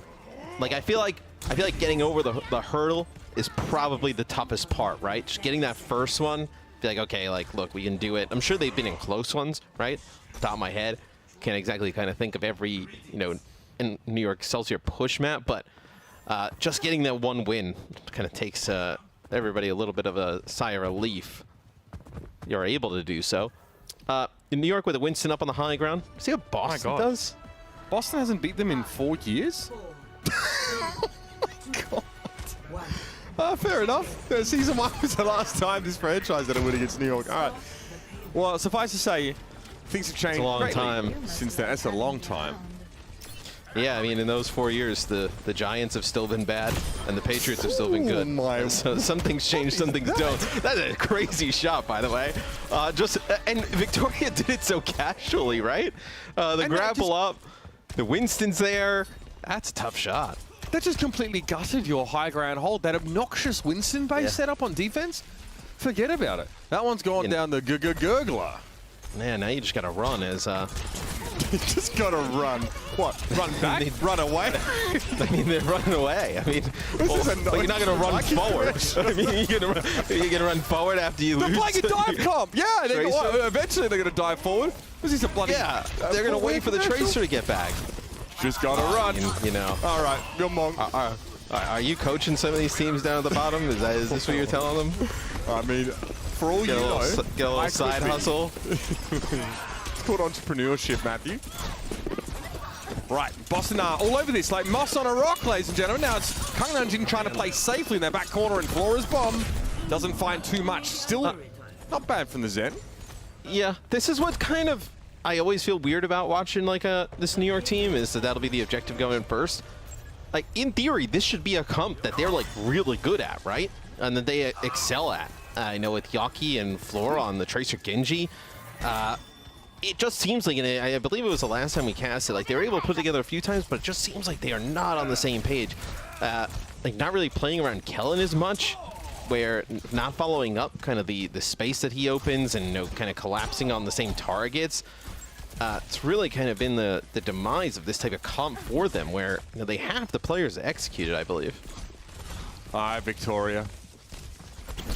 Yeah, that's the source, my guy. Nicely done. First it was a Widow headshot, now a Pulse Bomb, and they ruining New York. Yeah, what's that going to do? Sweet Fanny Adams. Kung Namjin gets removed by Punk as soon as he comes out of the Transcendence. Yaki able to find a little bit of action here, right? There's a Primal Rage in play from Kellen, but is it a stall? Yes, and he really doesn't get much value out of it. He's forced away from the fight there pretty quickly.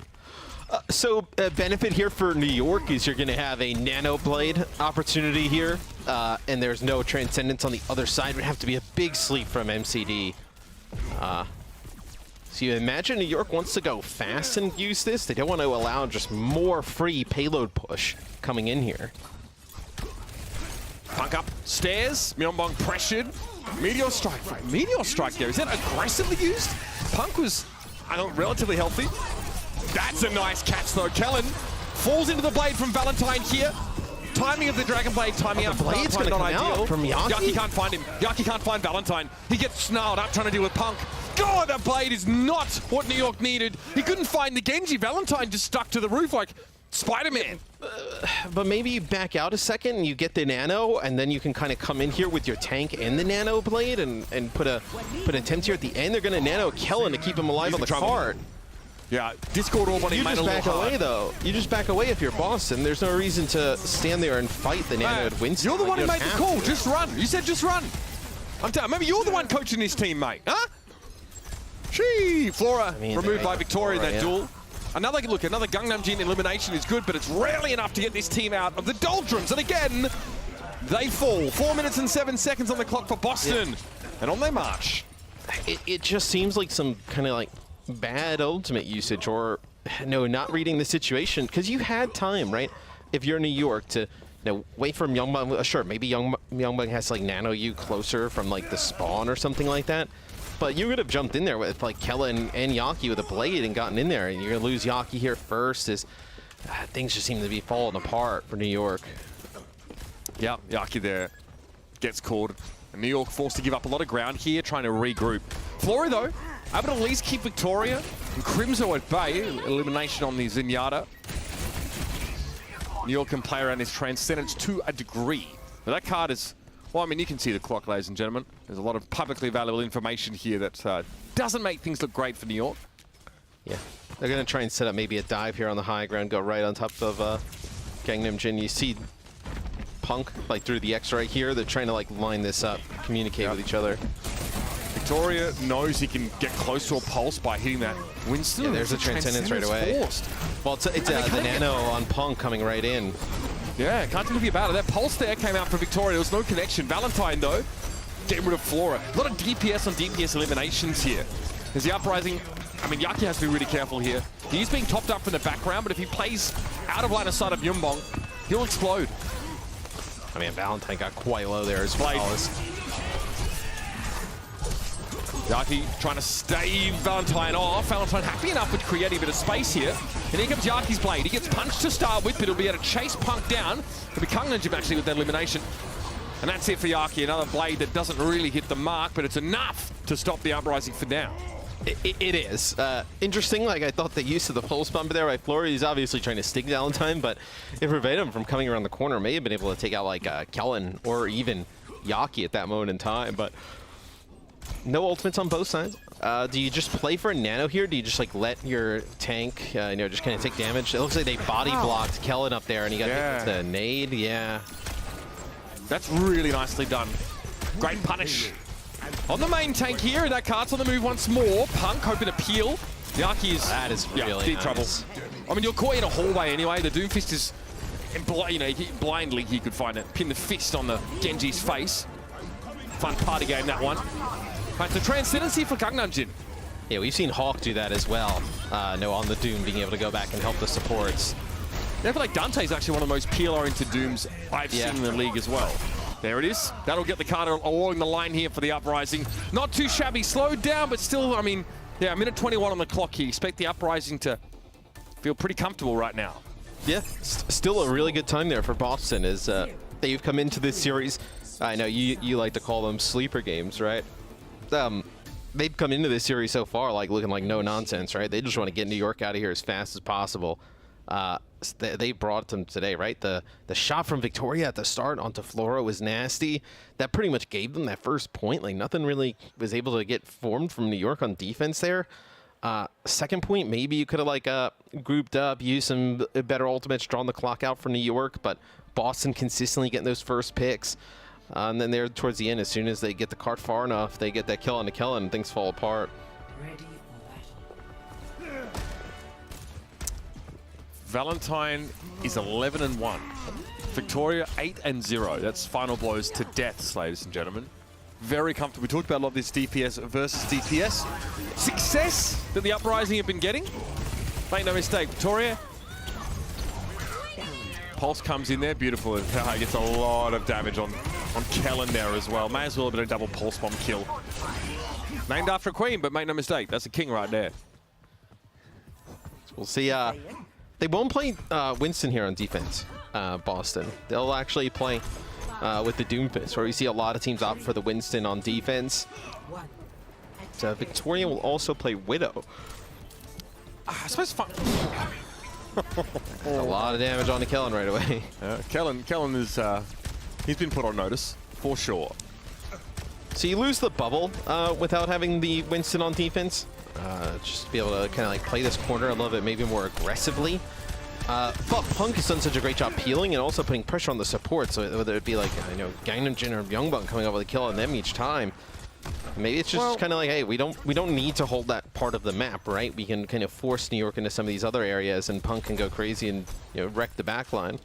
I'd say, like, functionally they're probably pretty similar. Punk's probably had way more reps on the Doomfist with. Yes. He's on a team with NYXL, for God's sake. So more likely this is just a comfort thing. Slept there. Well. Yeah, slept there. As he turned around, the power block wasn't enough to keep him alive there. No one from the Uprising appeared to be in the vicinity either.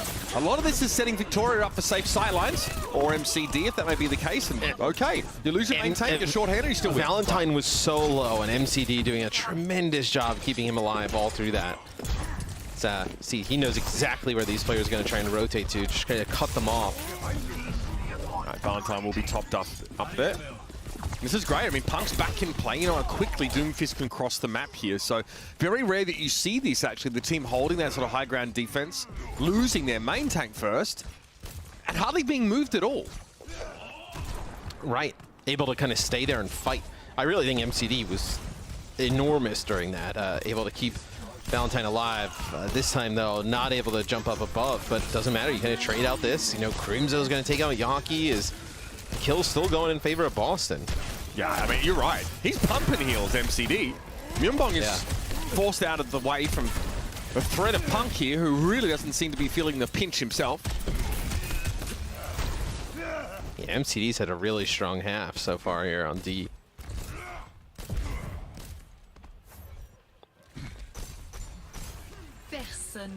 Now you're going to have to wait here, right? You don't want to push into this. Yeah, this would be a nutty shot if his head like peeked out. I mean, yeah, again, he's just looking to play some pretty wide sight lines here. There's a primal rage for Kellen, so should expect Victoria to feel some pressure in this next fight. Again, a nano blade is on the cards for Yaki. Myunbong going down first, and the Transcenders after the fact. That's very bad for New York. They've got to go and get some value out of it now, and so they do. MCD's down, but Punk immediately responds. Yaki can only trade, at best, and the same can be said of Flora. That's rough stuff, and the Uprising can still do this. Well, I mean, so New York is going to come back. Like 45 seconds on the clock. They'll get everybody back full strength here. Come back and fight this. You'll have the Nano Blade. No Transcendence available for Crimzo. Had to use it to try to kind of save himself from Kellen. But you have a blade of your own, and you're going to lose Flora. You're kidding! Oh my goodness. This is tragic. I mean, Boston really testing ragdoll effects? No, he's just... Well, oh God. Oh no. He come around this corner and just... What is afoot here? What is he cooking, Matt? He's playing Splinter Cell or something. No, he's playing Metal Gear Solid. He's got the box on his head right now. Yeah. He's going up the corridor, you know. He's gonna just wreck him with this. Oh my Lord, Snake! Is that you? Yaki able to respond to the very least here, but the best he can do is shut down again. He's out as usual. That's just not enough, is it? That might well be the new slogan for this team. Yaki looking to go in. Crimzo, a couple orbs deflected his way, kept topped up though by MCD. The Boston Uprising, they're sitting pretty right now. It's just Flora, and he really has to try and blink away. Myunbong here stepping up on the Lucio of all things, so Punk considering his next move here. The pressure on Myunbong as Valentine switches to the Symmetra, of course. Very normal, very reasonable. Okay, well, that was a map of Overwatch that happened. That was a sick play from Valentine, though. Being able to get in that position and not be seen. When we go on board with him, he's actually like going around the outside, and Yaki is right in front of him. He easily could have just like dashed forward and meleeed and probably killed Yaki. decided, play the long game, play a little bit more patient, right? It's something we talk about maybe New York trying to do in certain situations. And it comes up big, able to get both supports with that blade. Yeah, I mean, and Yaki pulls his out after. It's like the third time this game when Yaki sort of bladed second and has tried to like even the ledger and just hasn't been able to do it here. So it's very difficult for New York here. They are struggling to come up with an answer. They're losing on the fundamentals. So forget about the strategy, ladies and gentlemen. Stick around, Midtown. How appropriate. Right around the corner.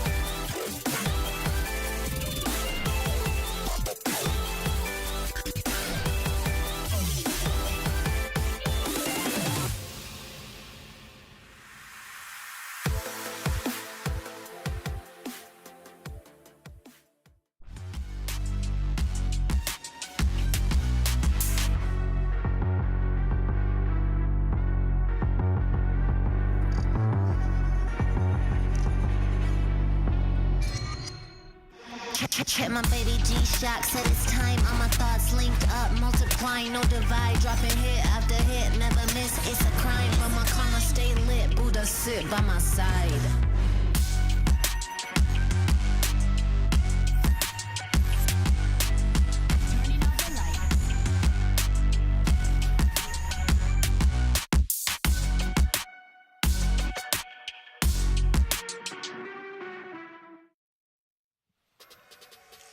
can't believe we're saying this already. It's the final day of our qualifier matches before the Midseason Madness Global Tournament. Don't forget to lock in your picks for the coming weeks over at pick'em.overwatchleague.com for a chance to earn cash prizes and most importantly bragging rights. Yeah, you'll be able to do that, of course, over on our Pick'em site. Bear in mind, it's not next week. We've got a little bit of a break, right? Because teams need to travel. They got to schlep across the ocean. Yeah, that's a good point. Yeah, not next week, week after. I'm just probably in whoever wrote this copy. You know, probably in the next week or so. You'll get to have everybody come out and say, I know exactly what's going to happen. Here's my bracket. See what they put together, and it'll be something that nobody expects. Because that's typically what we get happen. Although not happening in this series, kind of going as we almost expected, where Boston is really New York, Mitch. I think if you were to kind of summarize like their team right now, it is the play where Yaki pulls out the blade and just tries to go like 1v3, 1v4, instead of just waiting like 2 seconds for the Nano and Kellen to come. Wasn't that Yaki on the Mayhem as well, though? Am I wrong? It maybe. I mean, I don't know. Like you kind of like look back at it, right? I'm not necessarily saying he's the problem. I'm just saying he's gone from one team that struggled to find success to another team that struggled to find success, and I mean the symptoms that we're pointing at look reminiscent of one another. I'm serious. I'm not saying Yaki's problem, chat. Right, relax. But you know, it must be frustrating for him to be in what feels like maybe a similar situation, where he, for whatever reason, feels it's up to him in those moments to try and make the play. And this is the in 5v5. I believe in individual playmaking. I think it makes perfect sense. Yeah. Yaki, though, seems like he's forced to try and make that happen really frequently. Well, are you forced to make it happen? Like, is the other team forcing you to make it happen, or is he forcing it to make? Yeah, they feel that he needs to do that. But again, I dance around that using some flowery language by saying he feels like he's forced to, right? But I think your question is still valid. For what reason is this the case? I mean, you're on a 1 in 10 team. You're trying to win a game. I mean, or just put yourself in a better situation, right? Even if he felt forced, he'd do probably better with the Nano going in and Kellen as well there on the Winston to help him out than going in solo. But Boston, see what they come out with here at the start. Victoria on the Sojourn, Valentine going over to the Genji. So nothing too crazy here for either side. New York opting to go with the Doomfist on defense here. No like longer range, medium range hit scan. Sometimes we see that. I know there'll be a Sojourner and Ash here, but biotic grenades on both sides, kicking things off in the choke as everybody moves back. Yumbong, he's busy, and he's going to stay busy at this rate. So the Valentine Genji back on deck. Yaki's considering, do I fight Valentine? Can I fight him? The answer is yes, with 3 players on your team, you can. Yaki able to send that rail back to whence it came. Good start here for New York. That's a really nice sleep on the Kellen, and then Punk gets right in the mix, trying to help out, but how did no one from Boston get eliminated there? That's crazy. Yeah, that's really good just kind of reaction from Boston with Punk, being able to get in the mix of the power block. MCD with a sleep on Kellen coming in. Okay, Kellen really nanoed. He's able to get Crimso there. You'd want to hope so, I guess, at that point, but he's surrounded by foes. So 2 for 2 so far. Kellen headlining. Punk. Yeah, that's Zenyatta. Yeah, that's what he does. Flora trying to get that health pack. Yaki's playing Peel Genji right now. Both of those sort of kills that came as a result of turning back towards his backline. So nice to see that. It's paid off twice now. But the operators want to keep the pressure on. Spawn advantage and all that. Well, they know that. Yeah, they know that it's just Yaki and Gangnam Jin here on the side. Nobody's crossed. They've had vision on that cross the entire time. So you know these 2 players on the side are isolated. You can just go push in, take them out. Now you start to think, how can New York bounce back here? Do they want to fight this? You have a Transcendence if you want to get on the point. Keep it going. You have the Blade coming up. See if they come out to contest. Kellen looking at it now. Straight for Crimso. It's a beeline. Crimso will be topped up though. Kellen is not close enough and now he's out of the fight. That bio is going to make this take even longer. So Yaki, please don't pull the blade. This is definitely not the time for that. It is wild that you said that, because in my head I was like, is he going to pull the blade here? I wouldn't have said it if I didn't think the same thing. Yeah. I mean, look, what we just saw from Kellen there was so emblematic of New York's struggles right now. He goes in there, he's hit with the bio, so he's waiting for a Mega to respawn, can't get it. Then he slept straight away, and he's on his own the whole time. It is a retake attempt, I know, but that's often been the case for this dude. Kellen really also having to play. This is the team of individuals. Right, like Kellen hasn't looked mechanically bad on any of the tanks that he's played. It's just, I feel like that they just have not been, it just seems like everybody's on their own little kind of mission here. We just got to get everybody on the same page. We throw like cohesion around so much as like a justification in Overwatch for like teams looking weak because we don't want to accuse individuals. But here I think like you can see cohesion just breaking down in real time from New York. Well, because, I mean, you look at the rosters and kind of maybe it's just off of a name basis.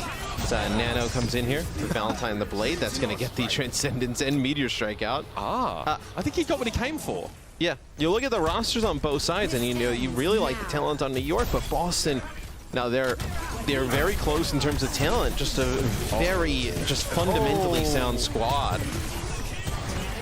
Yaki Blade. Okay, he was chasing Victoria there, able to find him. There was a biotic grenade on the Sojourn anyway.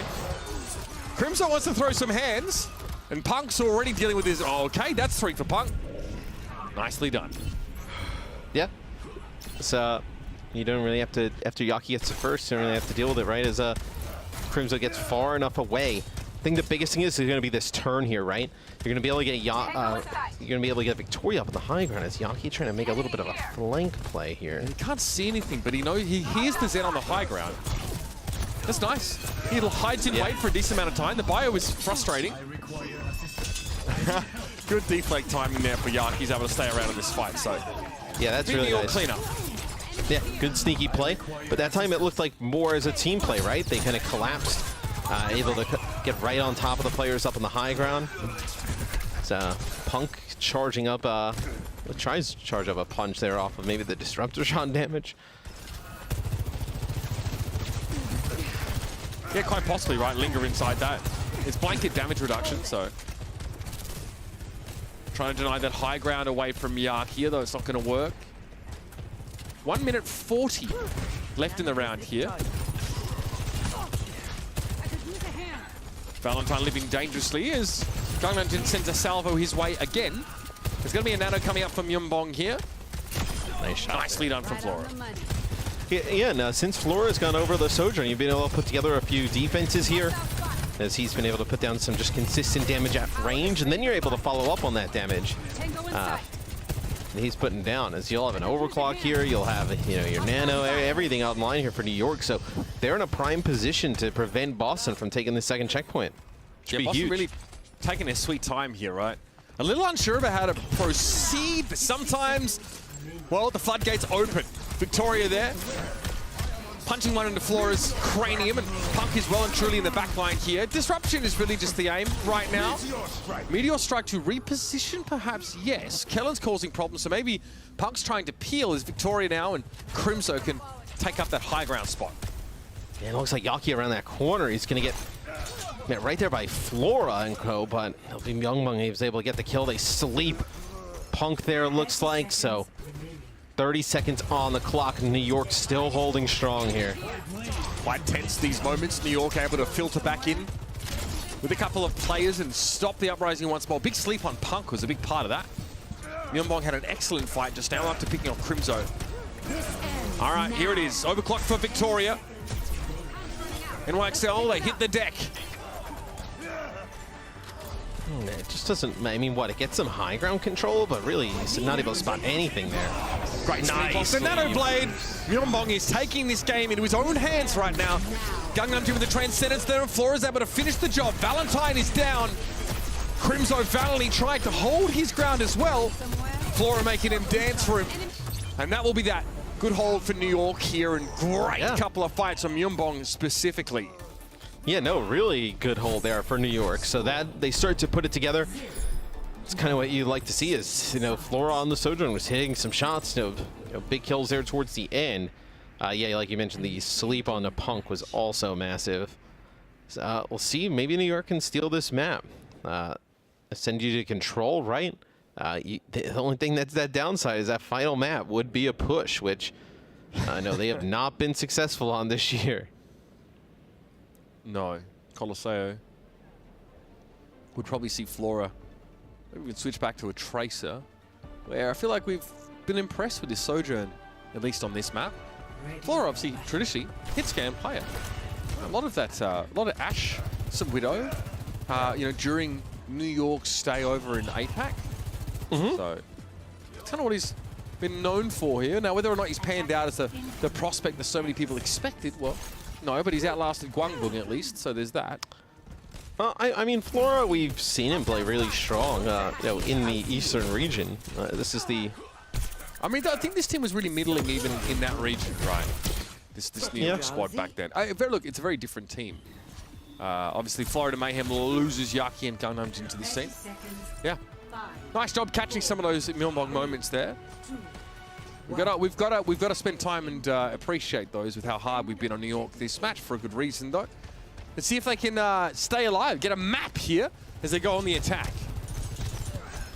And I think it's different. Like you see Flora get that early pick.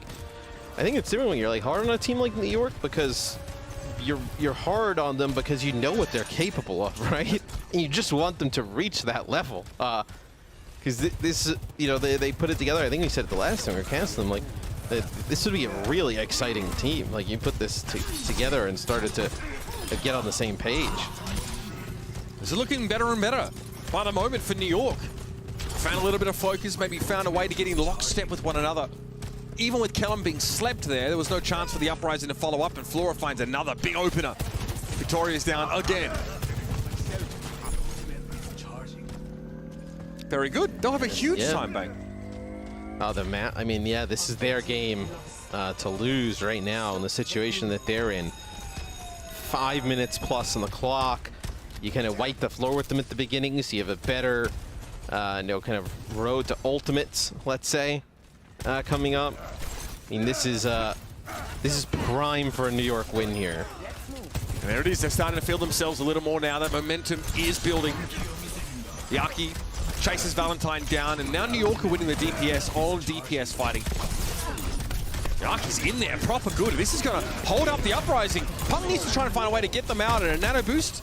Not a terrible way to do it here. Ooh. Nice, another nano against the nano against the Doom in a close corridor area.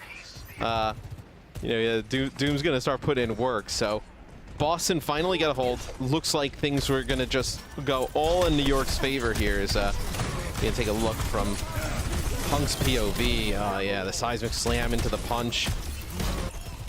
Does so much damage. Blade here from Yaki, immediately eliminating Valentine. Can he find more? He's hit with a Discord orb, but it doesn't seem to bother him. That Transcendence is, well, you know it. It's late as heck. My ultimate is charging. Beautiful from Yaki. Boston just getting bullied here. Oh man, no, you're gonna get the payload moving. It's gonna go right through that underpass, like one of the harder areas of the map, and you're gonna come out here on Boston and have another shot. But I mean, they got high ground control for the Zen. I mean, there's so much you got to deal with here. It's gonna be tough. Even if you win this, man, I mean, you're gonna have like 3 minutes plus on the clock still. Yeah, I wonder if they're not thinking about the next map already here. Boston gonna push out now. Punk drops in, eliminated by Flora with that overclock immediately. New York have so many ultimates to work with now. Valentine, can he bail them out? That's Flora and Myeonbong both down. Only the Zen left for New York here, and here come the reinforcements for Boston. Crims are on the point, but a lot of damage coming from Yaki, and Kellen arrives at just the right time to punctuate the point for New York at the end of a fist. That'll be that. It looked like for a second, yeah, it looked like for a second maybe Boston was going to pull something out there, but yeah, New York comes up huge here on Midtown. Really, it's such an odd performance because of the way the series has gone so far, but it shows you the heights they can reach. Is they'll take Midtown, they'll send it to a game 4 control, an opportunity to win there, and then you get a game 5. I said to Midge before this match started, I was like, I sense a game 5 in this one. Might be where we're headed. Yeah, you're dead right, Matt. Could be on the cards. Control, it's just around the corner. Stick around, as now New York have decided to wake up and mount their comeback.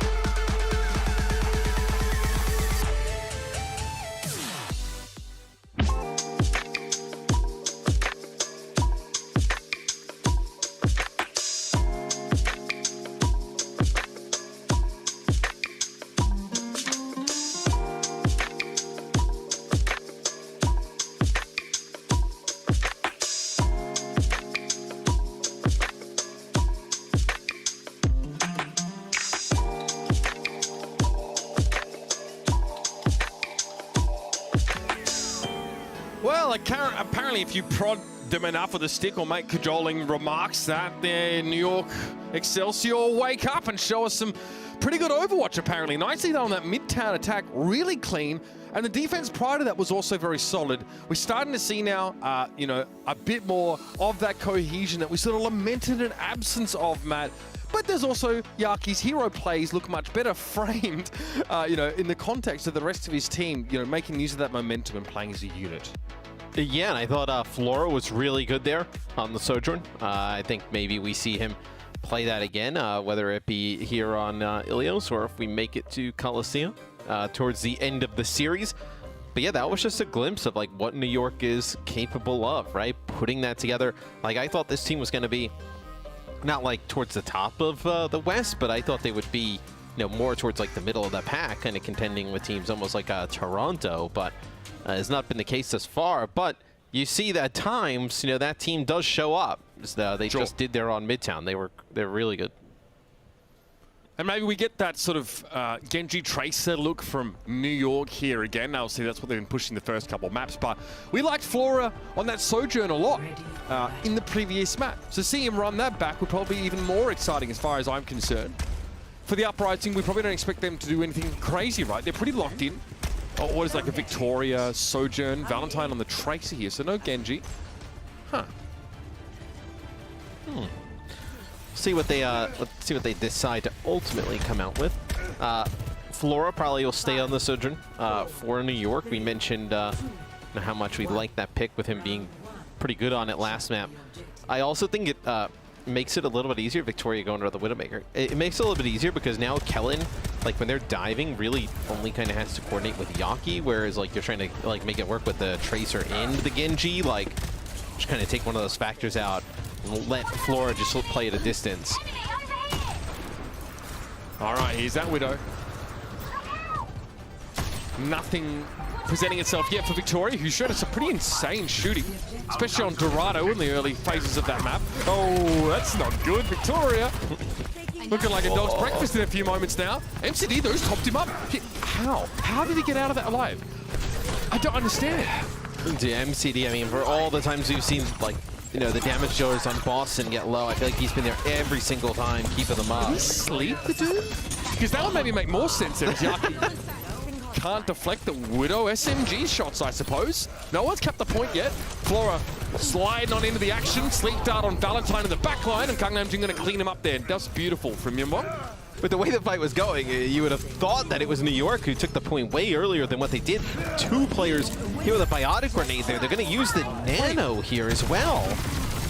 Okay, Flora gets a nano, fair enough, I guess. Punk not in a position to get healed. He was, yeah, if he'd eaten a rail on his way back towards MCD, it would have been done so, but Boston still have the point. So we saw the investment of the nano there from Yunbong, and it doesn't result in anything. MCD... He kept Flora alive, but it's not enough.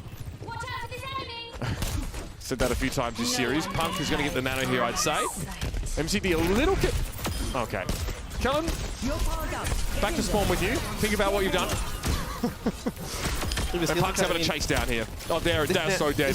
They're so dead. His nano's not tremendous, right? But like, look at the amount that he's able to like push forward. You know, open this up for his team. You're going to get the supports here a little bit later. You know, Kellen doesn't really get those opportunities as frequently, where I feel like, you know, you kind of set up, play a little bit slower, and you're able to give him that type of resources. Like, I think you'd see similar performances that we're seeing like from Punk, from Kellen. Sure. Kellen really, you know, I mean, he really tried to get into the backline there. So much so that it went over MCD's head. He only had eyes for Crimson or Victoria as it may have been there, but too much damage on the way in. Maybe biting off a bit more than he can chew. Victoria, again, is able to play pretty safely, especially getting a Venom Mine on Yaki is great. Gets that information, knows where to position himself, able to dodge that rail there, but Crimson not nearly as lucky, or fleet of foot. Yeah, Crimson not as fast to be able to dodge that, but Punk takes out Gangnam Jin. Gangnam Jin actually had the Transcendence there at that time. It'll be a Meteor Strike, and all the rest of the kills here are going in favor of the Boston Uprising. Punk got pumped with heals from MCD, who again, is just not being the target. Everyone's looking at Punk. I get it, he's low health, that's fair enough. MCD's just holding him one and whistling, attuned to himself as he makes Punk look nigh unkillable. 97% and counting. Victoria is starting to pop off in a big way now. It's another Genji kill. Gangnam Jin has no choice but to come to the point with that Transcendence in play, but Kellen slept off the point. They'd be insane to wake him. Also, they do, but he's not aware of it either way. Punk will pressure this backline with the nano boost here and make short work of it there. Well, the New York Excelsior look more like a smear than a team right now. And you just see how effective the Doomfist is when they get the effects of the nano boost, and Punk has been doing work with it for the Boston Uprising. You know, a few nanos go a little bit sideways throughout the entire series for New York, where, you know, you start to focus it a little bit more on specific targets. Maybe you end up getting better use out of it. Take a look here. From Victoria's POV is, see the, yeah, even with getting the health pack, it's still not enough to keep Kellen alive.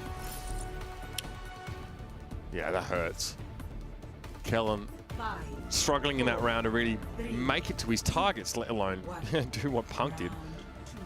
Again, I mean, that first nano didn't go to Kellen. Punk's getting even all if he makes it to the targets, just think about the healing that MCD is putting down here for Boston, being able to keep these players alive. It's been tremendous. Now we'll see something different from New York. Kellen will play the Wrecking Ball, and you have Yaki here on the Echo. So you're going to have that match right, the Boston Uprising with Valentine on an Echo of his own. Oh, the sticky bombs, they got each other. Are you kidding me? It's like they collide at such high speed that they eliminate one another. It's like matter and antimatter. Good lord. All right, Flora v Victoria. Oh, Flora isn't aware of that. Victoria chose to take that fight. Kellen discorded, falls back. Victoria took a big hit there from Gangnam Jin. But it's the Uprising here that have the staying power so far, especially with Kellen sort of away from the point trying to deal with this backline. It doesn't really seem to be putting quite enough pressure. Enough at least to make it hard to, you know, keep Punk and Victoria up. So maybe take that back as New York are able to get what they came for. Yeah, and they're able to get a sleep on a Punk, I believe, take him out. You drop Valentine, so in New York, it looked like they weren't going to be able to take this point. It looked like Boston was going to secure it first, but come back with a pretty good fight, and are able to flip it back in their favor. So Flora now with a pulse bomb. See where he elects to go with this, probably for the backline. Maybe he can make a play for Crimzo. 14% here, counting. Flora keeping tabs on Victoria. Make it harder for him to get deep and find a pulse bomb. Flora eventually is going to do the same. What a stick. Beautiful connection on MCD. And that's a player advantage now to work with for New York. And you better believe they're going to snowball that little kick as he goes out the door there from Gangnam Jin. As Myeonbong deals with Valentine handily. Very clean. And that Transcendence again is a big thonker. Yeah, it's a bit of a nothing burger there. As now you come back for Boston. You're going to have about 60% plus here for New York. What are your options, right? You know, Victoria probably needs to go big. You know, Gangnam Jin, no Transcendence, maybe connect with a pulse bomb onto him, and then you're looking at a duplicate. Like, who is the duplicate target? Like the try-and dupe, maybe it's Flora, maybe it's Gangnam Jin. That's going to be a nano that comes out right on the Yaki, but he's going to be able to get MCD. Oh, okay. For whatever reason, their Valentine opens with the focusing beam on a pretty healthy target there, so they didn't quite have the coordination to clean up Yaki, but they get another DPS. Maybe they thought the nano was about to wear off and like the punch plus some extra damage was going to be enough to get him in focusing beam range. But the point flipped, so Boston able to sneak on and take it. That'll be a minefield here from Kellen to just kind of deter players from coming to the point. It's working quite well. The thing is that Boston control the point right now. Yeah, look, it's fine for a flip back. This will be pretty quick though, I imagine. Valentine duping a Zen, fair enough, I guess. He's kind of insane. And yeah, you can minesweep a little bit with that Transcendence. Fair play. However, New York are getting awful close. Boston can't afford another mid-fight flip like that one. I mean, that's kind of huge though, right? The mid-fight flip, if that doesn't happen, you know, we could be on to our third point at this moment. Is he going to be able to stay on? Yeah, he's going to take a ton of damage he's though. Really low though.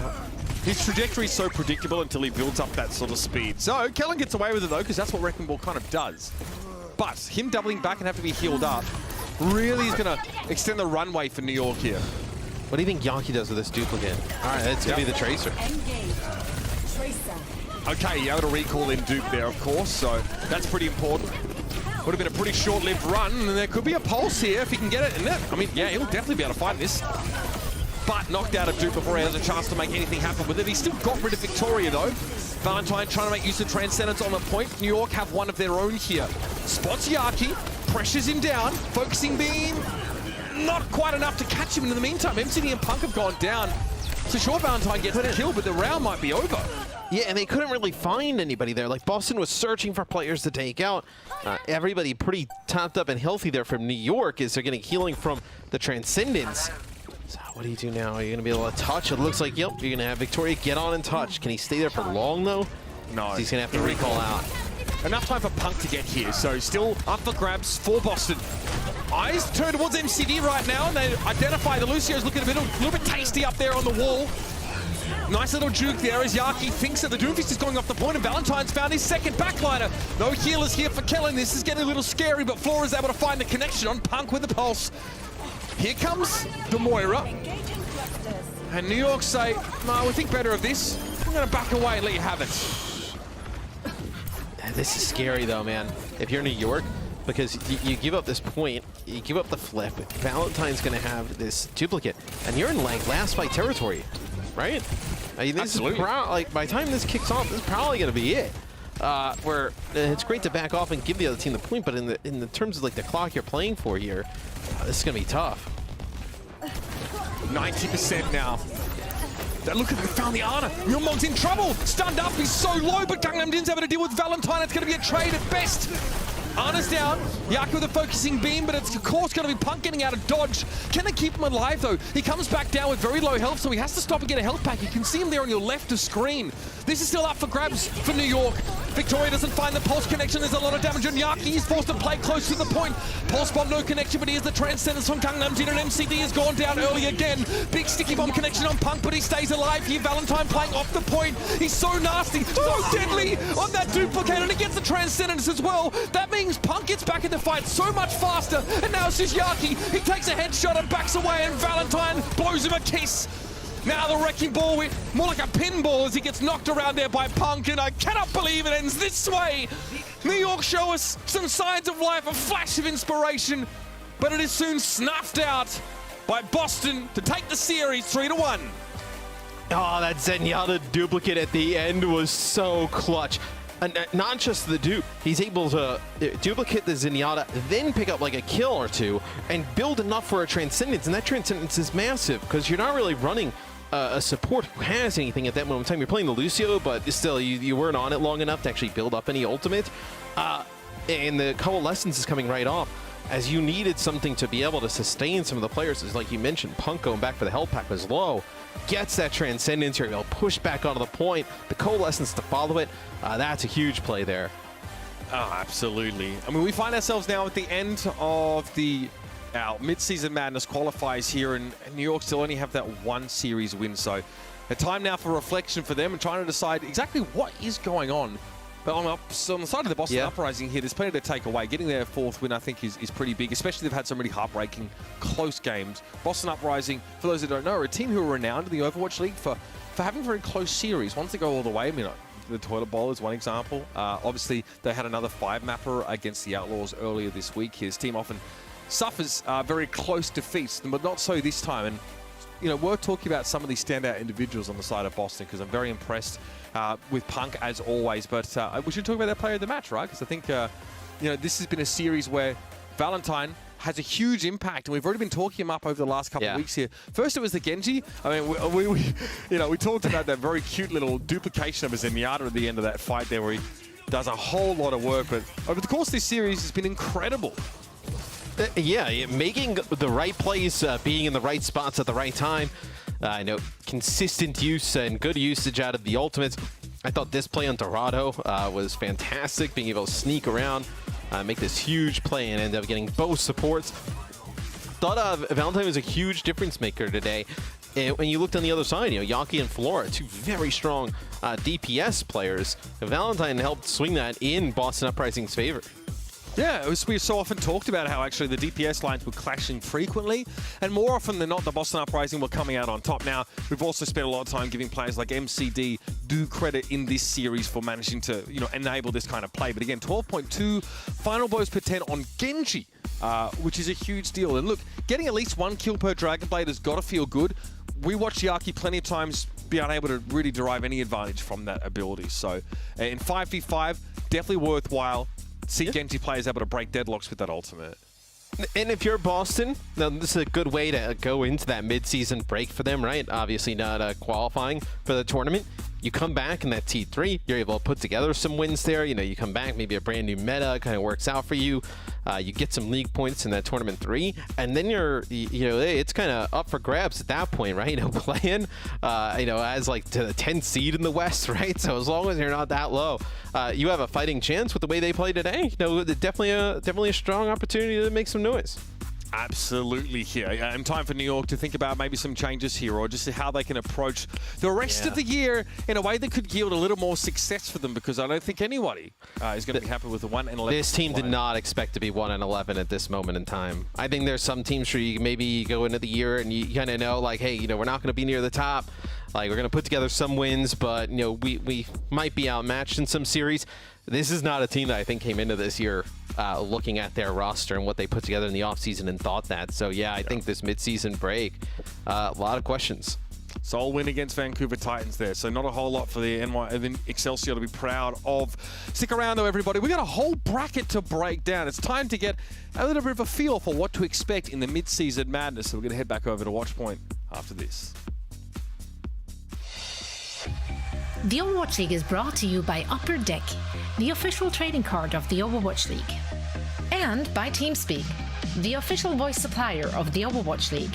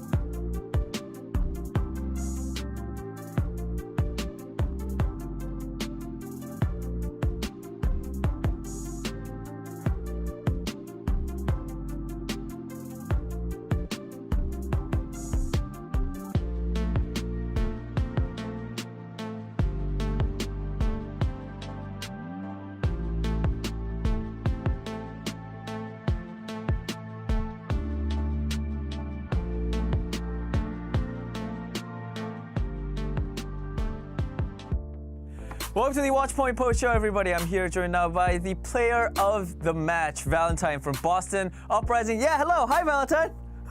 Hello. Good.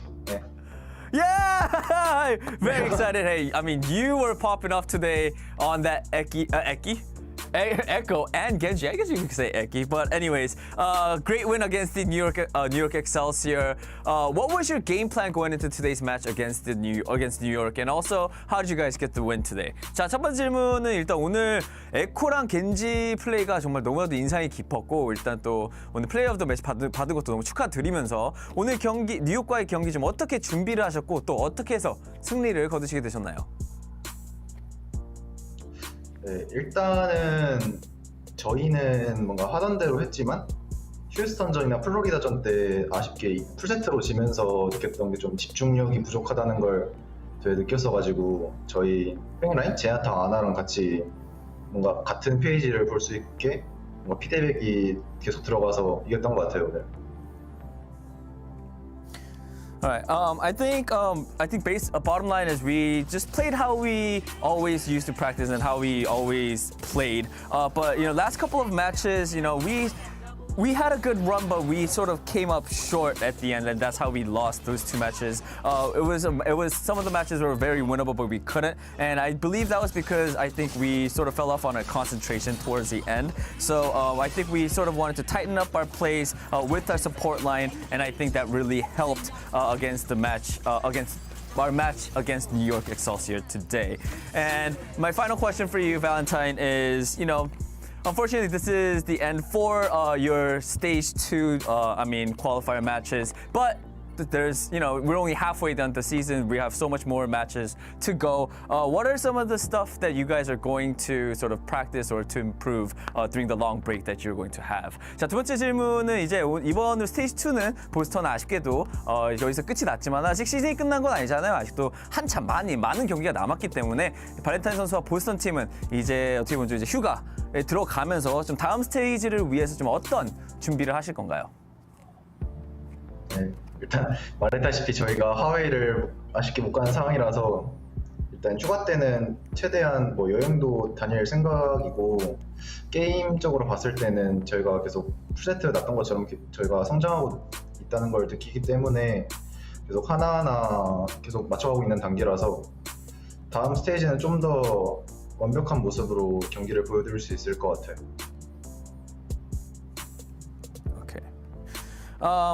Yes, as you guys all know, we are unfortunately not going to Hawaii. So I think we're going to take the time to, sort of get some break, take a breather, travel a little bit. As for game-wise, though, I do feel like we are improving as a team. So we're going to take it slow, step by step, and really try to come back better, more perfect, or, show more flawless gameplay for our fans. All right, Valentine, that is it for the interview. Thank you so much for your time. And again, big congratulations on your win. 자, 이걸로 인터뷰 마치겠고요. 발렌타인 선수 지금까지 너무나 수고 많으셨습니다. 감사합니다. 감사합니다. 고생하셨습니다. Oh. You gotta clap, Danny. You gotta clap. Yeah. You just said, he said, thank you so much. Thank you for your work, hard work. Oh. How nice of him. Yeah, Valentine's really nice. He's so nice. I love that. He did call us out. He did call me out though. While we were waiting to go on broadcast. He was like, "Yeah, I saw you and Costa. You guys didn't pick Boston." Unbelievable. Yeah. How could you? I can't believe my heart lied to me like this. Heart, Heart's not allowed to come out at all throughout the mid-season playoffs. Right, Costa. Yeah, we're only doing brain analysis from now on. For me, it's like 50-50. It doesn't matter which one I trust. It's always 50-50. That's it for the mid-season Madness qualification matches. We wrapped it with a Boston Uprising win. And I feel like we could go on and on about New York Excelsior, individual skill, not being able to play with teamwork. But I think that Boston Uprising is a way more comfortable, nice kind of conversation because this is a 4-8 team now. They're on the up and up, and Mitch and Matt, they already discussed the play-in implications later this year. It really does feel like they're on the rise, Costa. Yeah, I think that the thing that's most impressive about them, it's not just they're having that individual pop-off moments. Like, that's the thing we praise the New York Excelsior for, of like, in their most recent matches, even though they haven't been getting the wins, they've been playing at an incredibly high level, but it's just not sustainable. And that's the thing, you can't just rely that Yaki's going to kill 4 people for almost seemingly no reason in every single team fight. This was just clean team play. Everyone's doing their job. The backline's playing together very well. Punk's going in, creating that space and, you know, giving that space to the V brothers to then do their job. And, you know, I think another just all-round clean matchup. As you said, playoff implications. As much as they're not in the mid-season tournament, only 10 teams get the opportunity to be able to even play in the playoffs. So if you are 11th or 12th in the North American region, then you don't even get an opportunity to even, you know, have a look at that. And that's where the New York Excelsior are falling dangerously into. With a 1-11 record, they're going to need to win a bunch of matches in the back half of the season to be able to keep their season hopes alive. Yeah, absolutely. Danny, I'll give you a choice. You have the option. Either you can continue to go in on the New York Excelsior, or your favorite standout for the Boston Uprising. I'm not going to force you to go either way. I do want to sort of talk a little bit about New York Excelsior. I think what I saw from them was, I do think they have the individual talent, right? Okay. No, you're bad. You're not allowed to say that. Listen to me. But I think what they fell short on was, I think whenever they were trying to dive someone, you know, either they sort of had that timing issue, or that teamwork was still a little bit lacking compared to Boston. I think that was sort of my take on why the New York Excelsior lost. And Boston, one thing, my favorite, I think, Valentine on Echo and Genji. Yeah. Very impressive. I will say, first of all, you did kind of hint on the talent was there. So, you know, that's actually going to be a bit of a yellow card. That's a yellow card for you. We're not allowed to say the talent. What is that? What's the other one? So what happens if I say it again? We're going to shut you down, Danny. Yeah. I wasn't wrong. The talent is there. No. Hey, ref. Yeah, come on. Hey, New York you heard it. Excelsior, Yeah, every person, they all have Danny, their talent. Danny, we're shutting I'm sorry, you need to off. leave. You need to leave. I'm sorry, Danny. Get out of here. Yeah, you can't keep saying. I'm actually gonna leave. Yeah, just I'm actually gonna leave. No, just sit down. Sit down, okay? You're wired up. Temporary suspension, okay? All right, just quiet. I do want to shout out to Valentine as well. I think Valentine was a bit of a standout. And I personally want to give Valentine some extra credit because he's a player that I've been really hard on in the past. Yeah. I even said earlier on this season that Valentine, he's playing for his Overwatch League career earlier on this season because last season was just not good enough. But now he's combining with Victoria, the V brothers. And I really think he's playing some of the best Overwatch he's done in his career. And I think, you know, improving is very difficult as a player. And so I need to give Valentine his props. He did improve like that. So I stole down his points. I shut him down. If you put the V's together, it makes it dumb. Oh my God! The V brothers. I can't believe That's a dub from the Boston. Get out. Yeah, no. We're going down together, Danny. We need to move on. That was absolutely. Oh my God. Oh, take this, bear. All right, here we go. The moment you've been waiting for. We've been setting it up all day. We've been waiting so long for this one. It's our best of the day. Yeah, that's right. You get to see the bracket later. I'm the host. Yeah, direct. Best of the day. I gotta kick this off with the Dallas Fuel. I mean, what even went down here? I mean, a triple C9. Are you kidding me? Fearless, come on. Just look at the distance between like Fearless here and his backline. He's in the enemy spawn, and his team is in his own spawn. And then we move on. I mean, this was egregious. I mean, they're just on the payload. Lana's just on the payload. Like they're just on the payload. London's confused. I was like, oh, am I not? Okay. You just know Chio standing on the high ground like, guys, the con. And then again, Fearless is in the back line. He jumps over the con. I mean, they're so spread out. That's incredible. I like the lower third as well. C9 X3 equals C27. Yeah. C27. Wouldn't it be CC?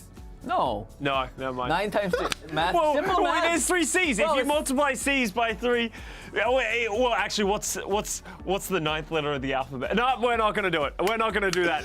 Please tell me it's my time. My best of the day. We're going to look at Fearless. Custard's loose. He's unhinged. It's Sunday. We're allowed to have fun with this one. We're going to have a look at Fearless sending some people into the drink. We just made fun of Fearless. Let's get some high praise in here. Big punch onto Chatty, getting him off. That was actually so unfortunate, even with the tank passive. But the second one, this one was even crazier. Yeah. Fool me once, shame on you. Second time, London Spitfire just walking to the edge once again. Fire, you fools! I love it. In the wise words of Gandalf. Yeah. London Spitfire, you should know better. Who's Frodo in this journey? Chio? Fielder? Well, my best of the day. All right, my best of the day, everybody. I thought this was a very cool play from Chio, actually. You were mentioning Chio. My best of the day is from Chio. This happened on Gibraltar. What did you say? Nothing, you go. But yeah, here we go. I think Shax goes to attach the pulse bomb. And then what? Do you guys see what happened? Chio sees that it was on his shield, turns around, locates Shax, and just goes in, batches in to kill Shax. And I thought that was pretty cool. It went by super fast. I was kind of proud of myself for catching that too. Yeah. I was like, oh, did that actually happen? That was so unlucky for Shax. Yeah. Just better. It's just better, yeah. You did jump into the truck when it happened. Like, yeah. Has anyone taken the pulse bomb stick? It's my best of the day. You were very confident. I was very proud of myself. All right, amazing moments. We got amazing moments every day here at the Overwatch League. We have some action. And now, finally, what we've been waiting for is the mid-season madness bracket. Let's take our first quick. Let's go! We haven't even seen this. No. So, you know, they finalized the seeding, which means that we have the first round figured out. We have the top 4. So here we go. Oh, London versus Atlanta, first round. London versus in the first. Atlanta. And that is Monday, the 18th. It's not Thursday, it's not Friday. We start the tournament on a Monday, Hawaii time, okay? So keep that in mind if you're going to follow along at home. It's a Monday. So we got London Spitfire taking on the Atlanta Reign. Shanghai Dragons, the number 5 seed, they did not get a top 4, go against the Toronto Defiant, Hangzhou Spark, Philadelphia Fusion. That's a bit of a rivalry in the APAC region. Yeah. And the Houston Outlaws against the Florida Mayhem. So those first 4 matches on Monday, give me some quick thoughts. I think yeah, go ahead. I think the London Atlanta one is the spiciest just because of their history from, you know, the kickoff clash. I think I'm actually excited for Shanghai Toronto because that's the very first West versus East. Yeah. I don't know the teams are very rival like, but I mean it's gonna be, I think, pretty fun. Yeah, so there you go. There's a day 1 schedule, Monday, July 18th at 7 p.m. Eastern, 4 p.m. PST, Pacific time, of course. And if you're in Europe, feel free to Google a time transfer because Lord knows I'm not doing it on broadcast. And of course, later on, I'm not sure if we could pull up back the bracket, of course. I just want to walk you through the seedings, of course. So the top 4 seeds through Global is going to be the top 4. San Francisco Shock is number 1. Yep. LA Gladiators number 2. Yep. Seoul Dynasty number 3. They are picking their winner bracket opponents. Nice. You can see here. Yep. So when the teams advance, for example, if Atlanta were to beat London, they're in the pool that San Francisco Shock can pick the number 1, and then we go down the line. So Dallas Fuel is number 4. They get the leftovers. They get the 4th. Whoever's 4th left. remaining winning game. Yep. The losers, they're not out. They get demoted to the losers bracket, and they have 1 tournament life remaining. So Simple. top 4 seed essentially just grants you a bye in this winner and losers bracket. So there you go. A bit complicated, but very entertaining. Yes. I think this format is I am actually really so good. excited for this. There's going to be, I hope, you guys need to lock off those 5 days. It's going to be long days. Yeah. Oh, yeah. We're going to be here. I think we're setting up a tent in the back somewhere here, and that's where we're just going to live for about a week. We'll have like a little you know, fire pit. Yeah, exactly. Barbecue. Yeah. So there you have it. Amazing. It's been an absolute pleasure this week. And so, just to remind everybody, we are off for a week, and then we're coming back on Monday, right? Monday, July 18th. July 18th, everybody. It's not next coming Monday. We're not reminding you, we're reminding ourselves. Danny would have shown up next week. Danny's like, do I have work tomorrow? Yeah, okay. It's not tomorrow. We started the tournament tomorrow. No, we're not. It's not tomorrow. It's the week after. Week after, okay. yeah. All right, got it. Yeah. Okay. It's going to be so much fun. Gentlemen, I had a blast this weekend. You know, a lot of fun? Really had a blast. The Denim Boys, the Backcap Boys, whatever you want to call it. Yeah, thank you so much for tuning in to the Mid-Season Madness qualification matches, and we'll see you for the tournament. From us, here on the desk, and producer Hex in the background, we say good night, and we'll see you in a week for some tournament action in Hawaii. Woo, let's go! West! Woo! Backcap Boys out!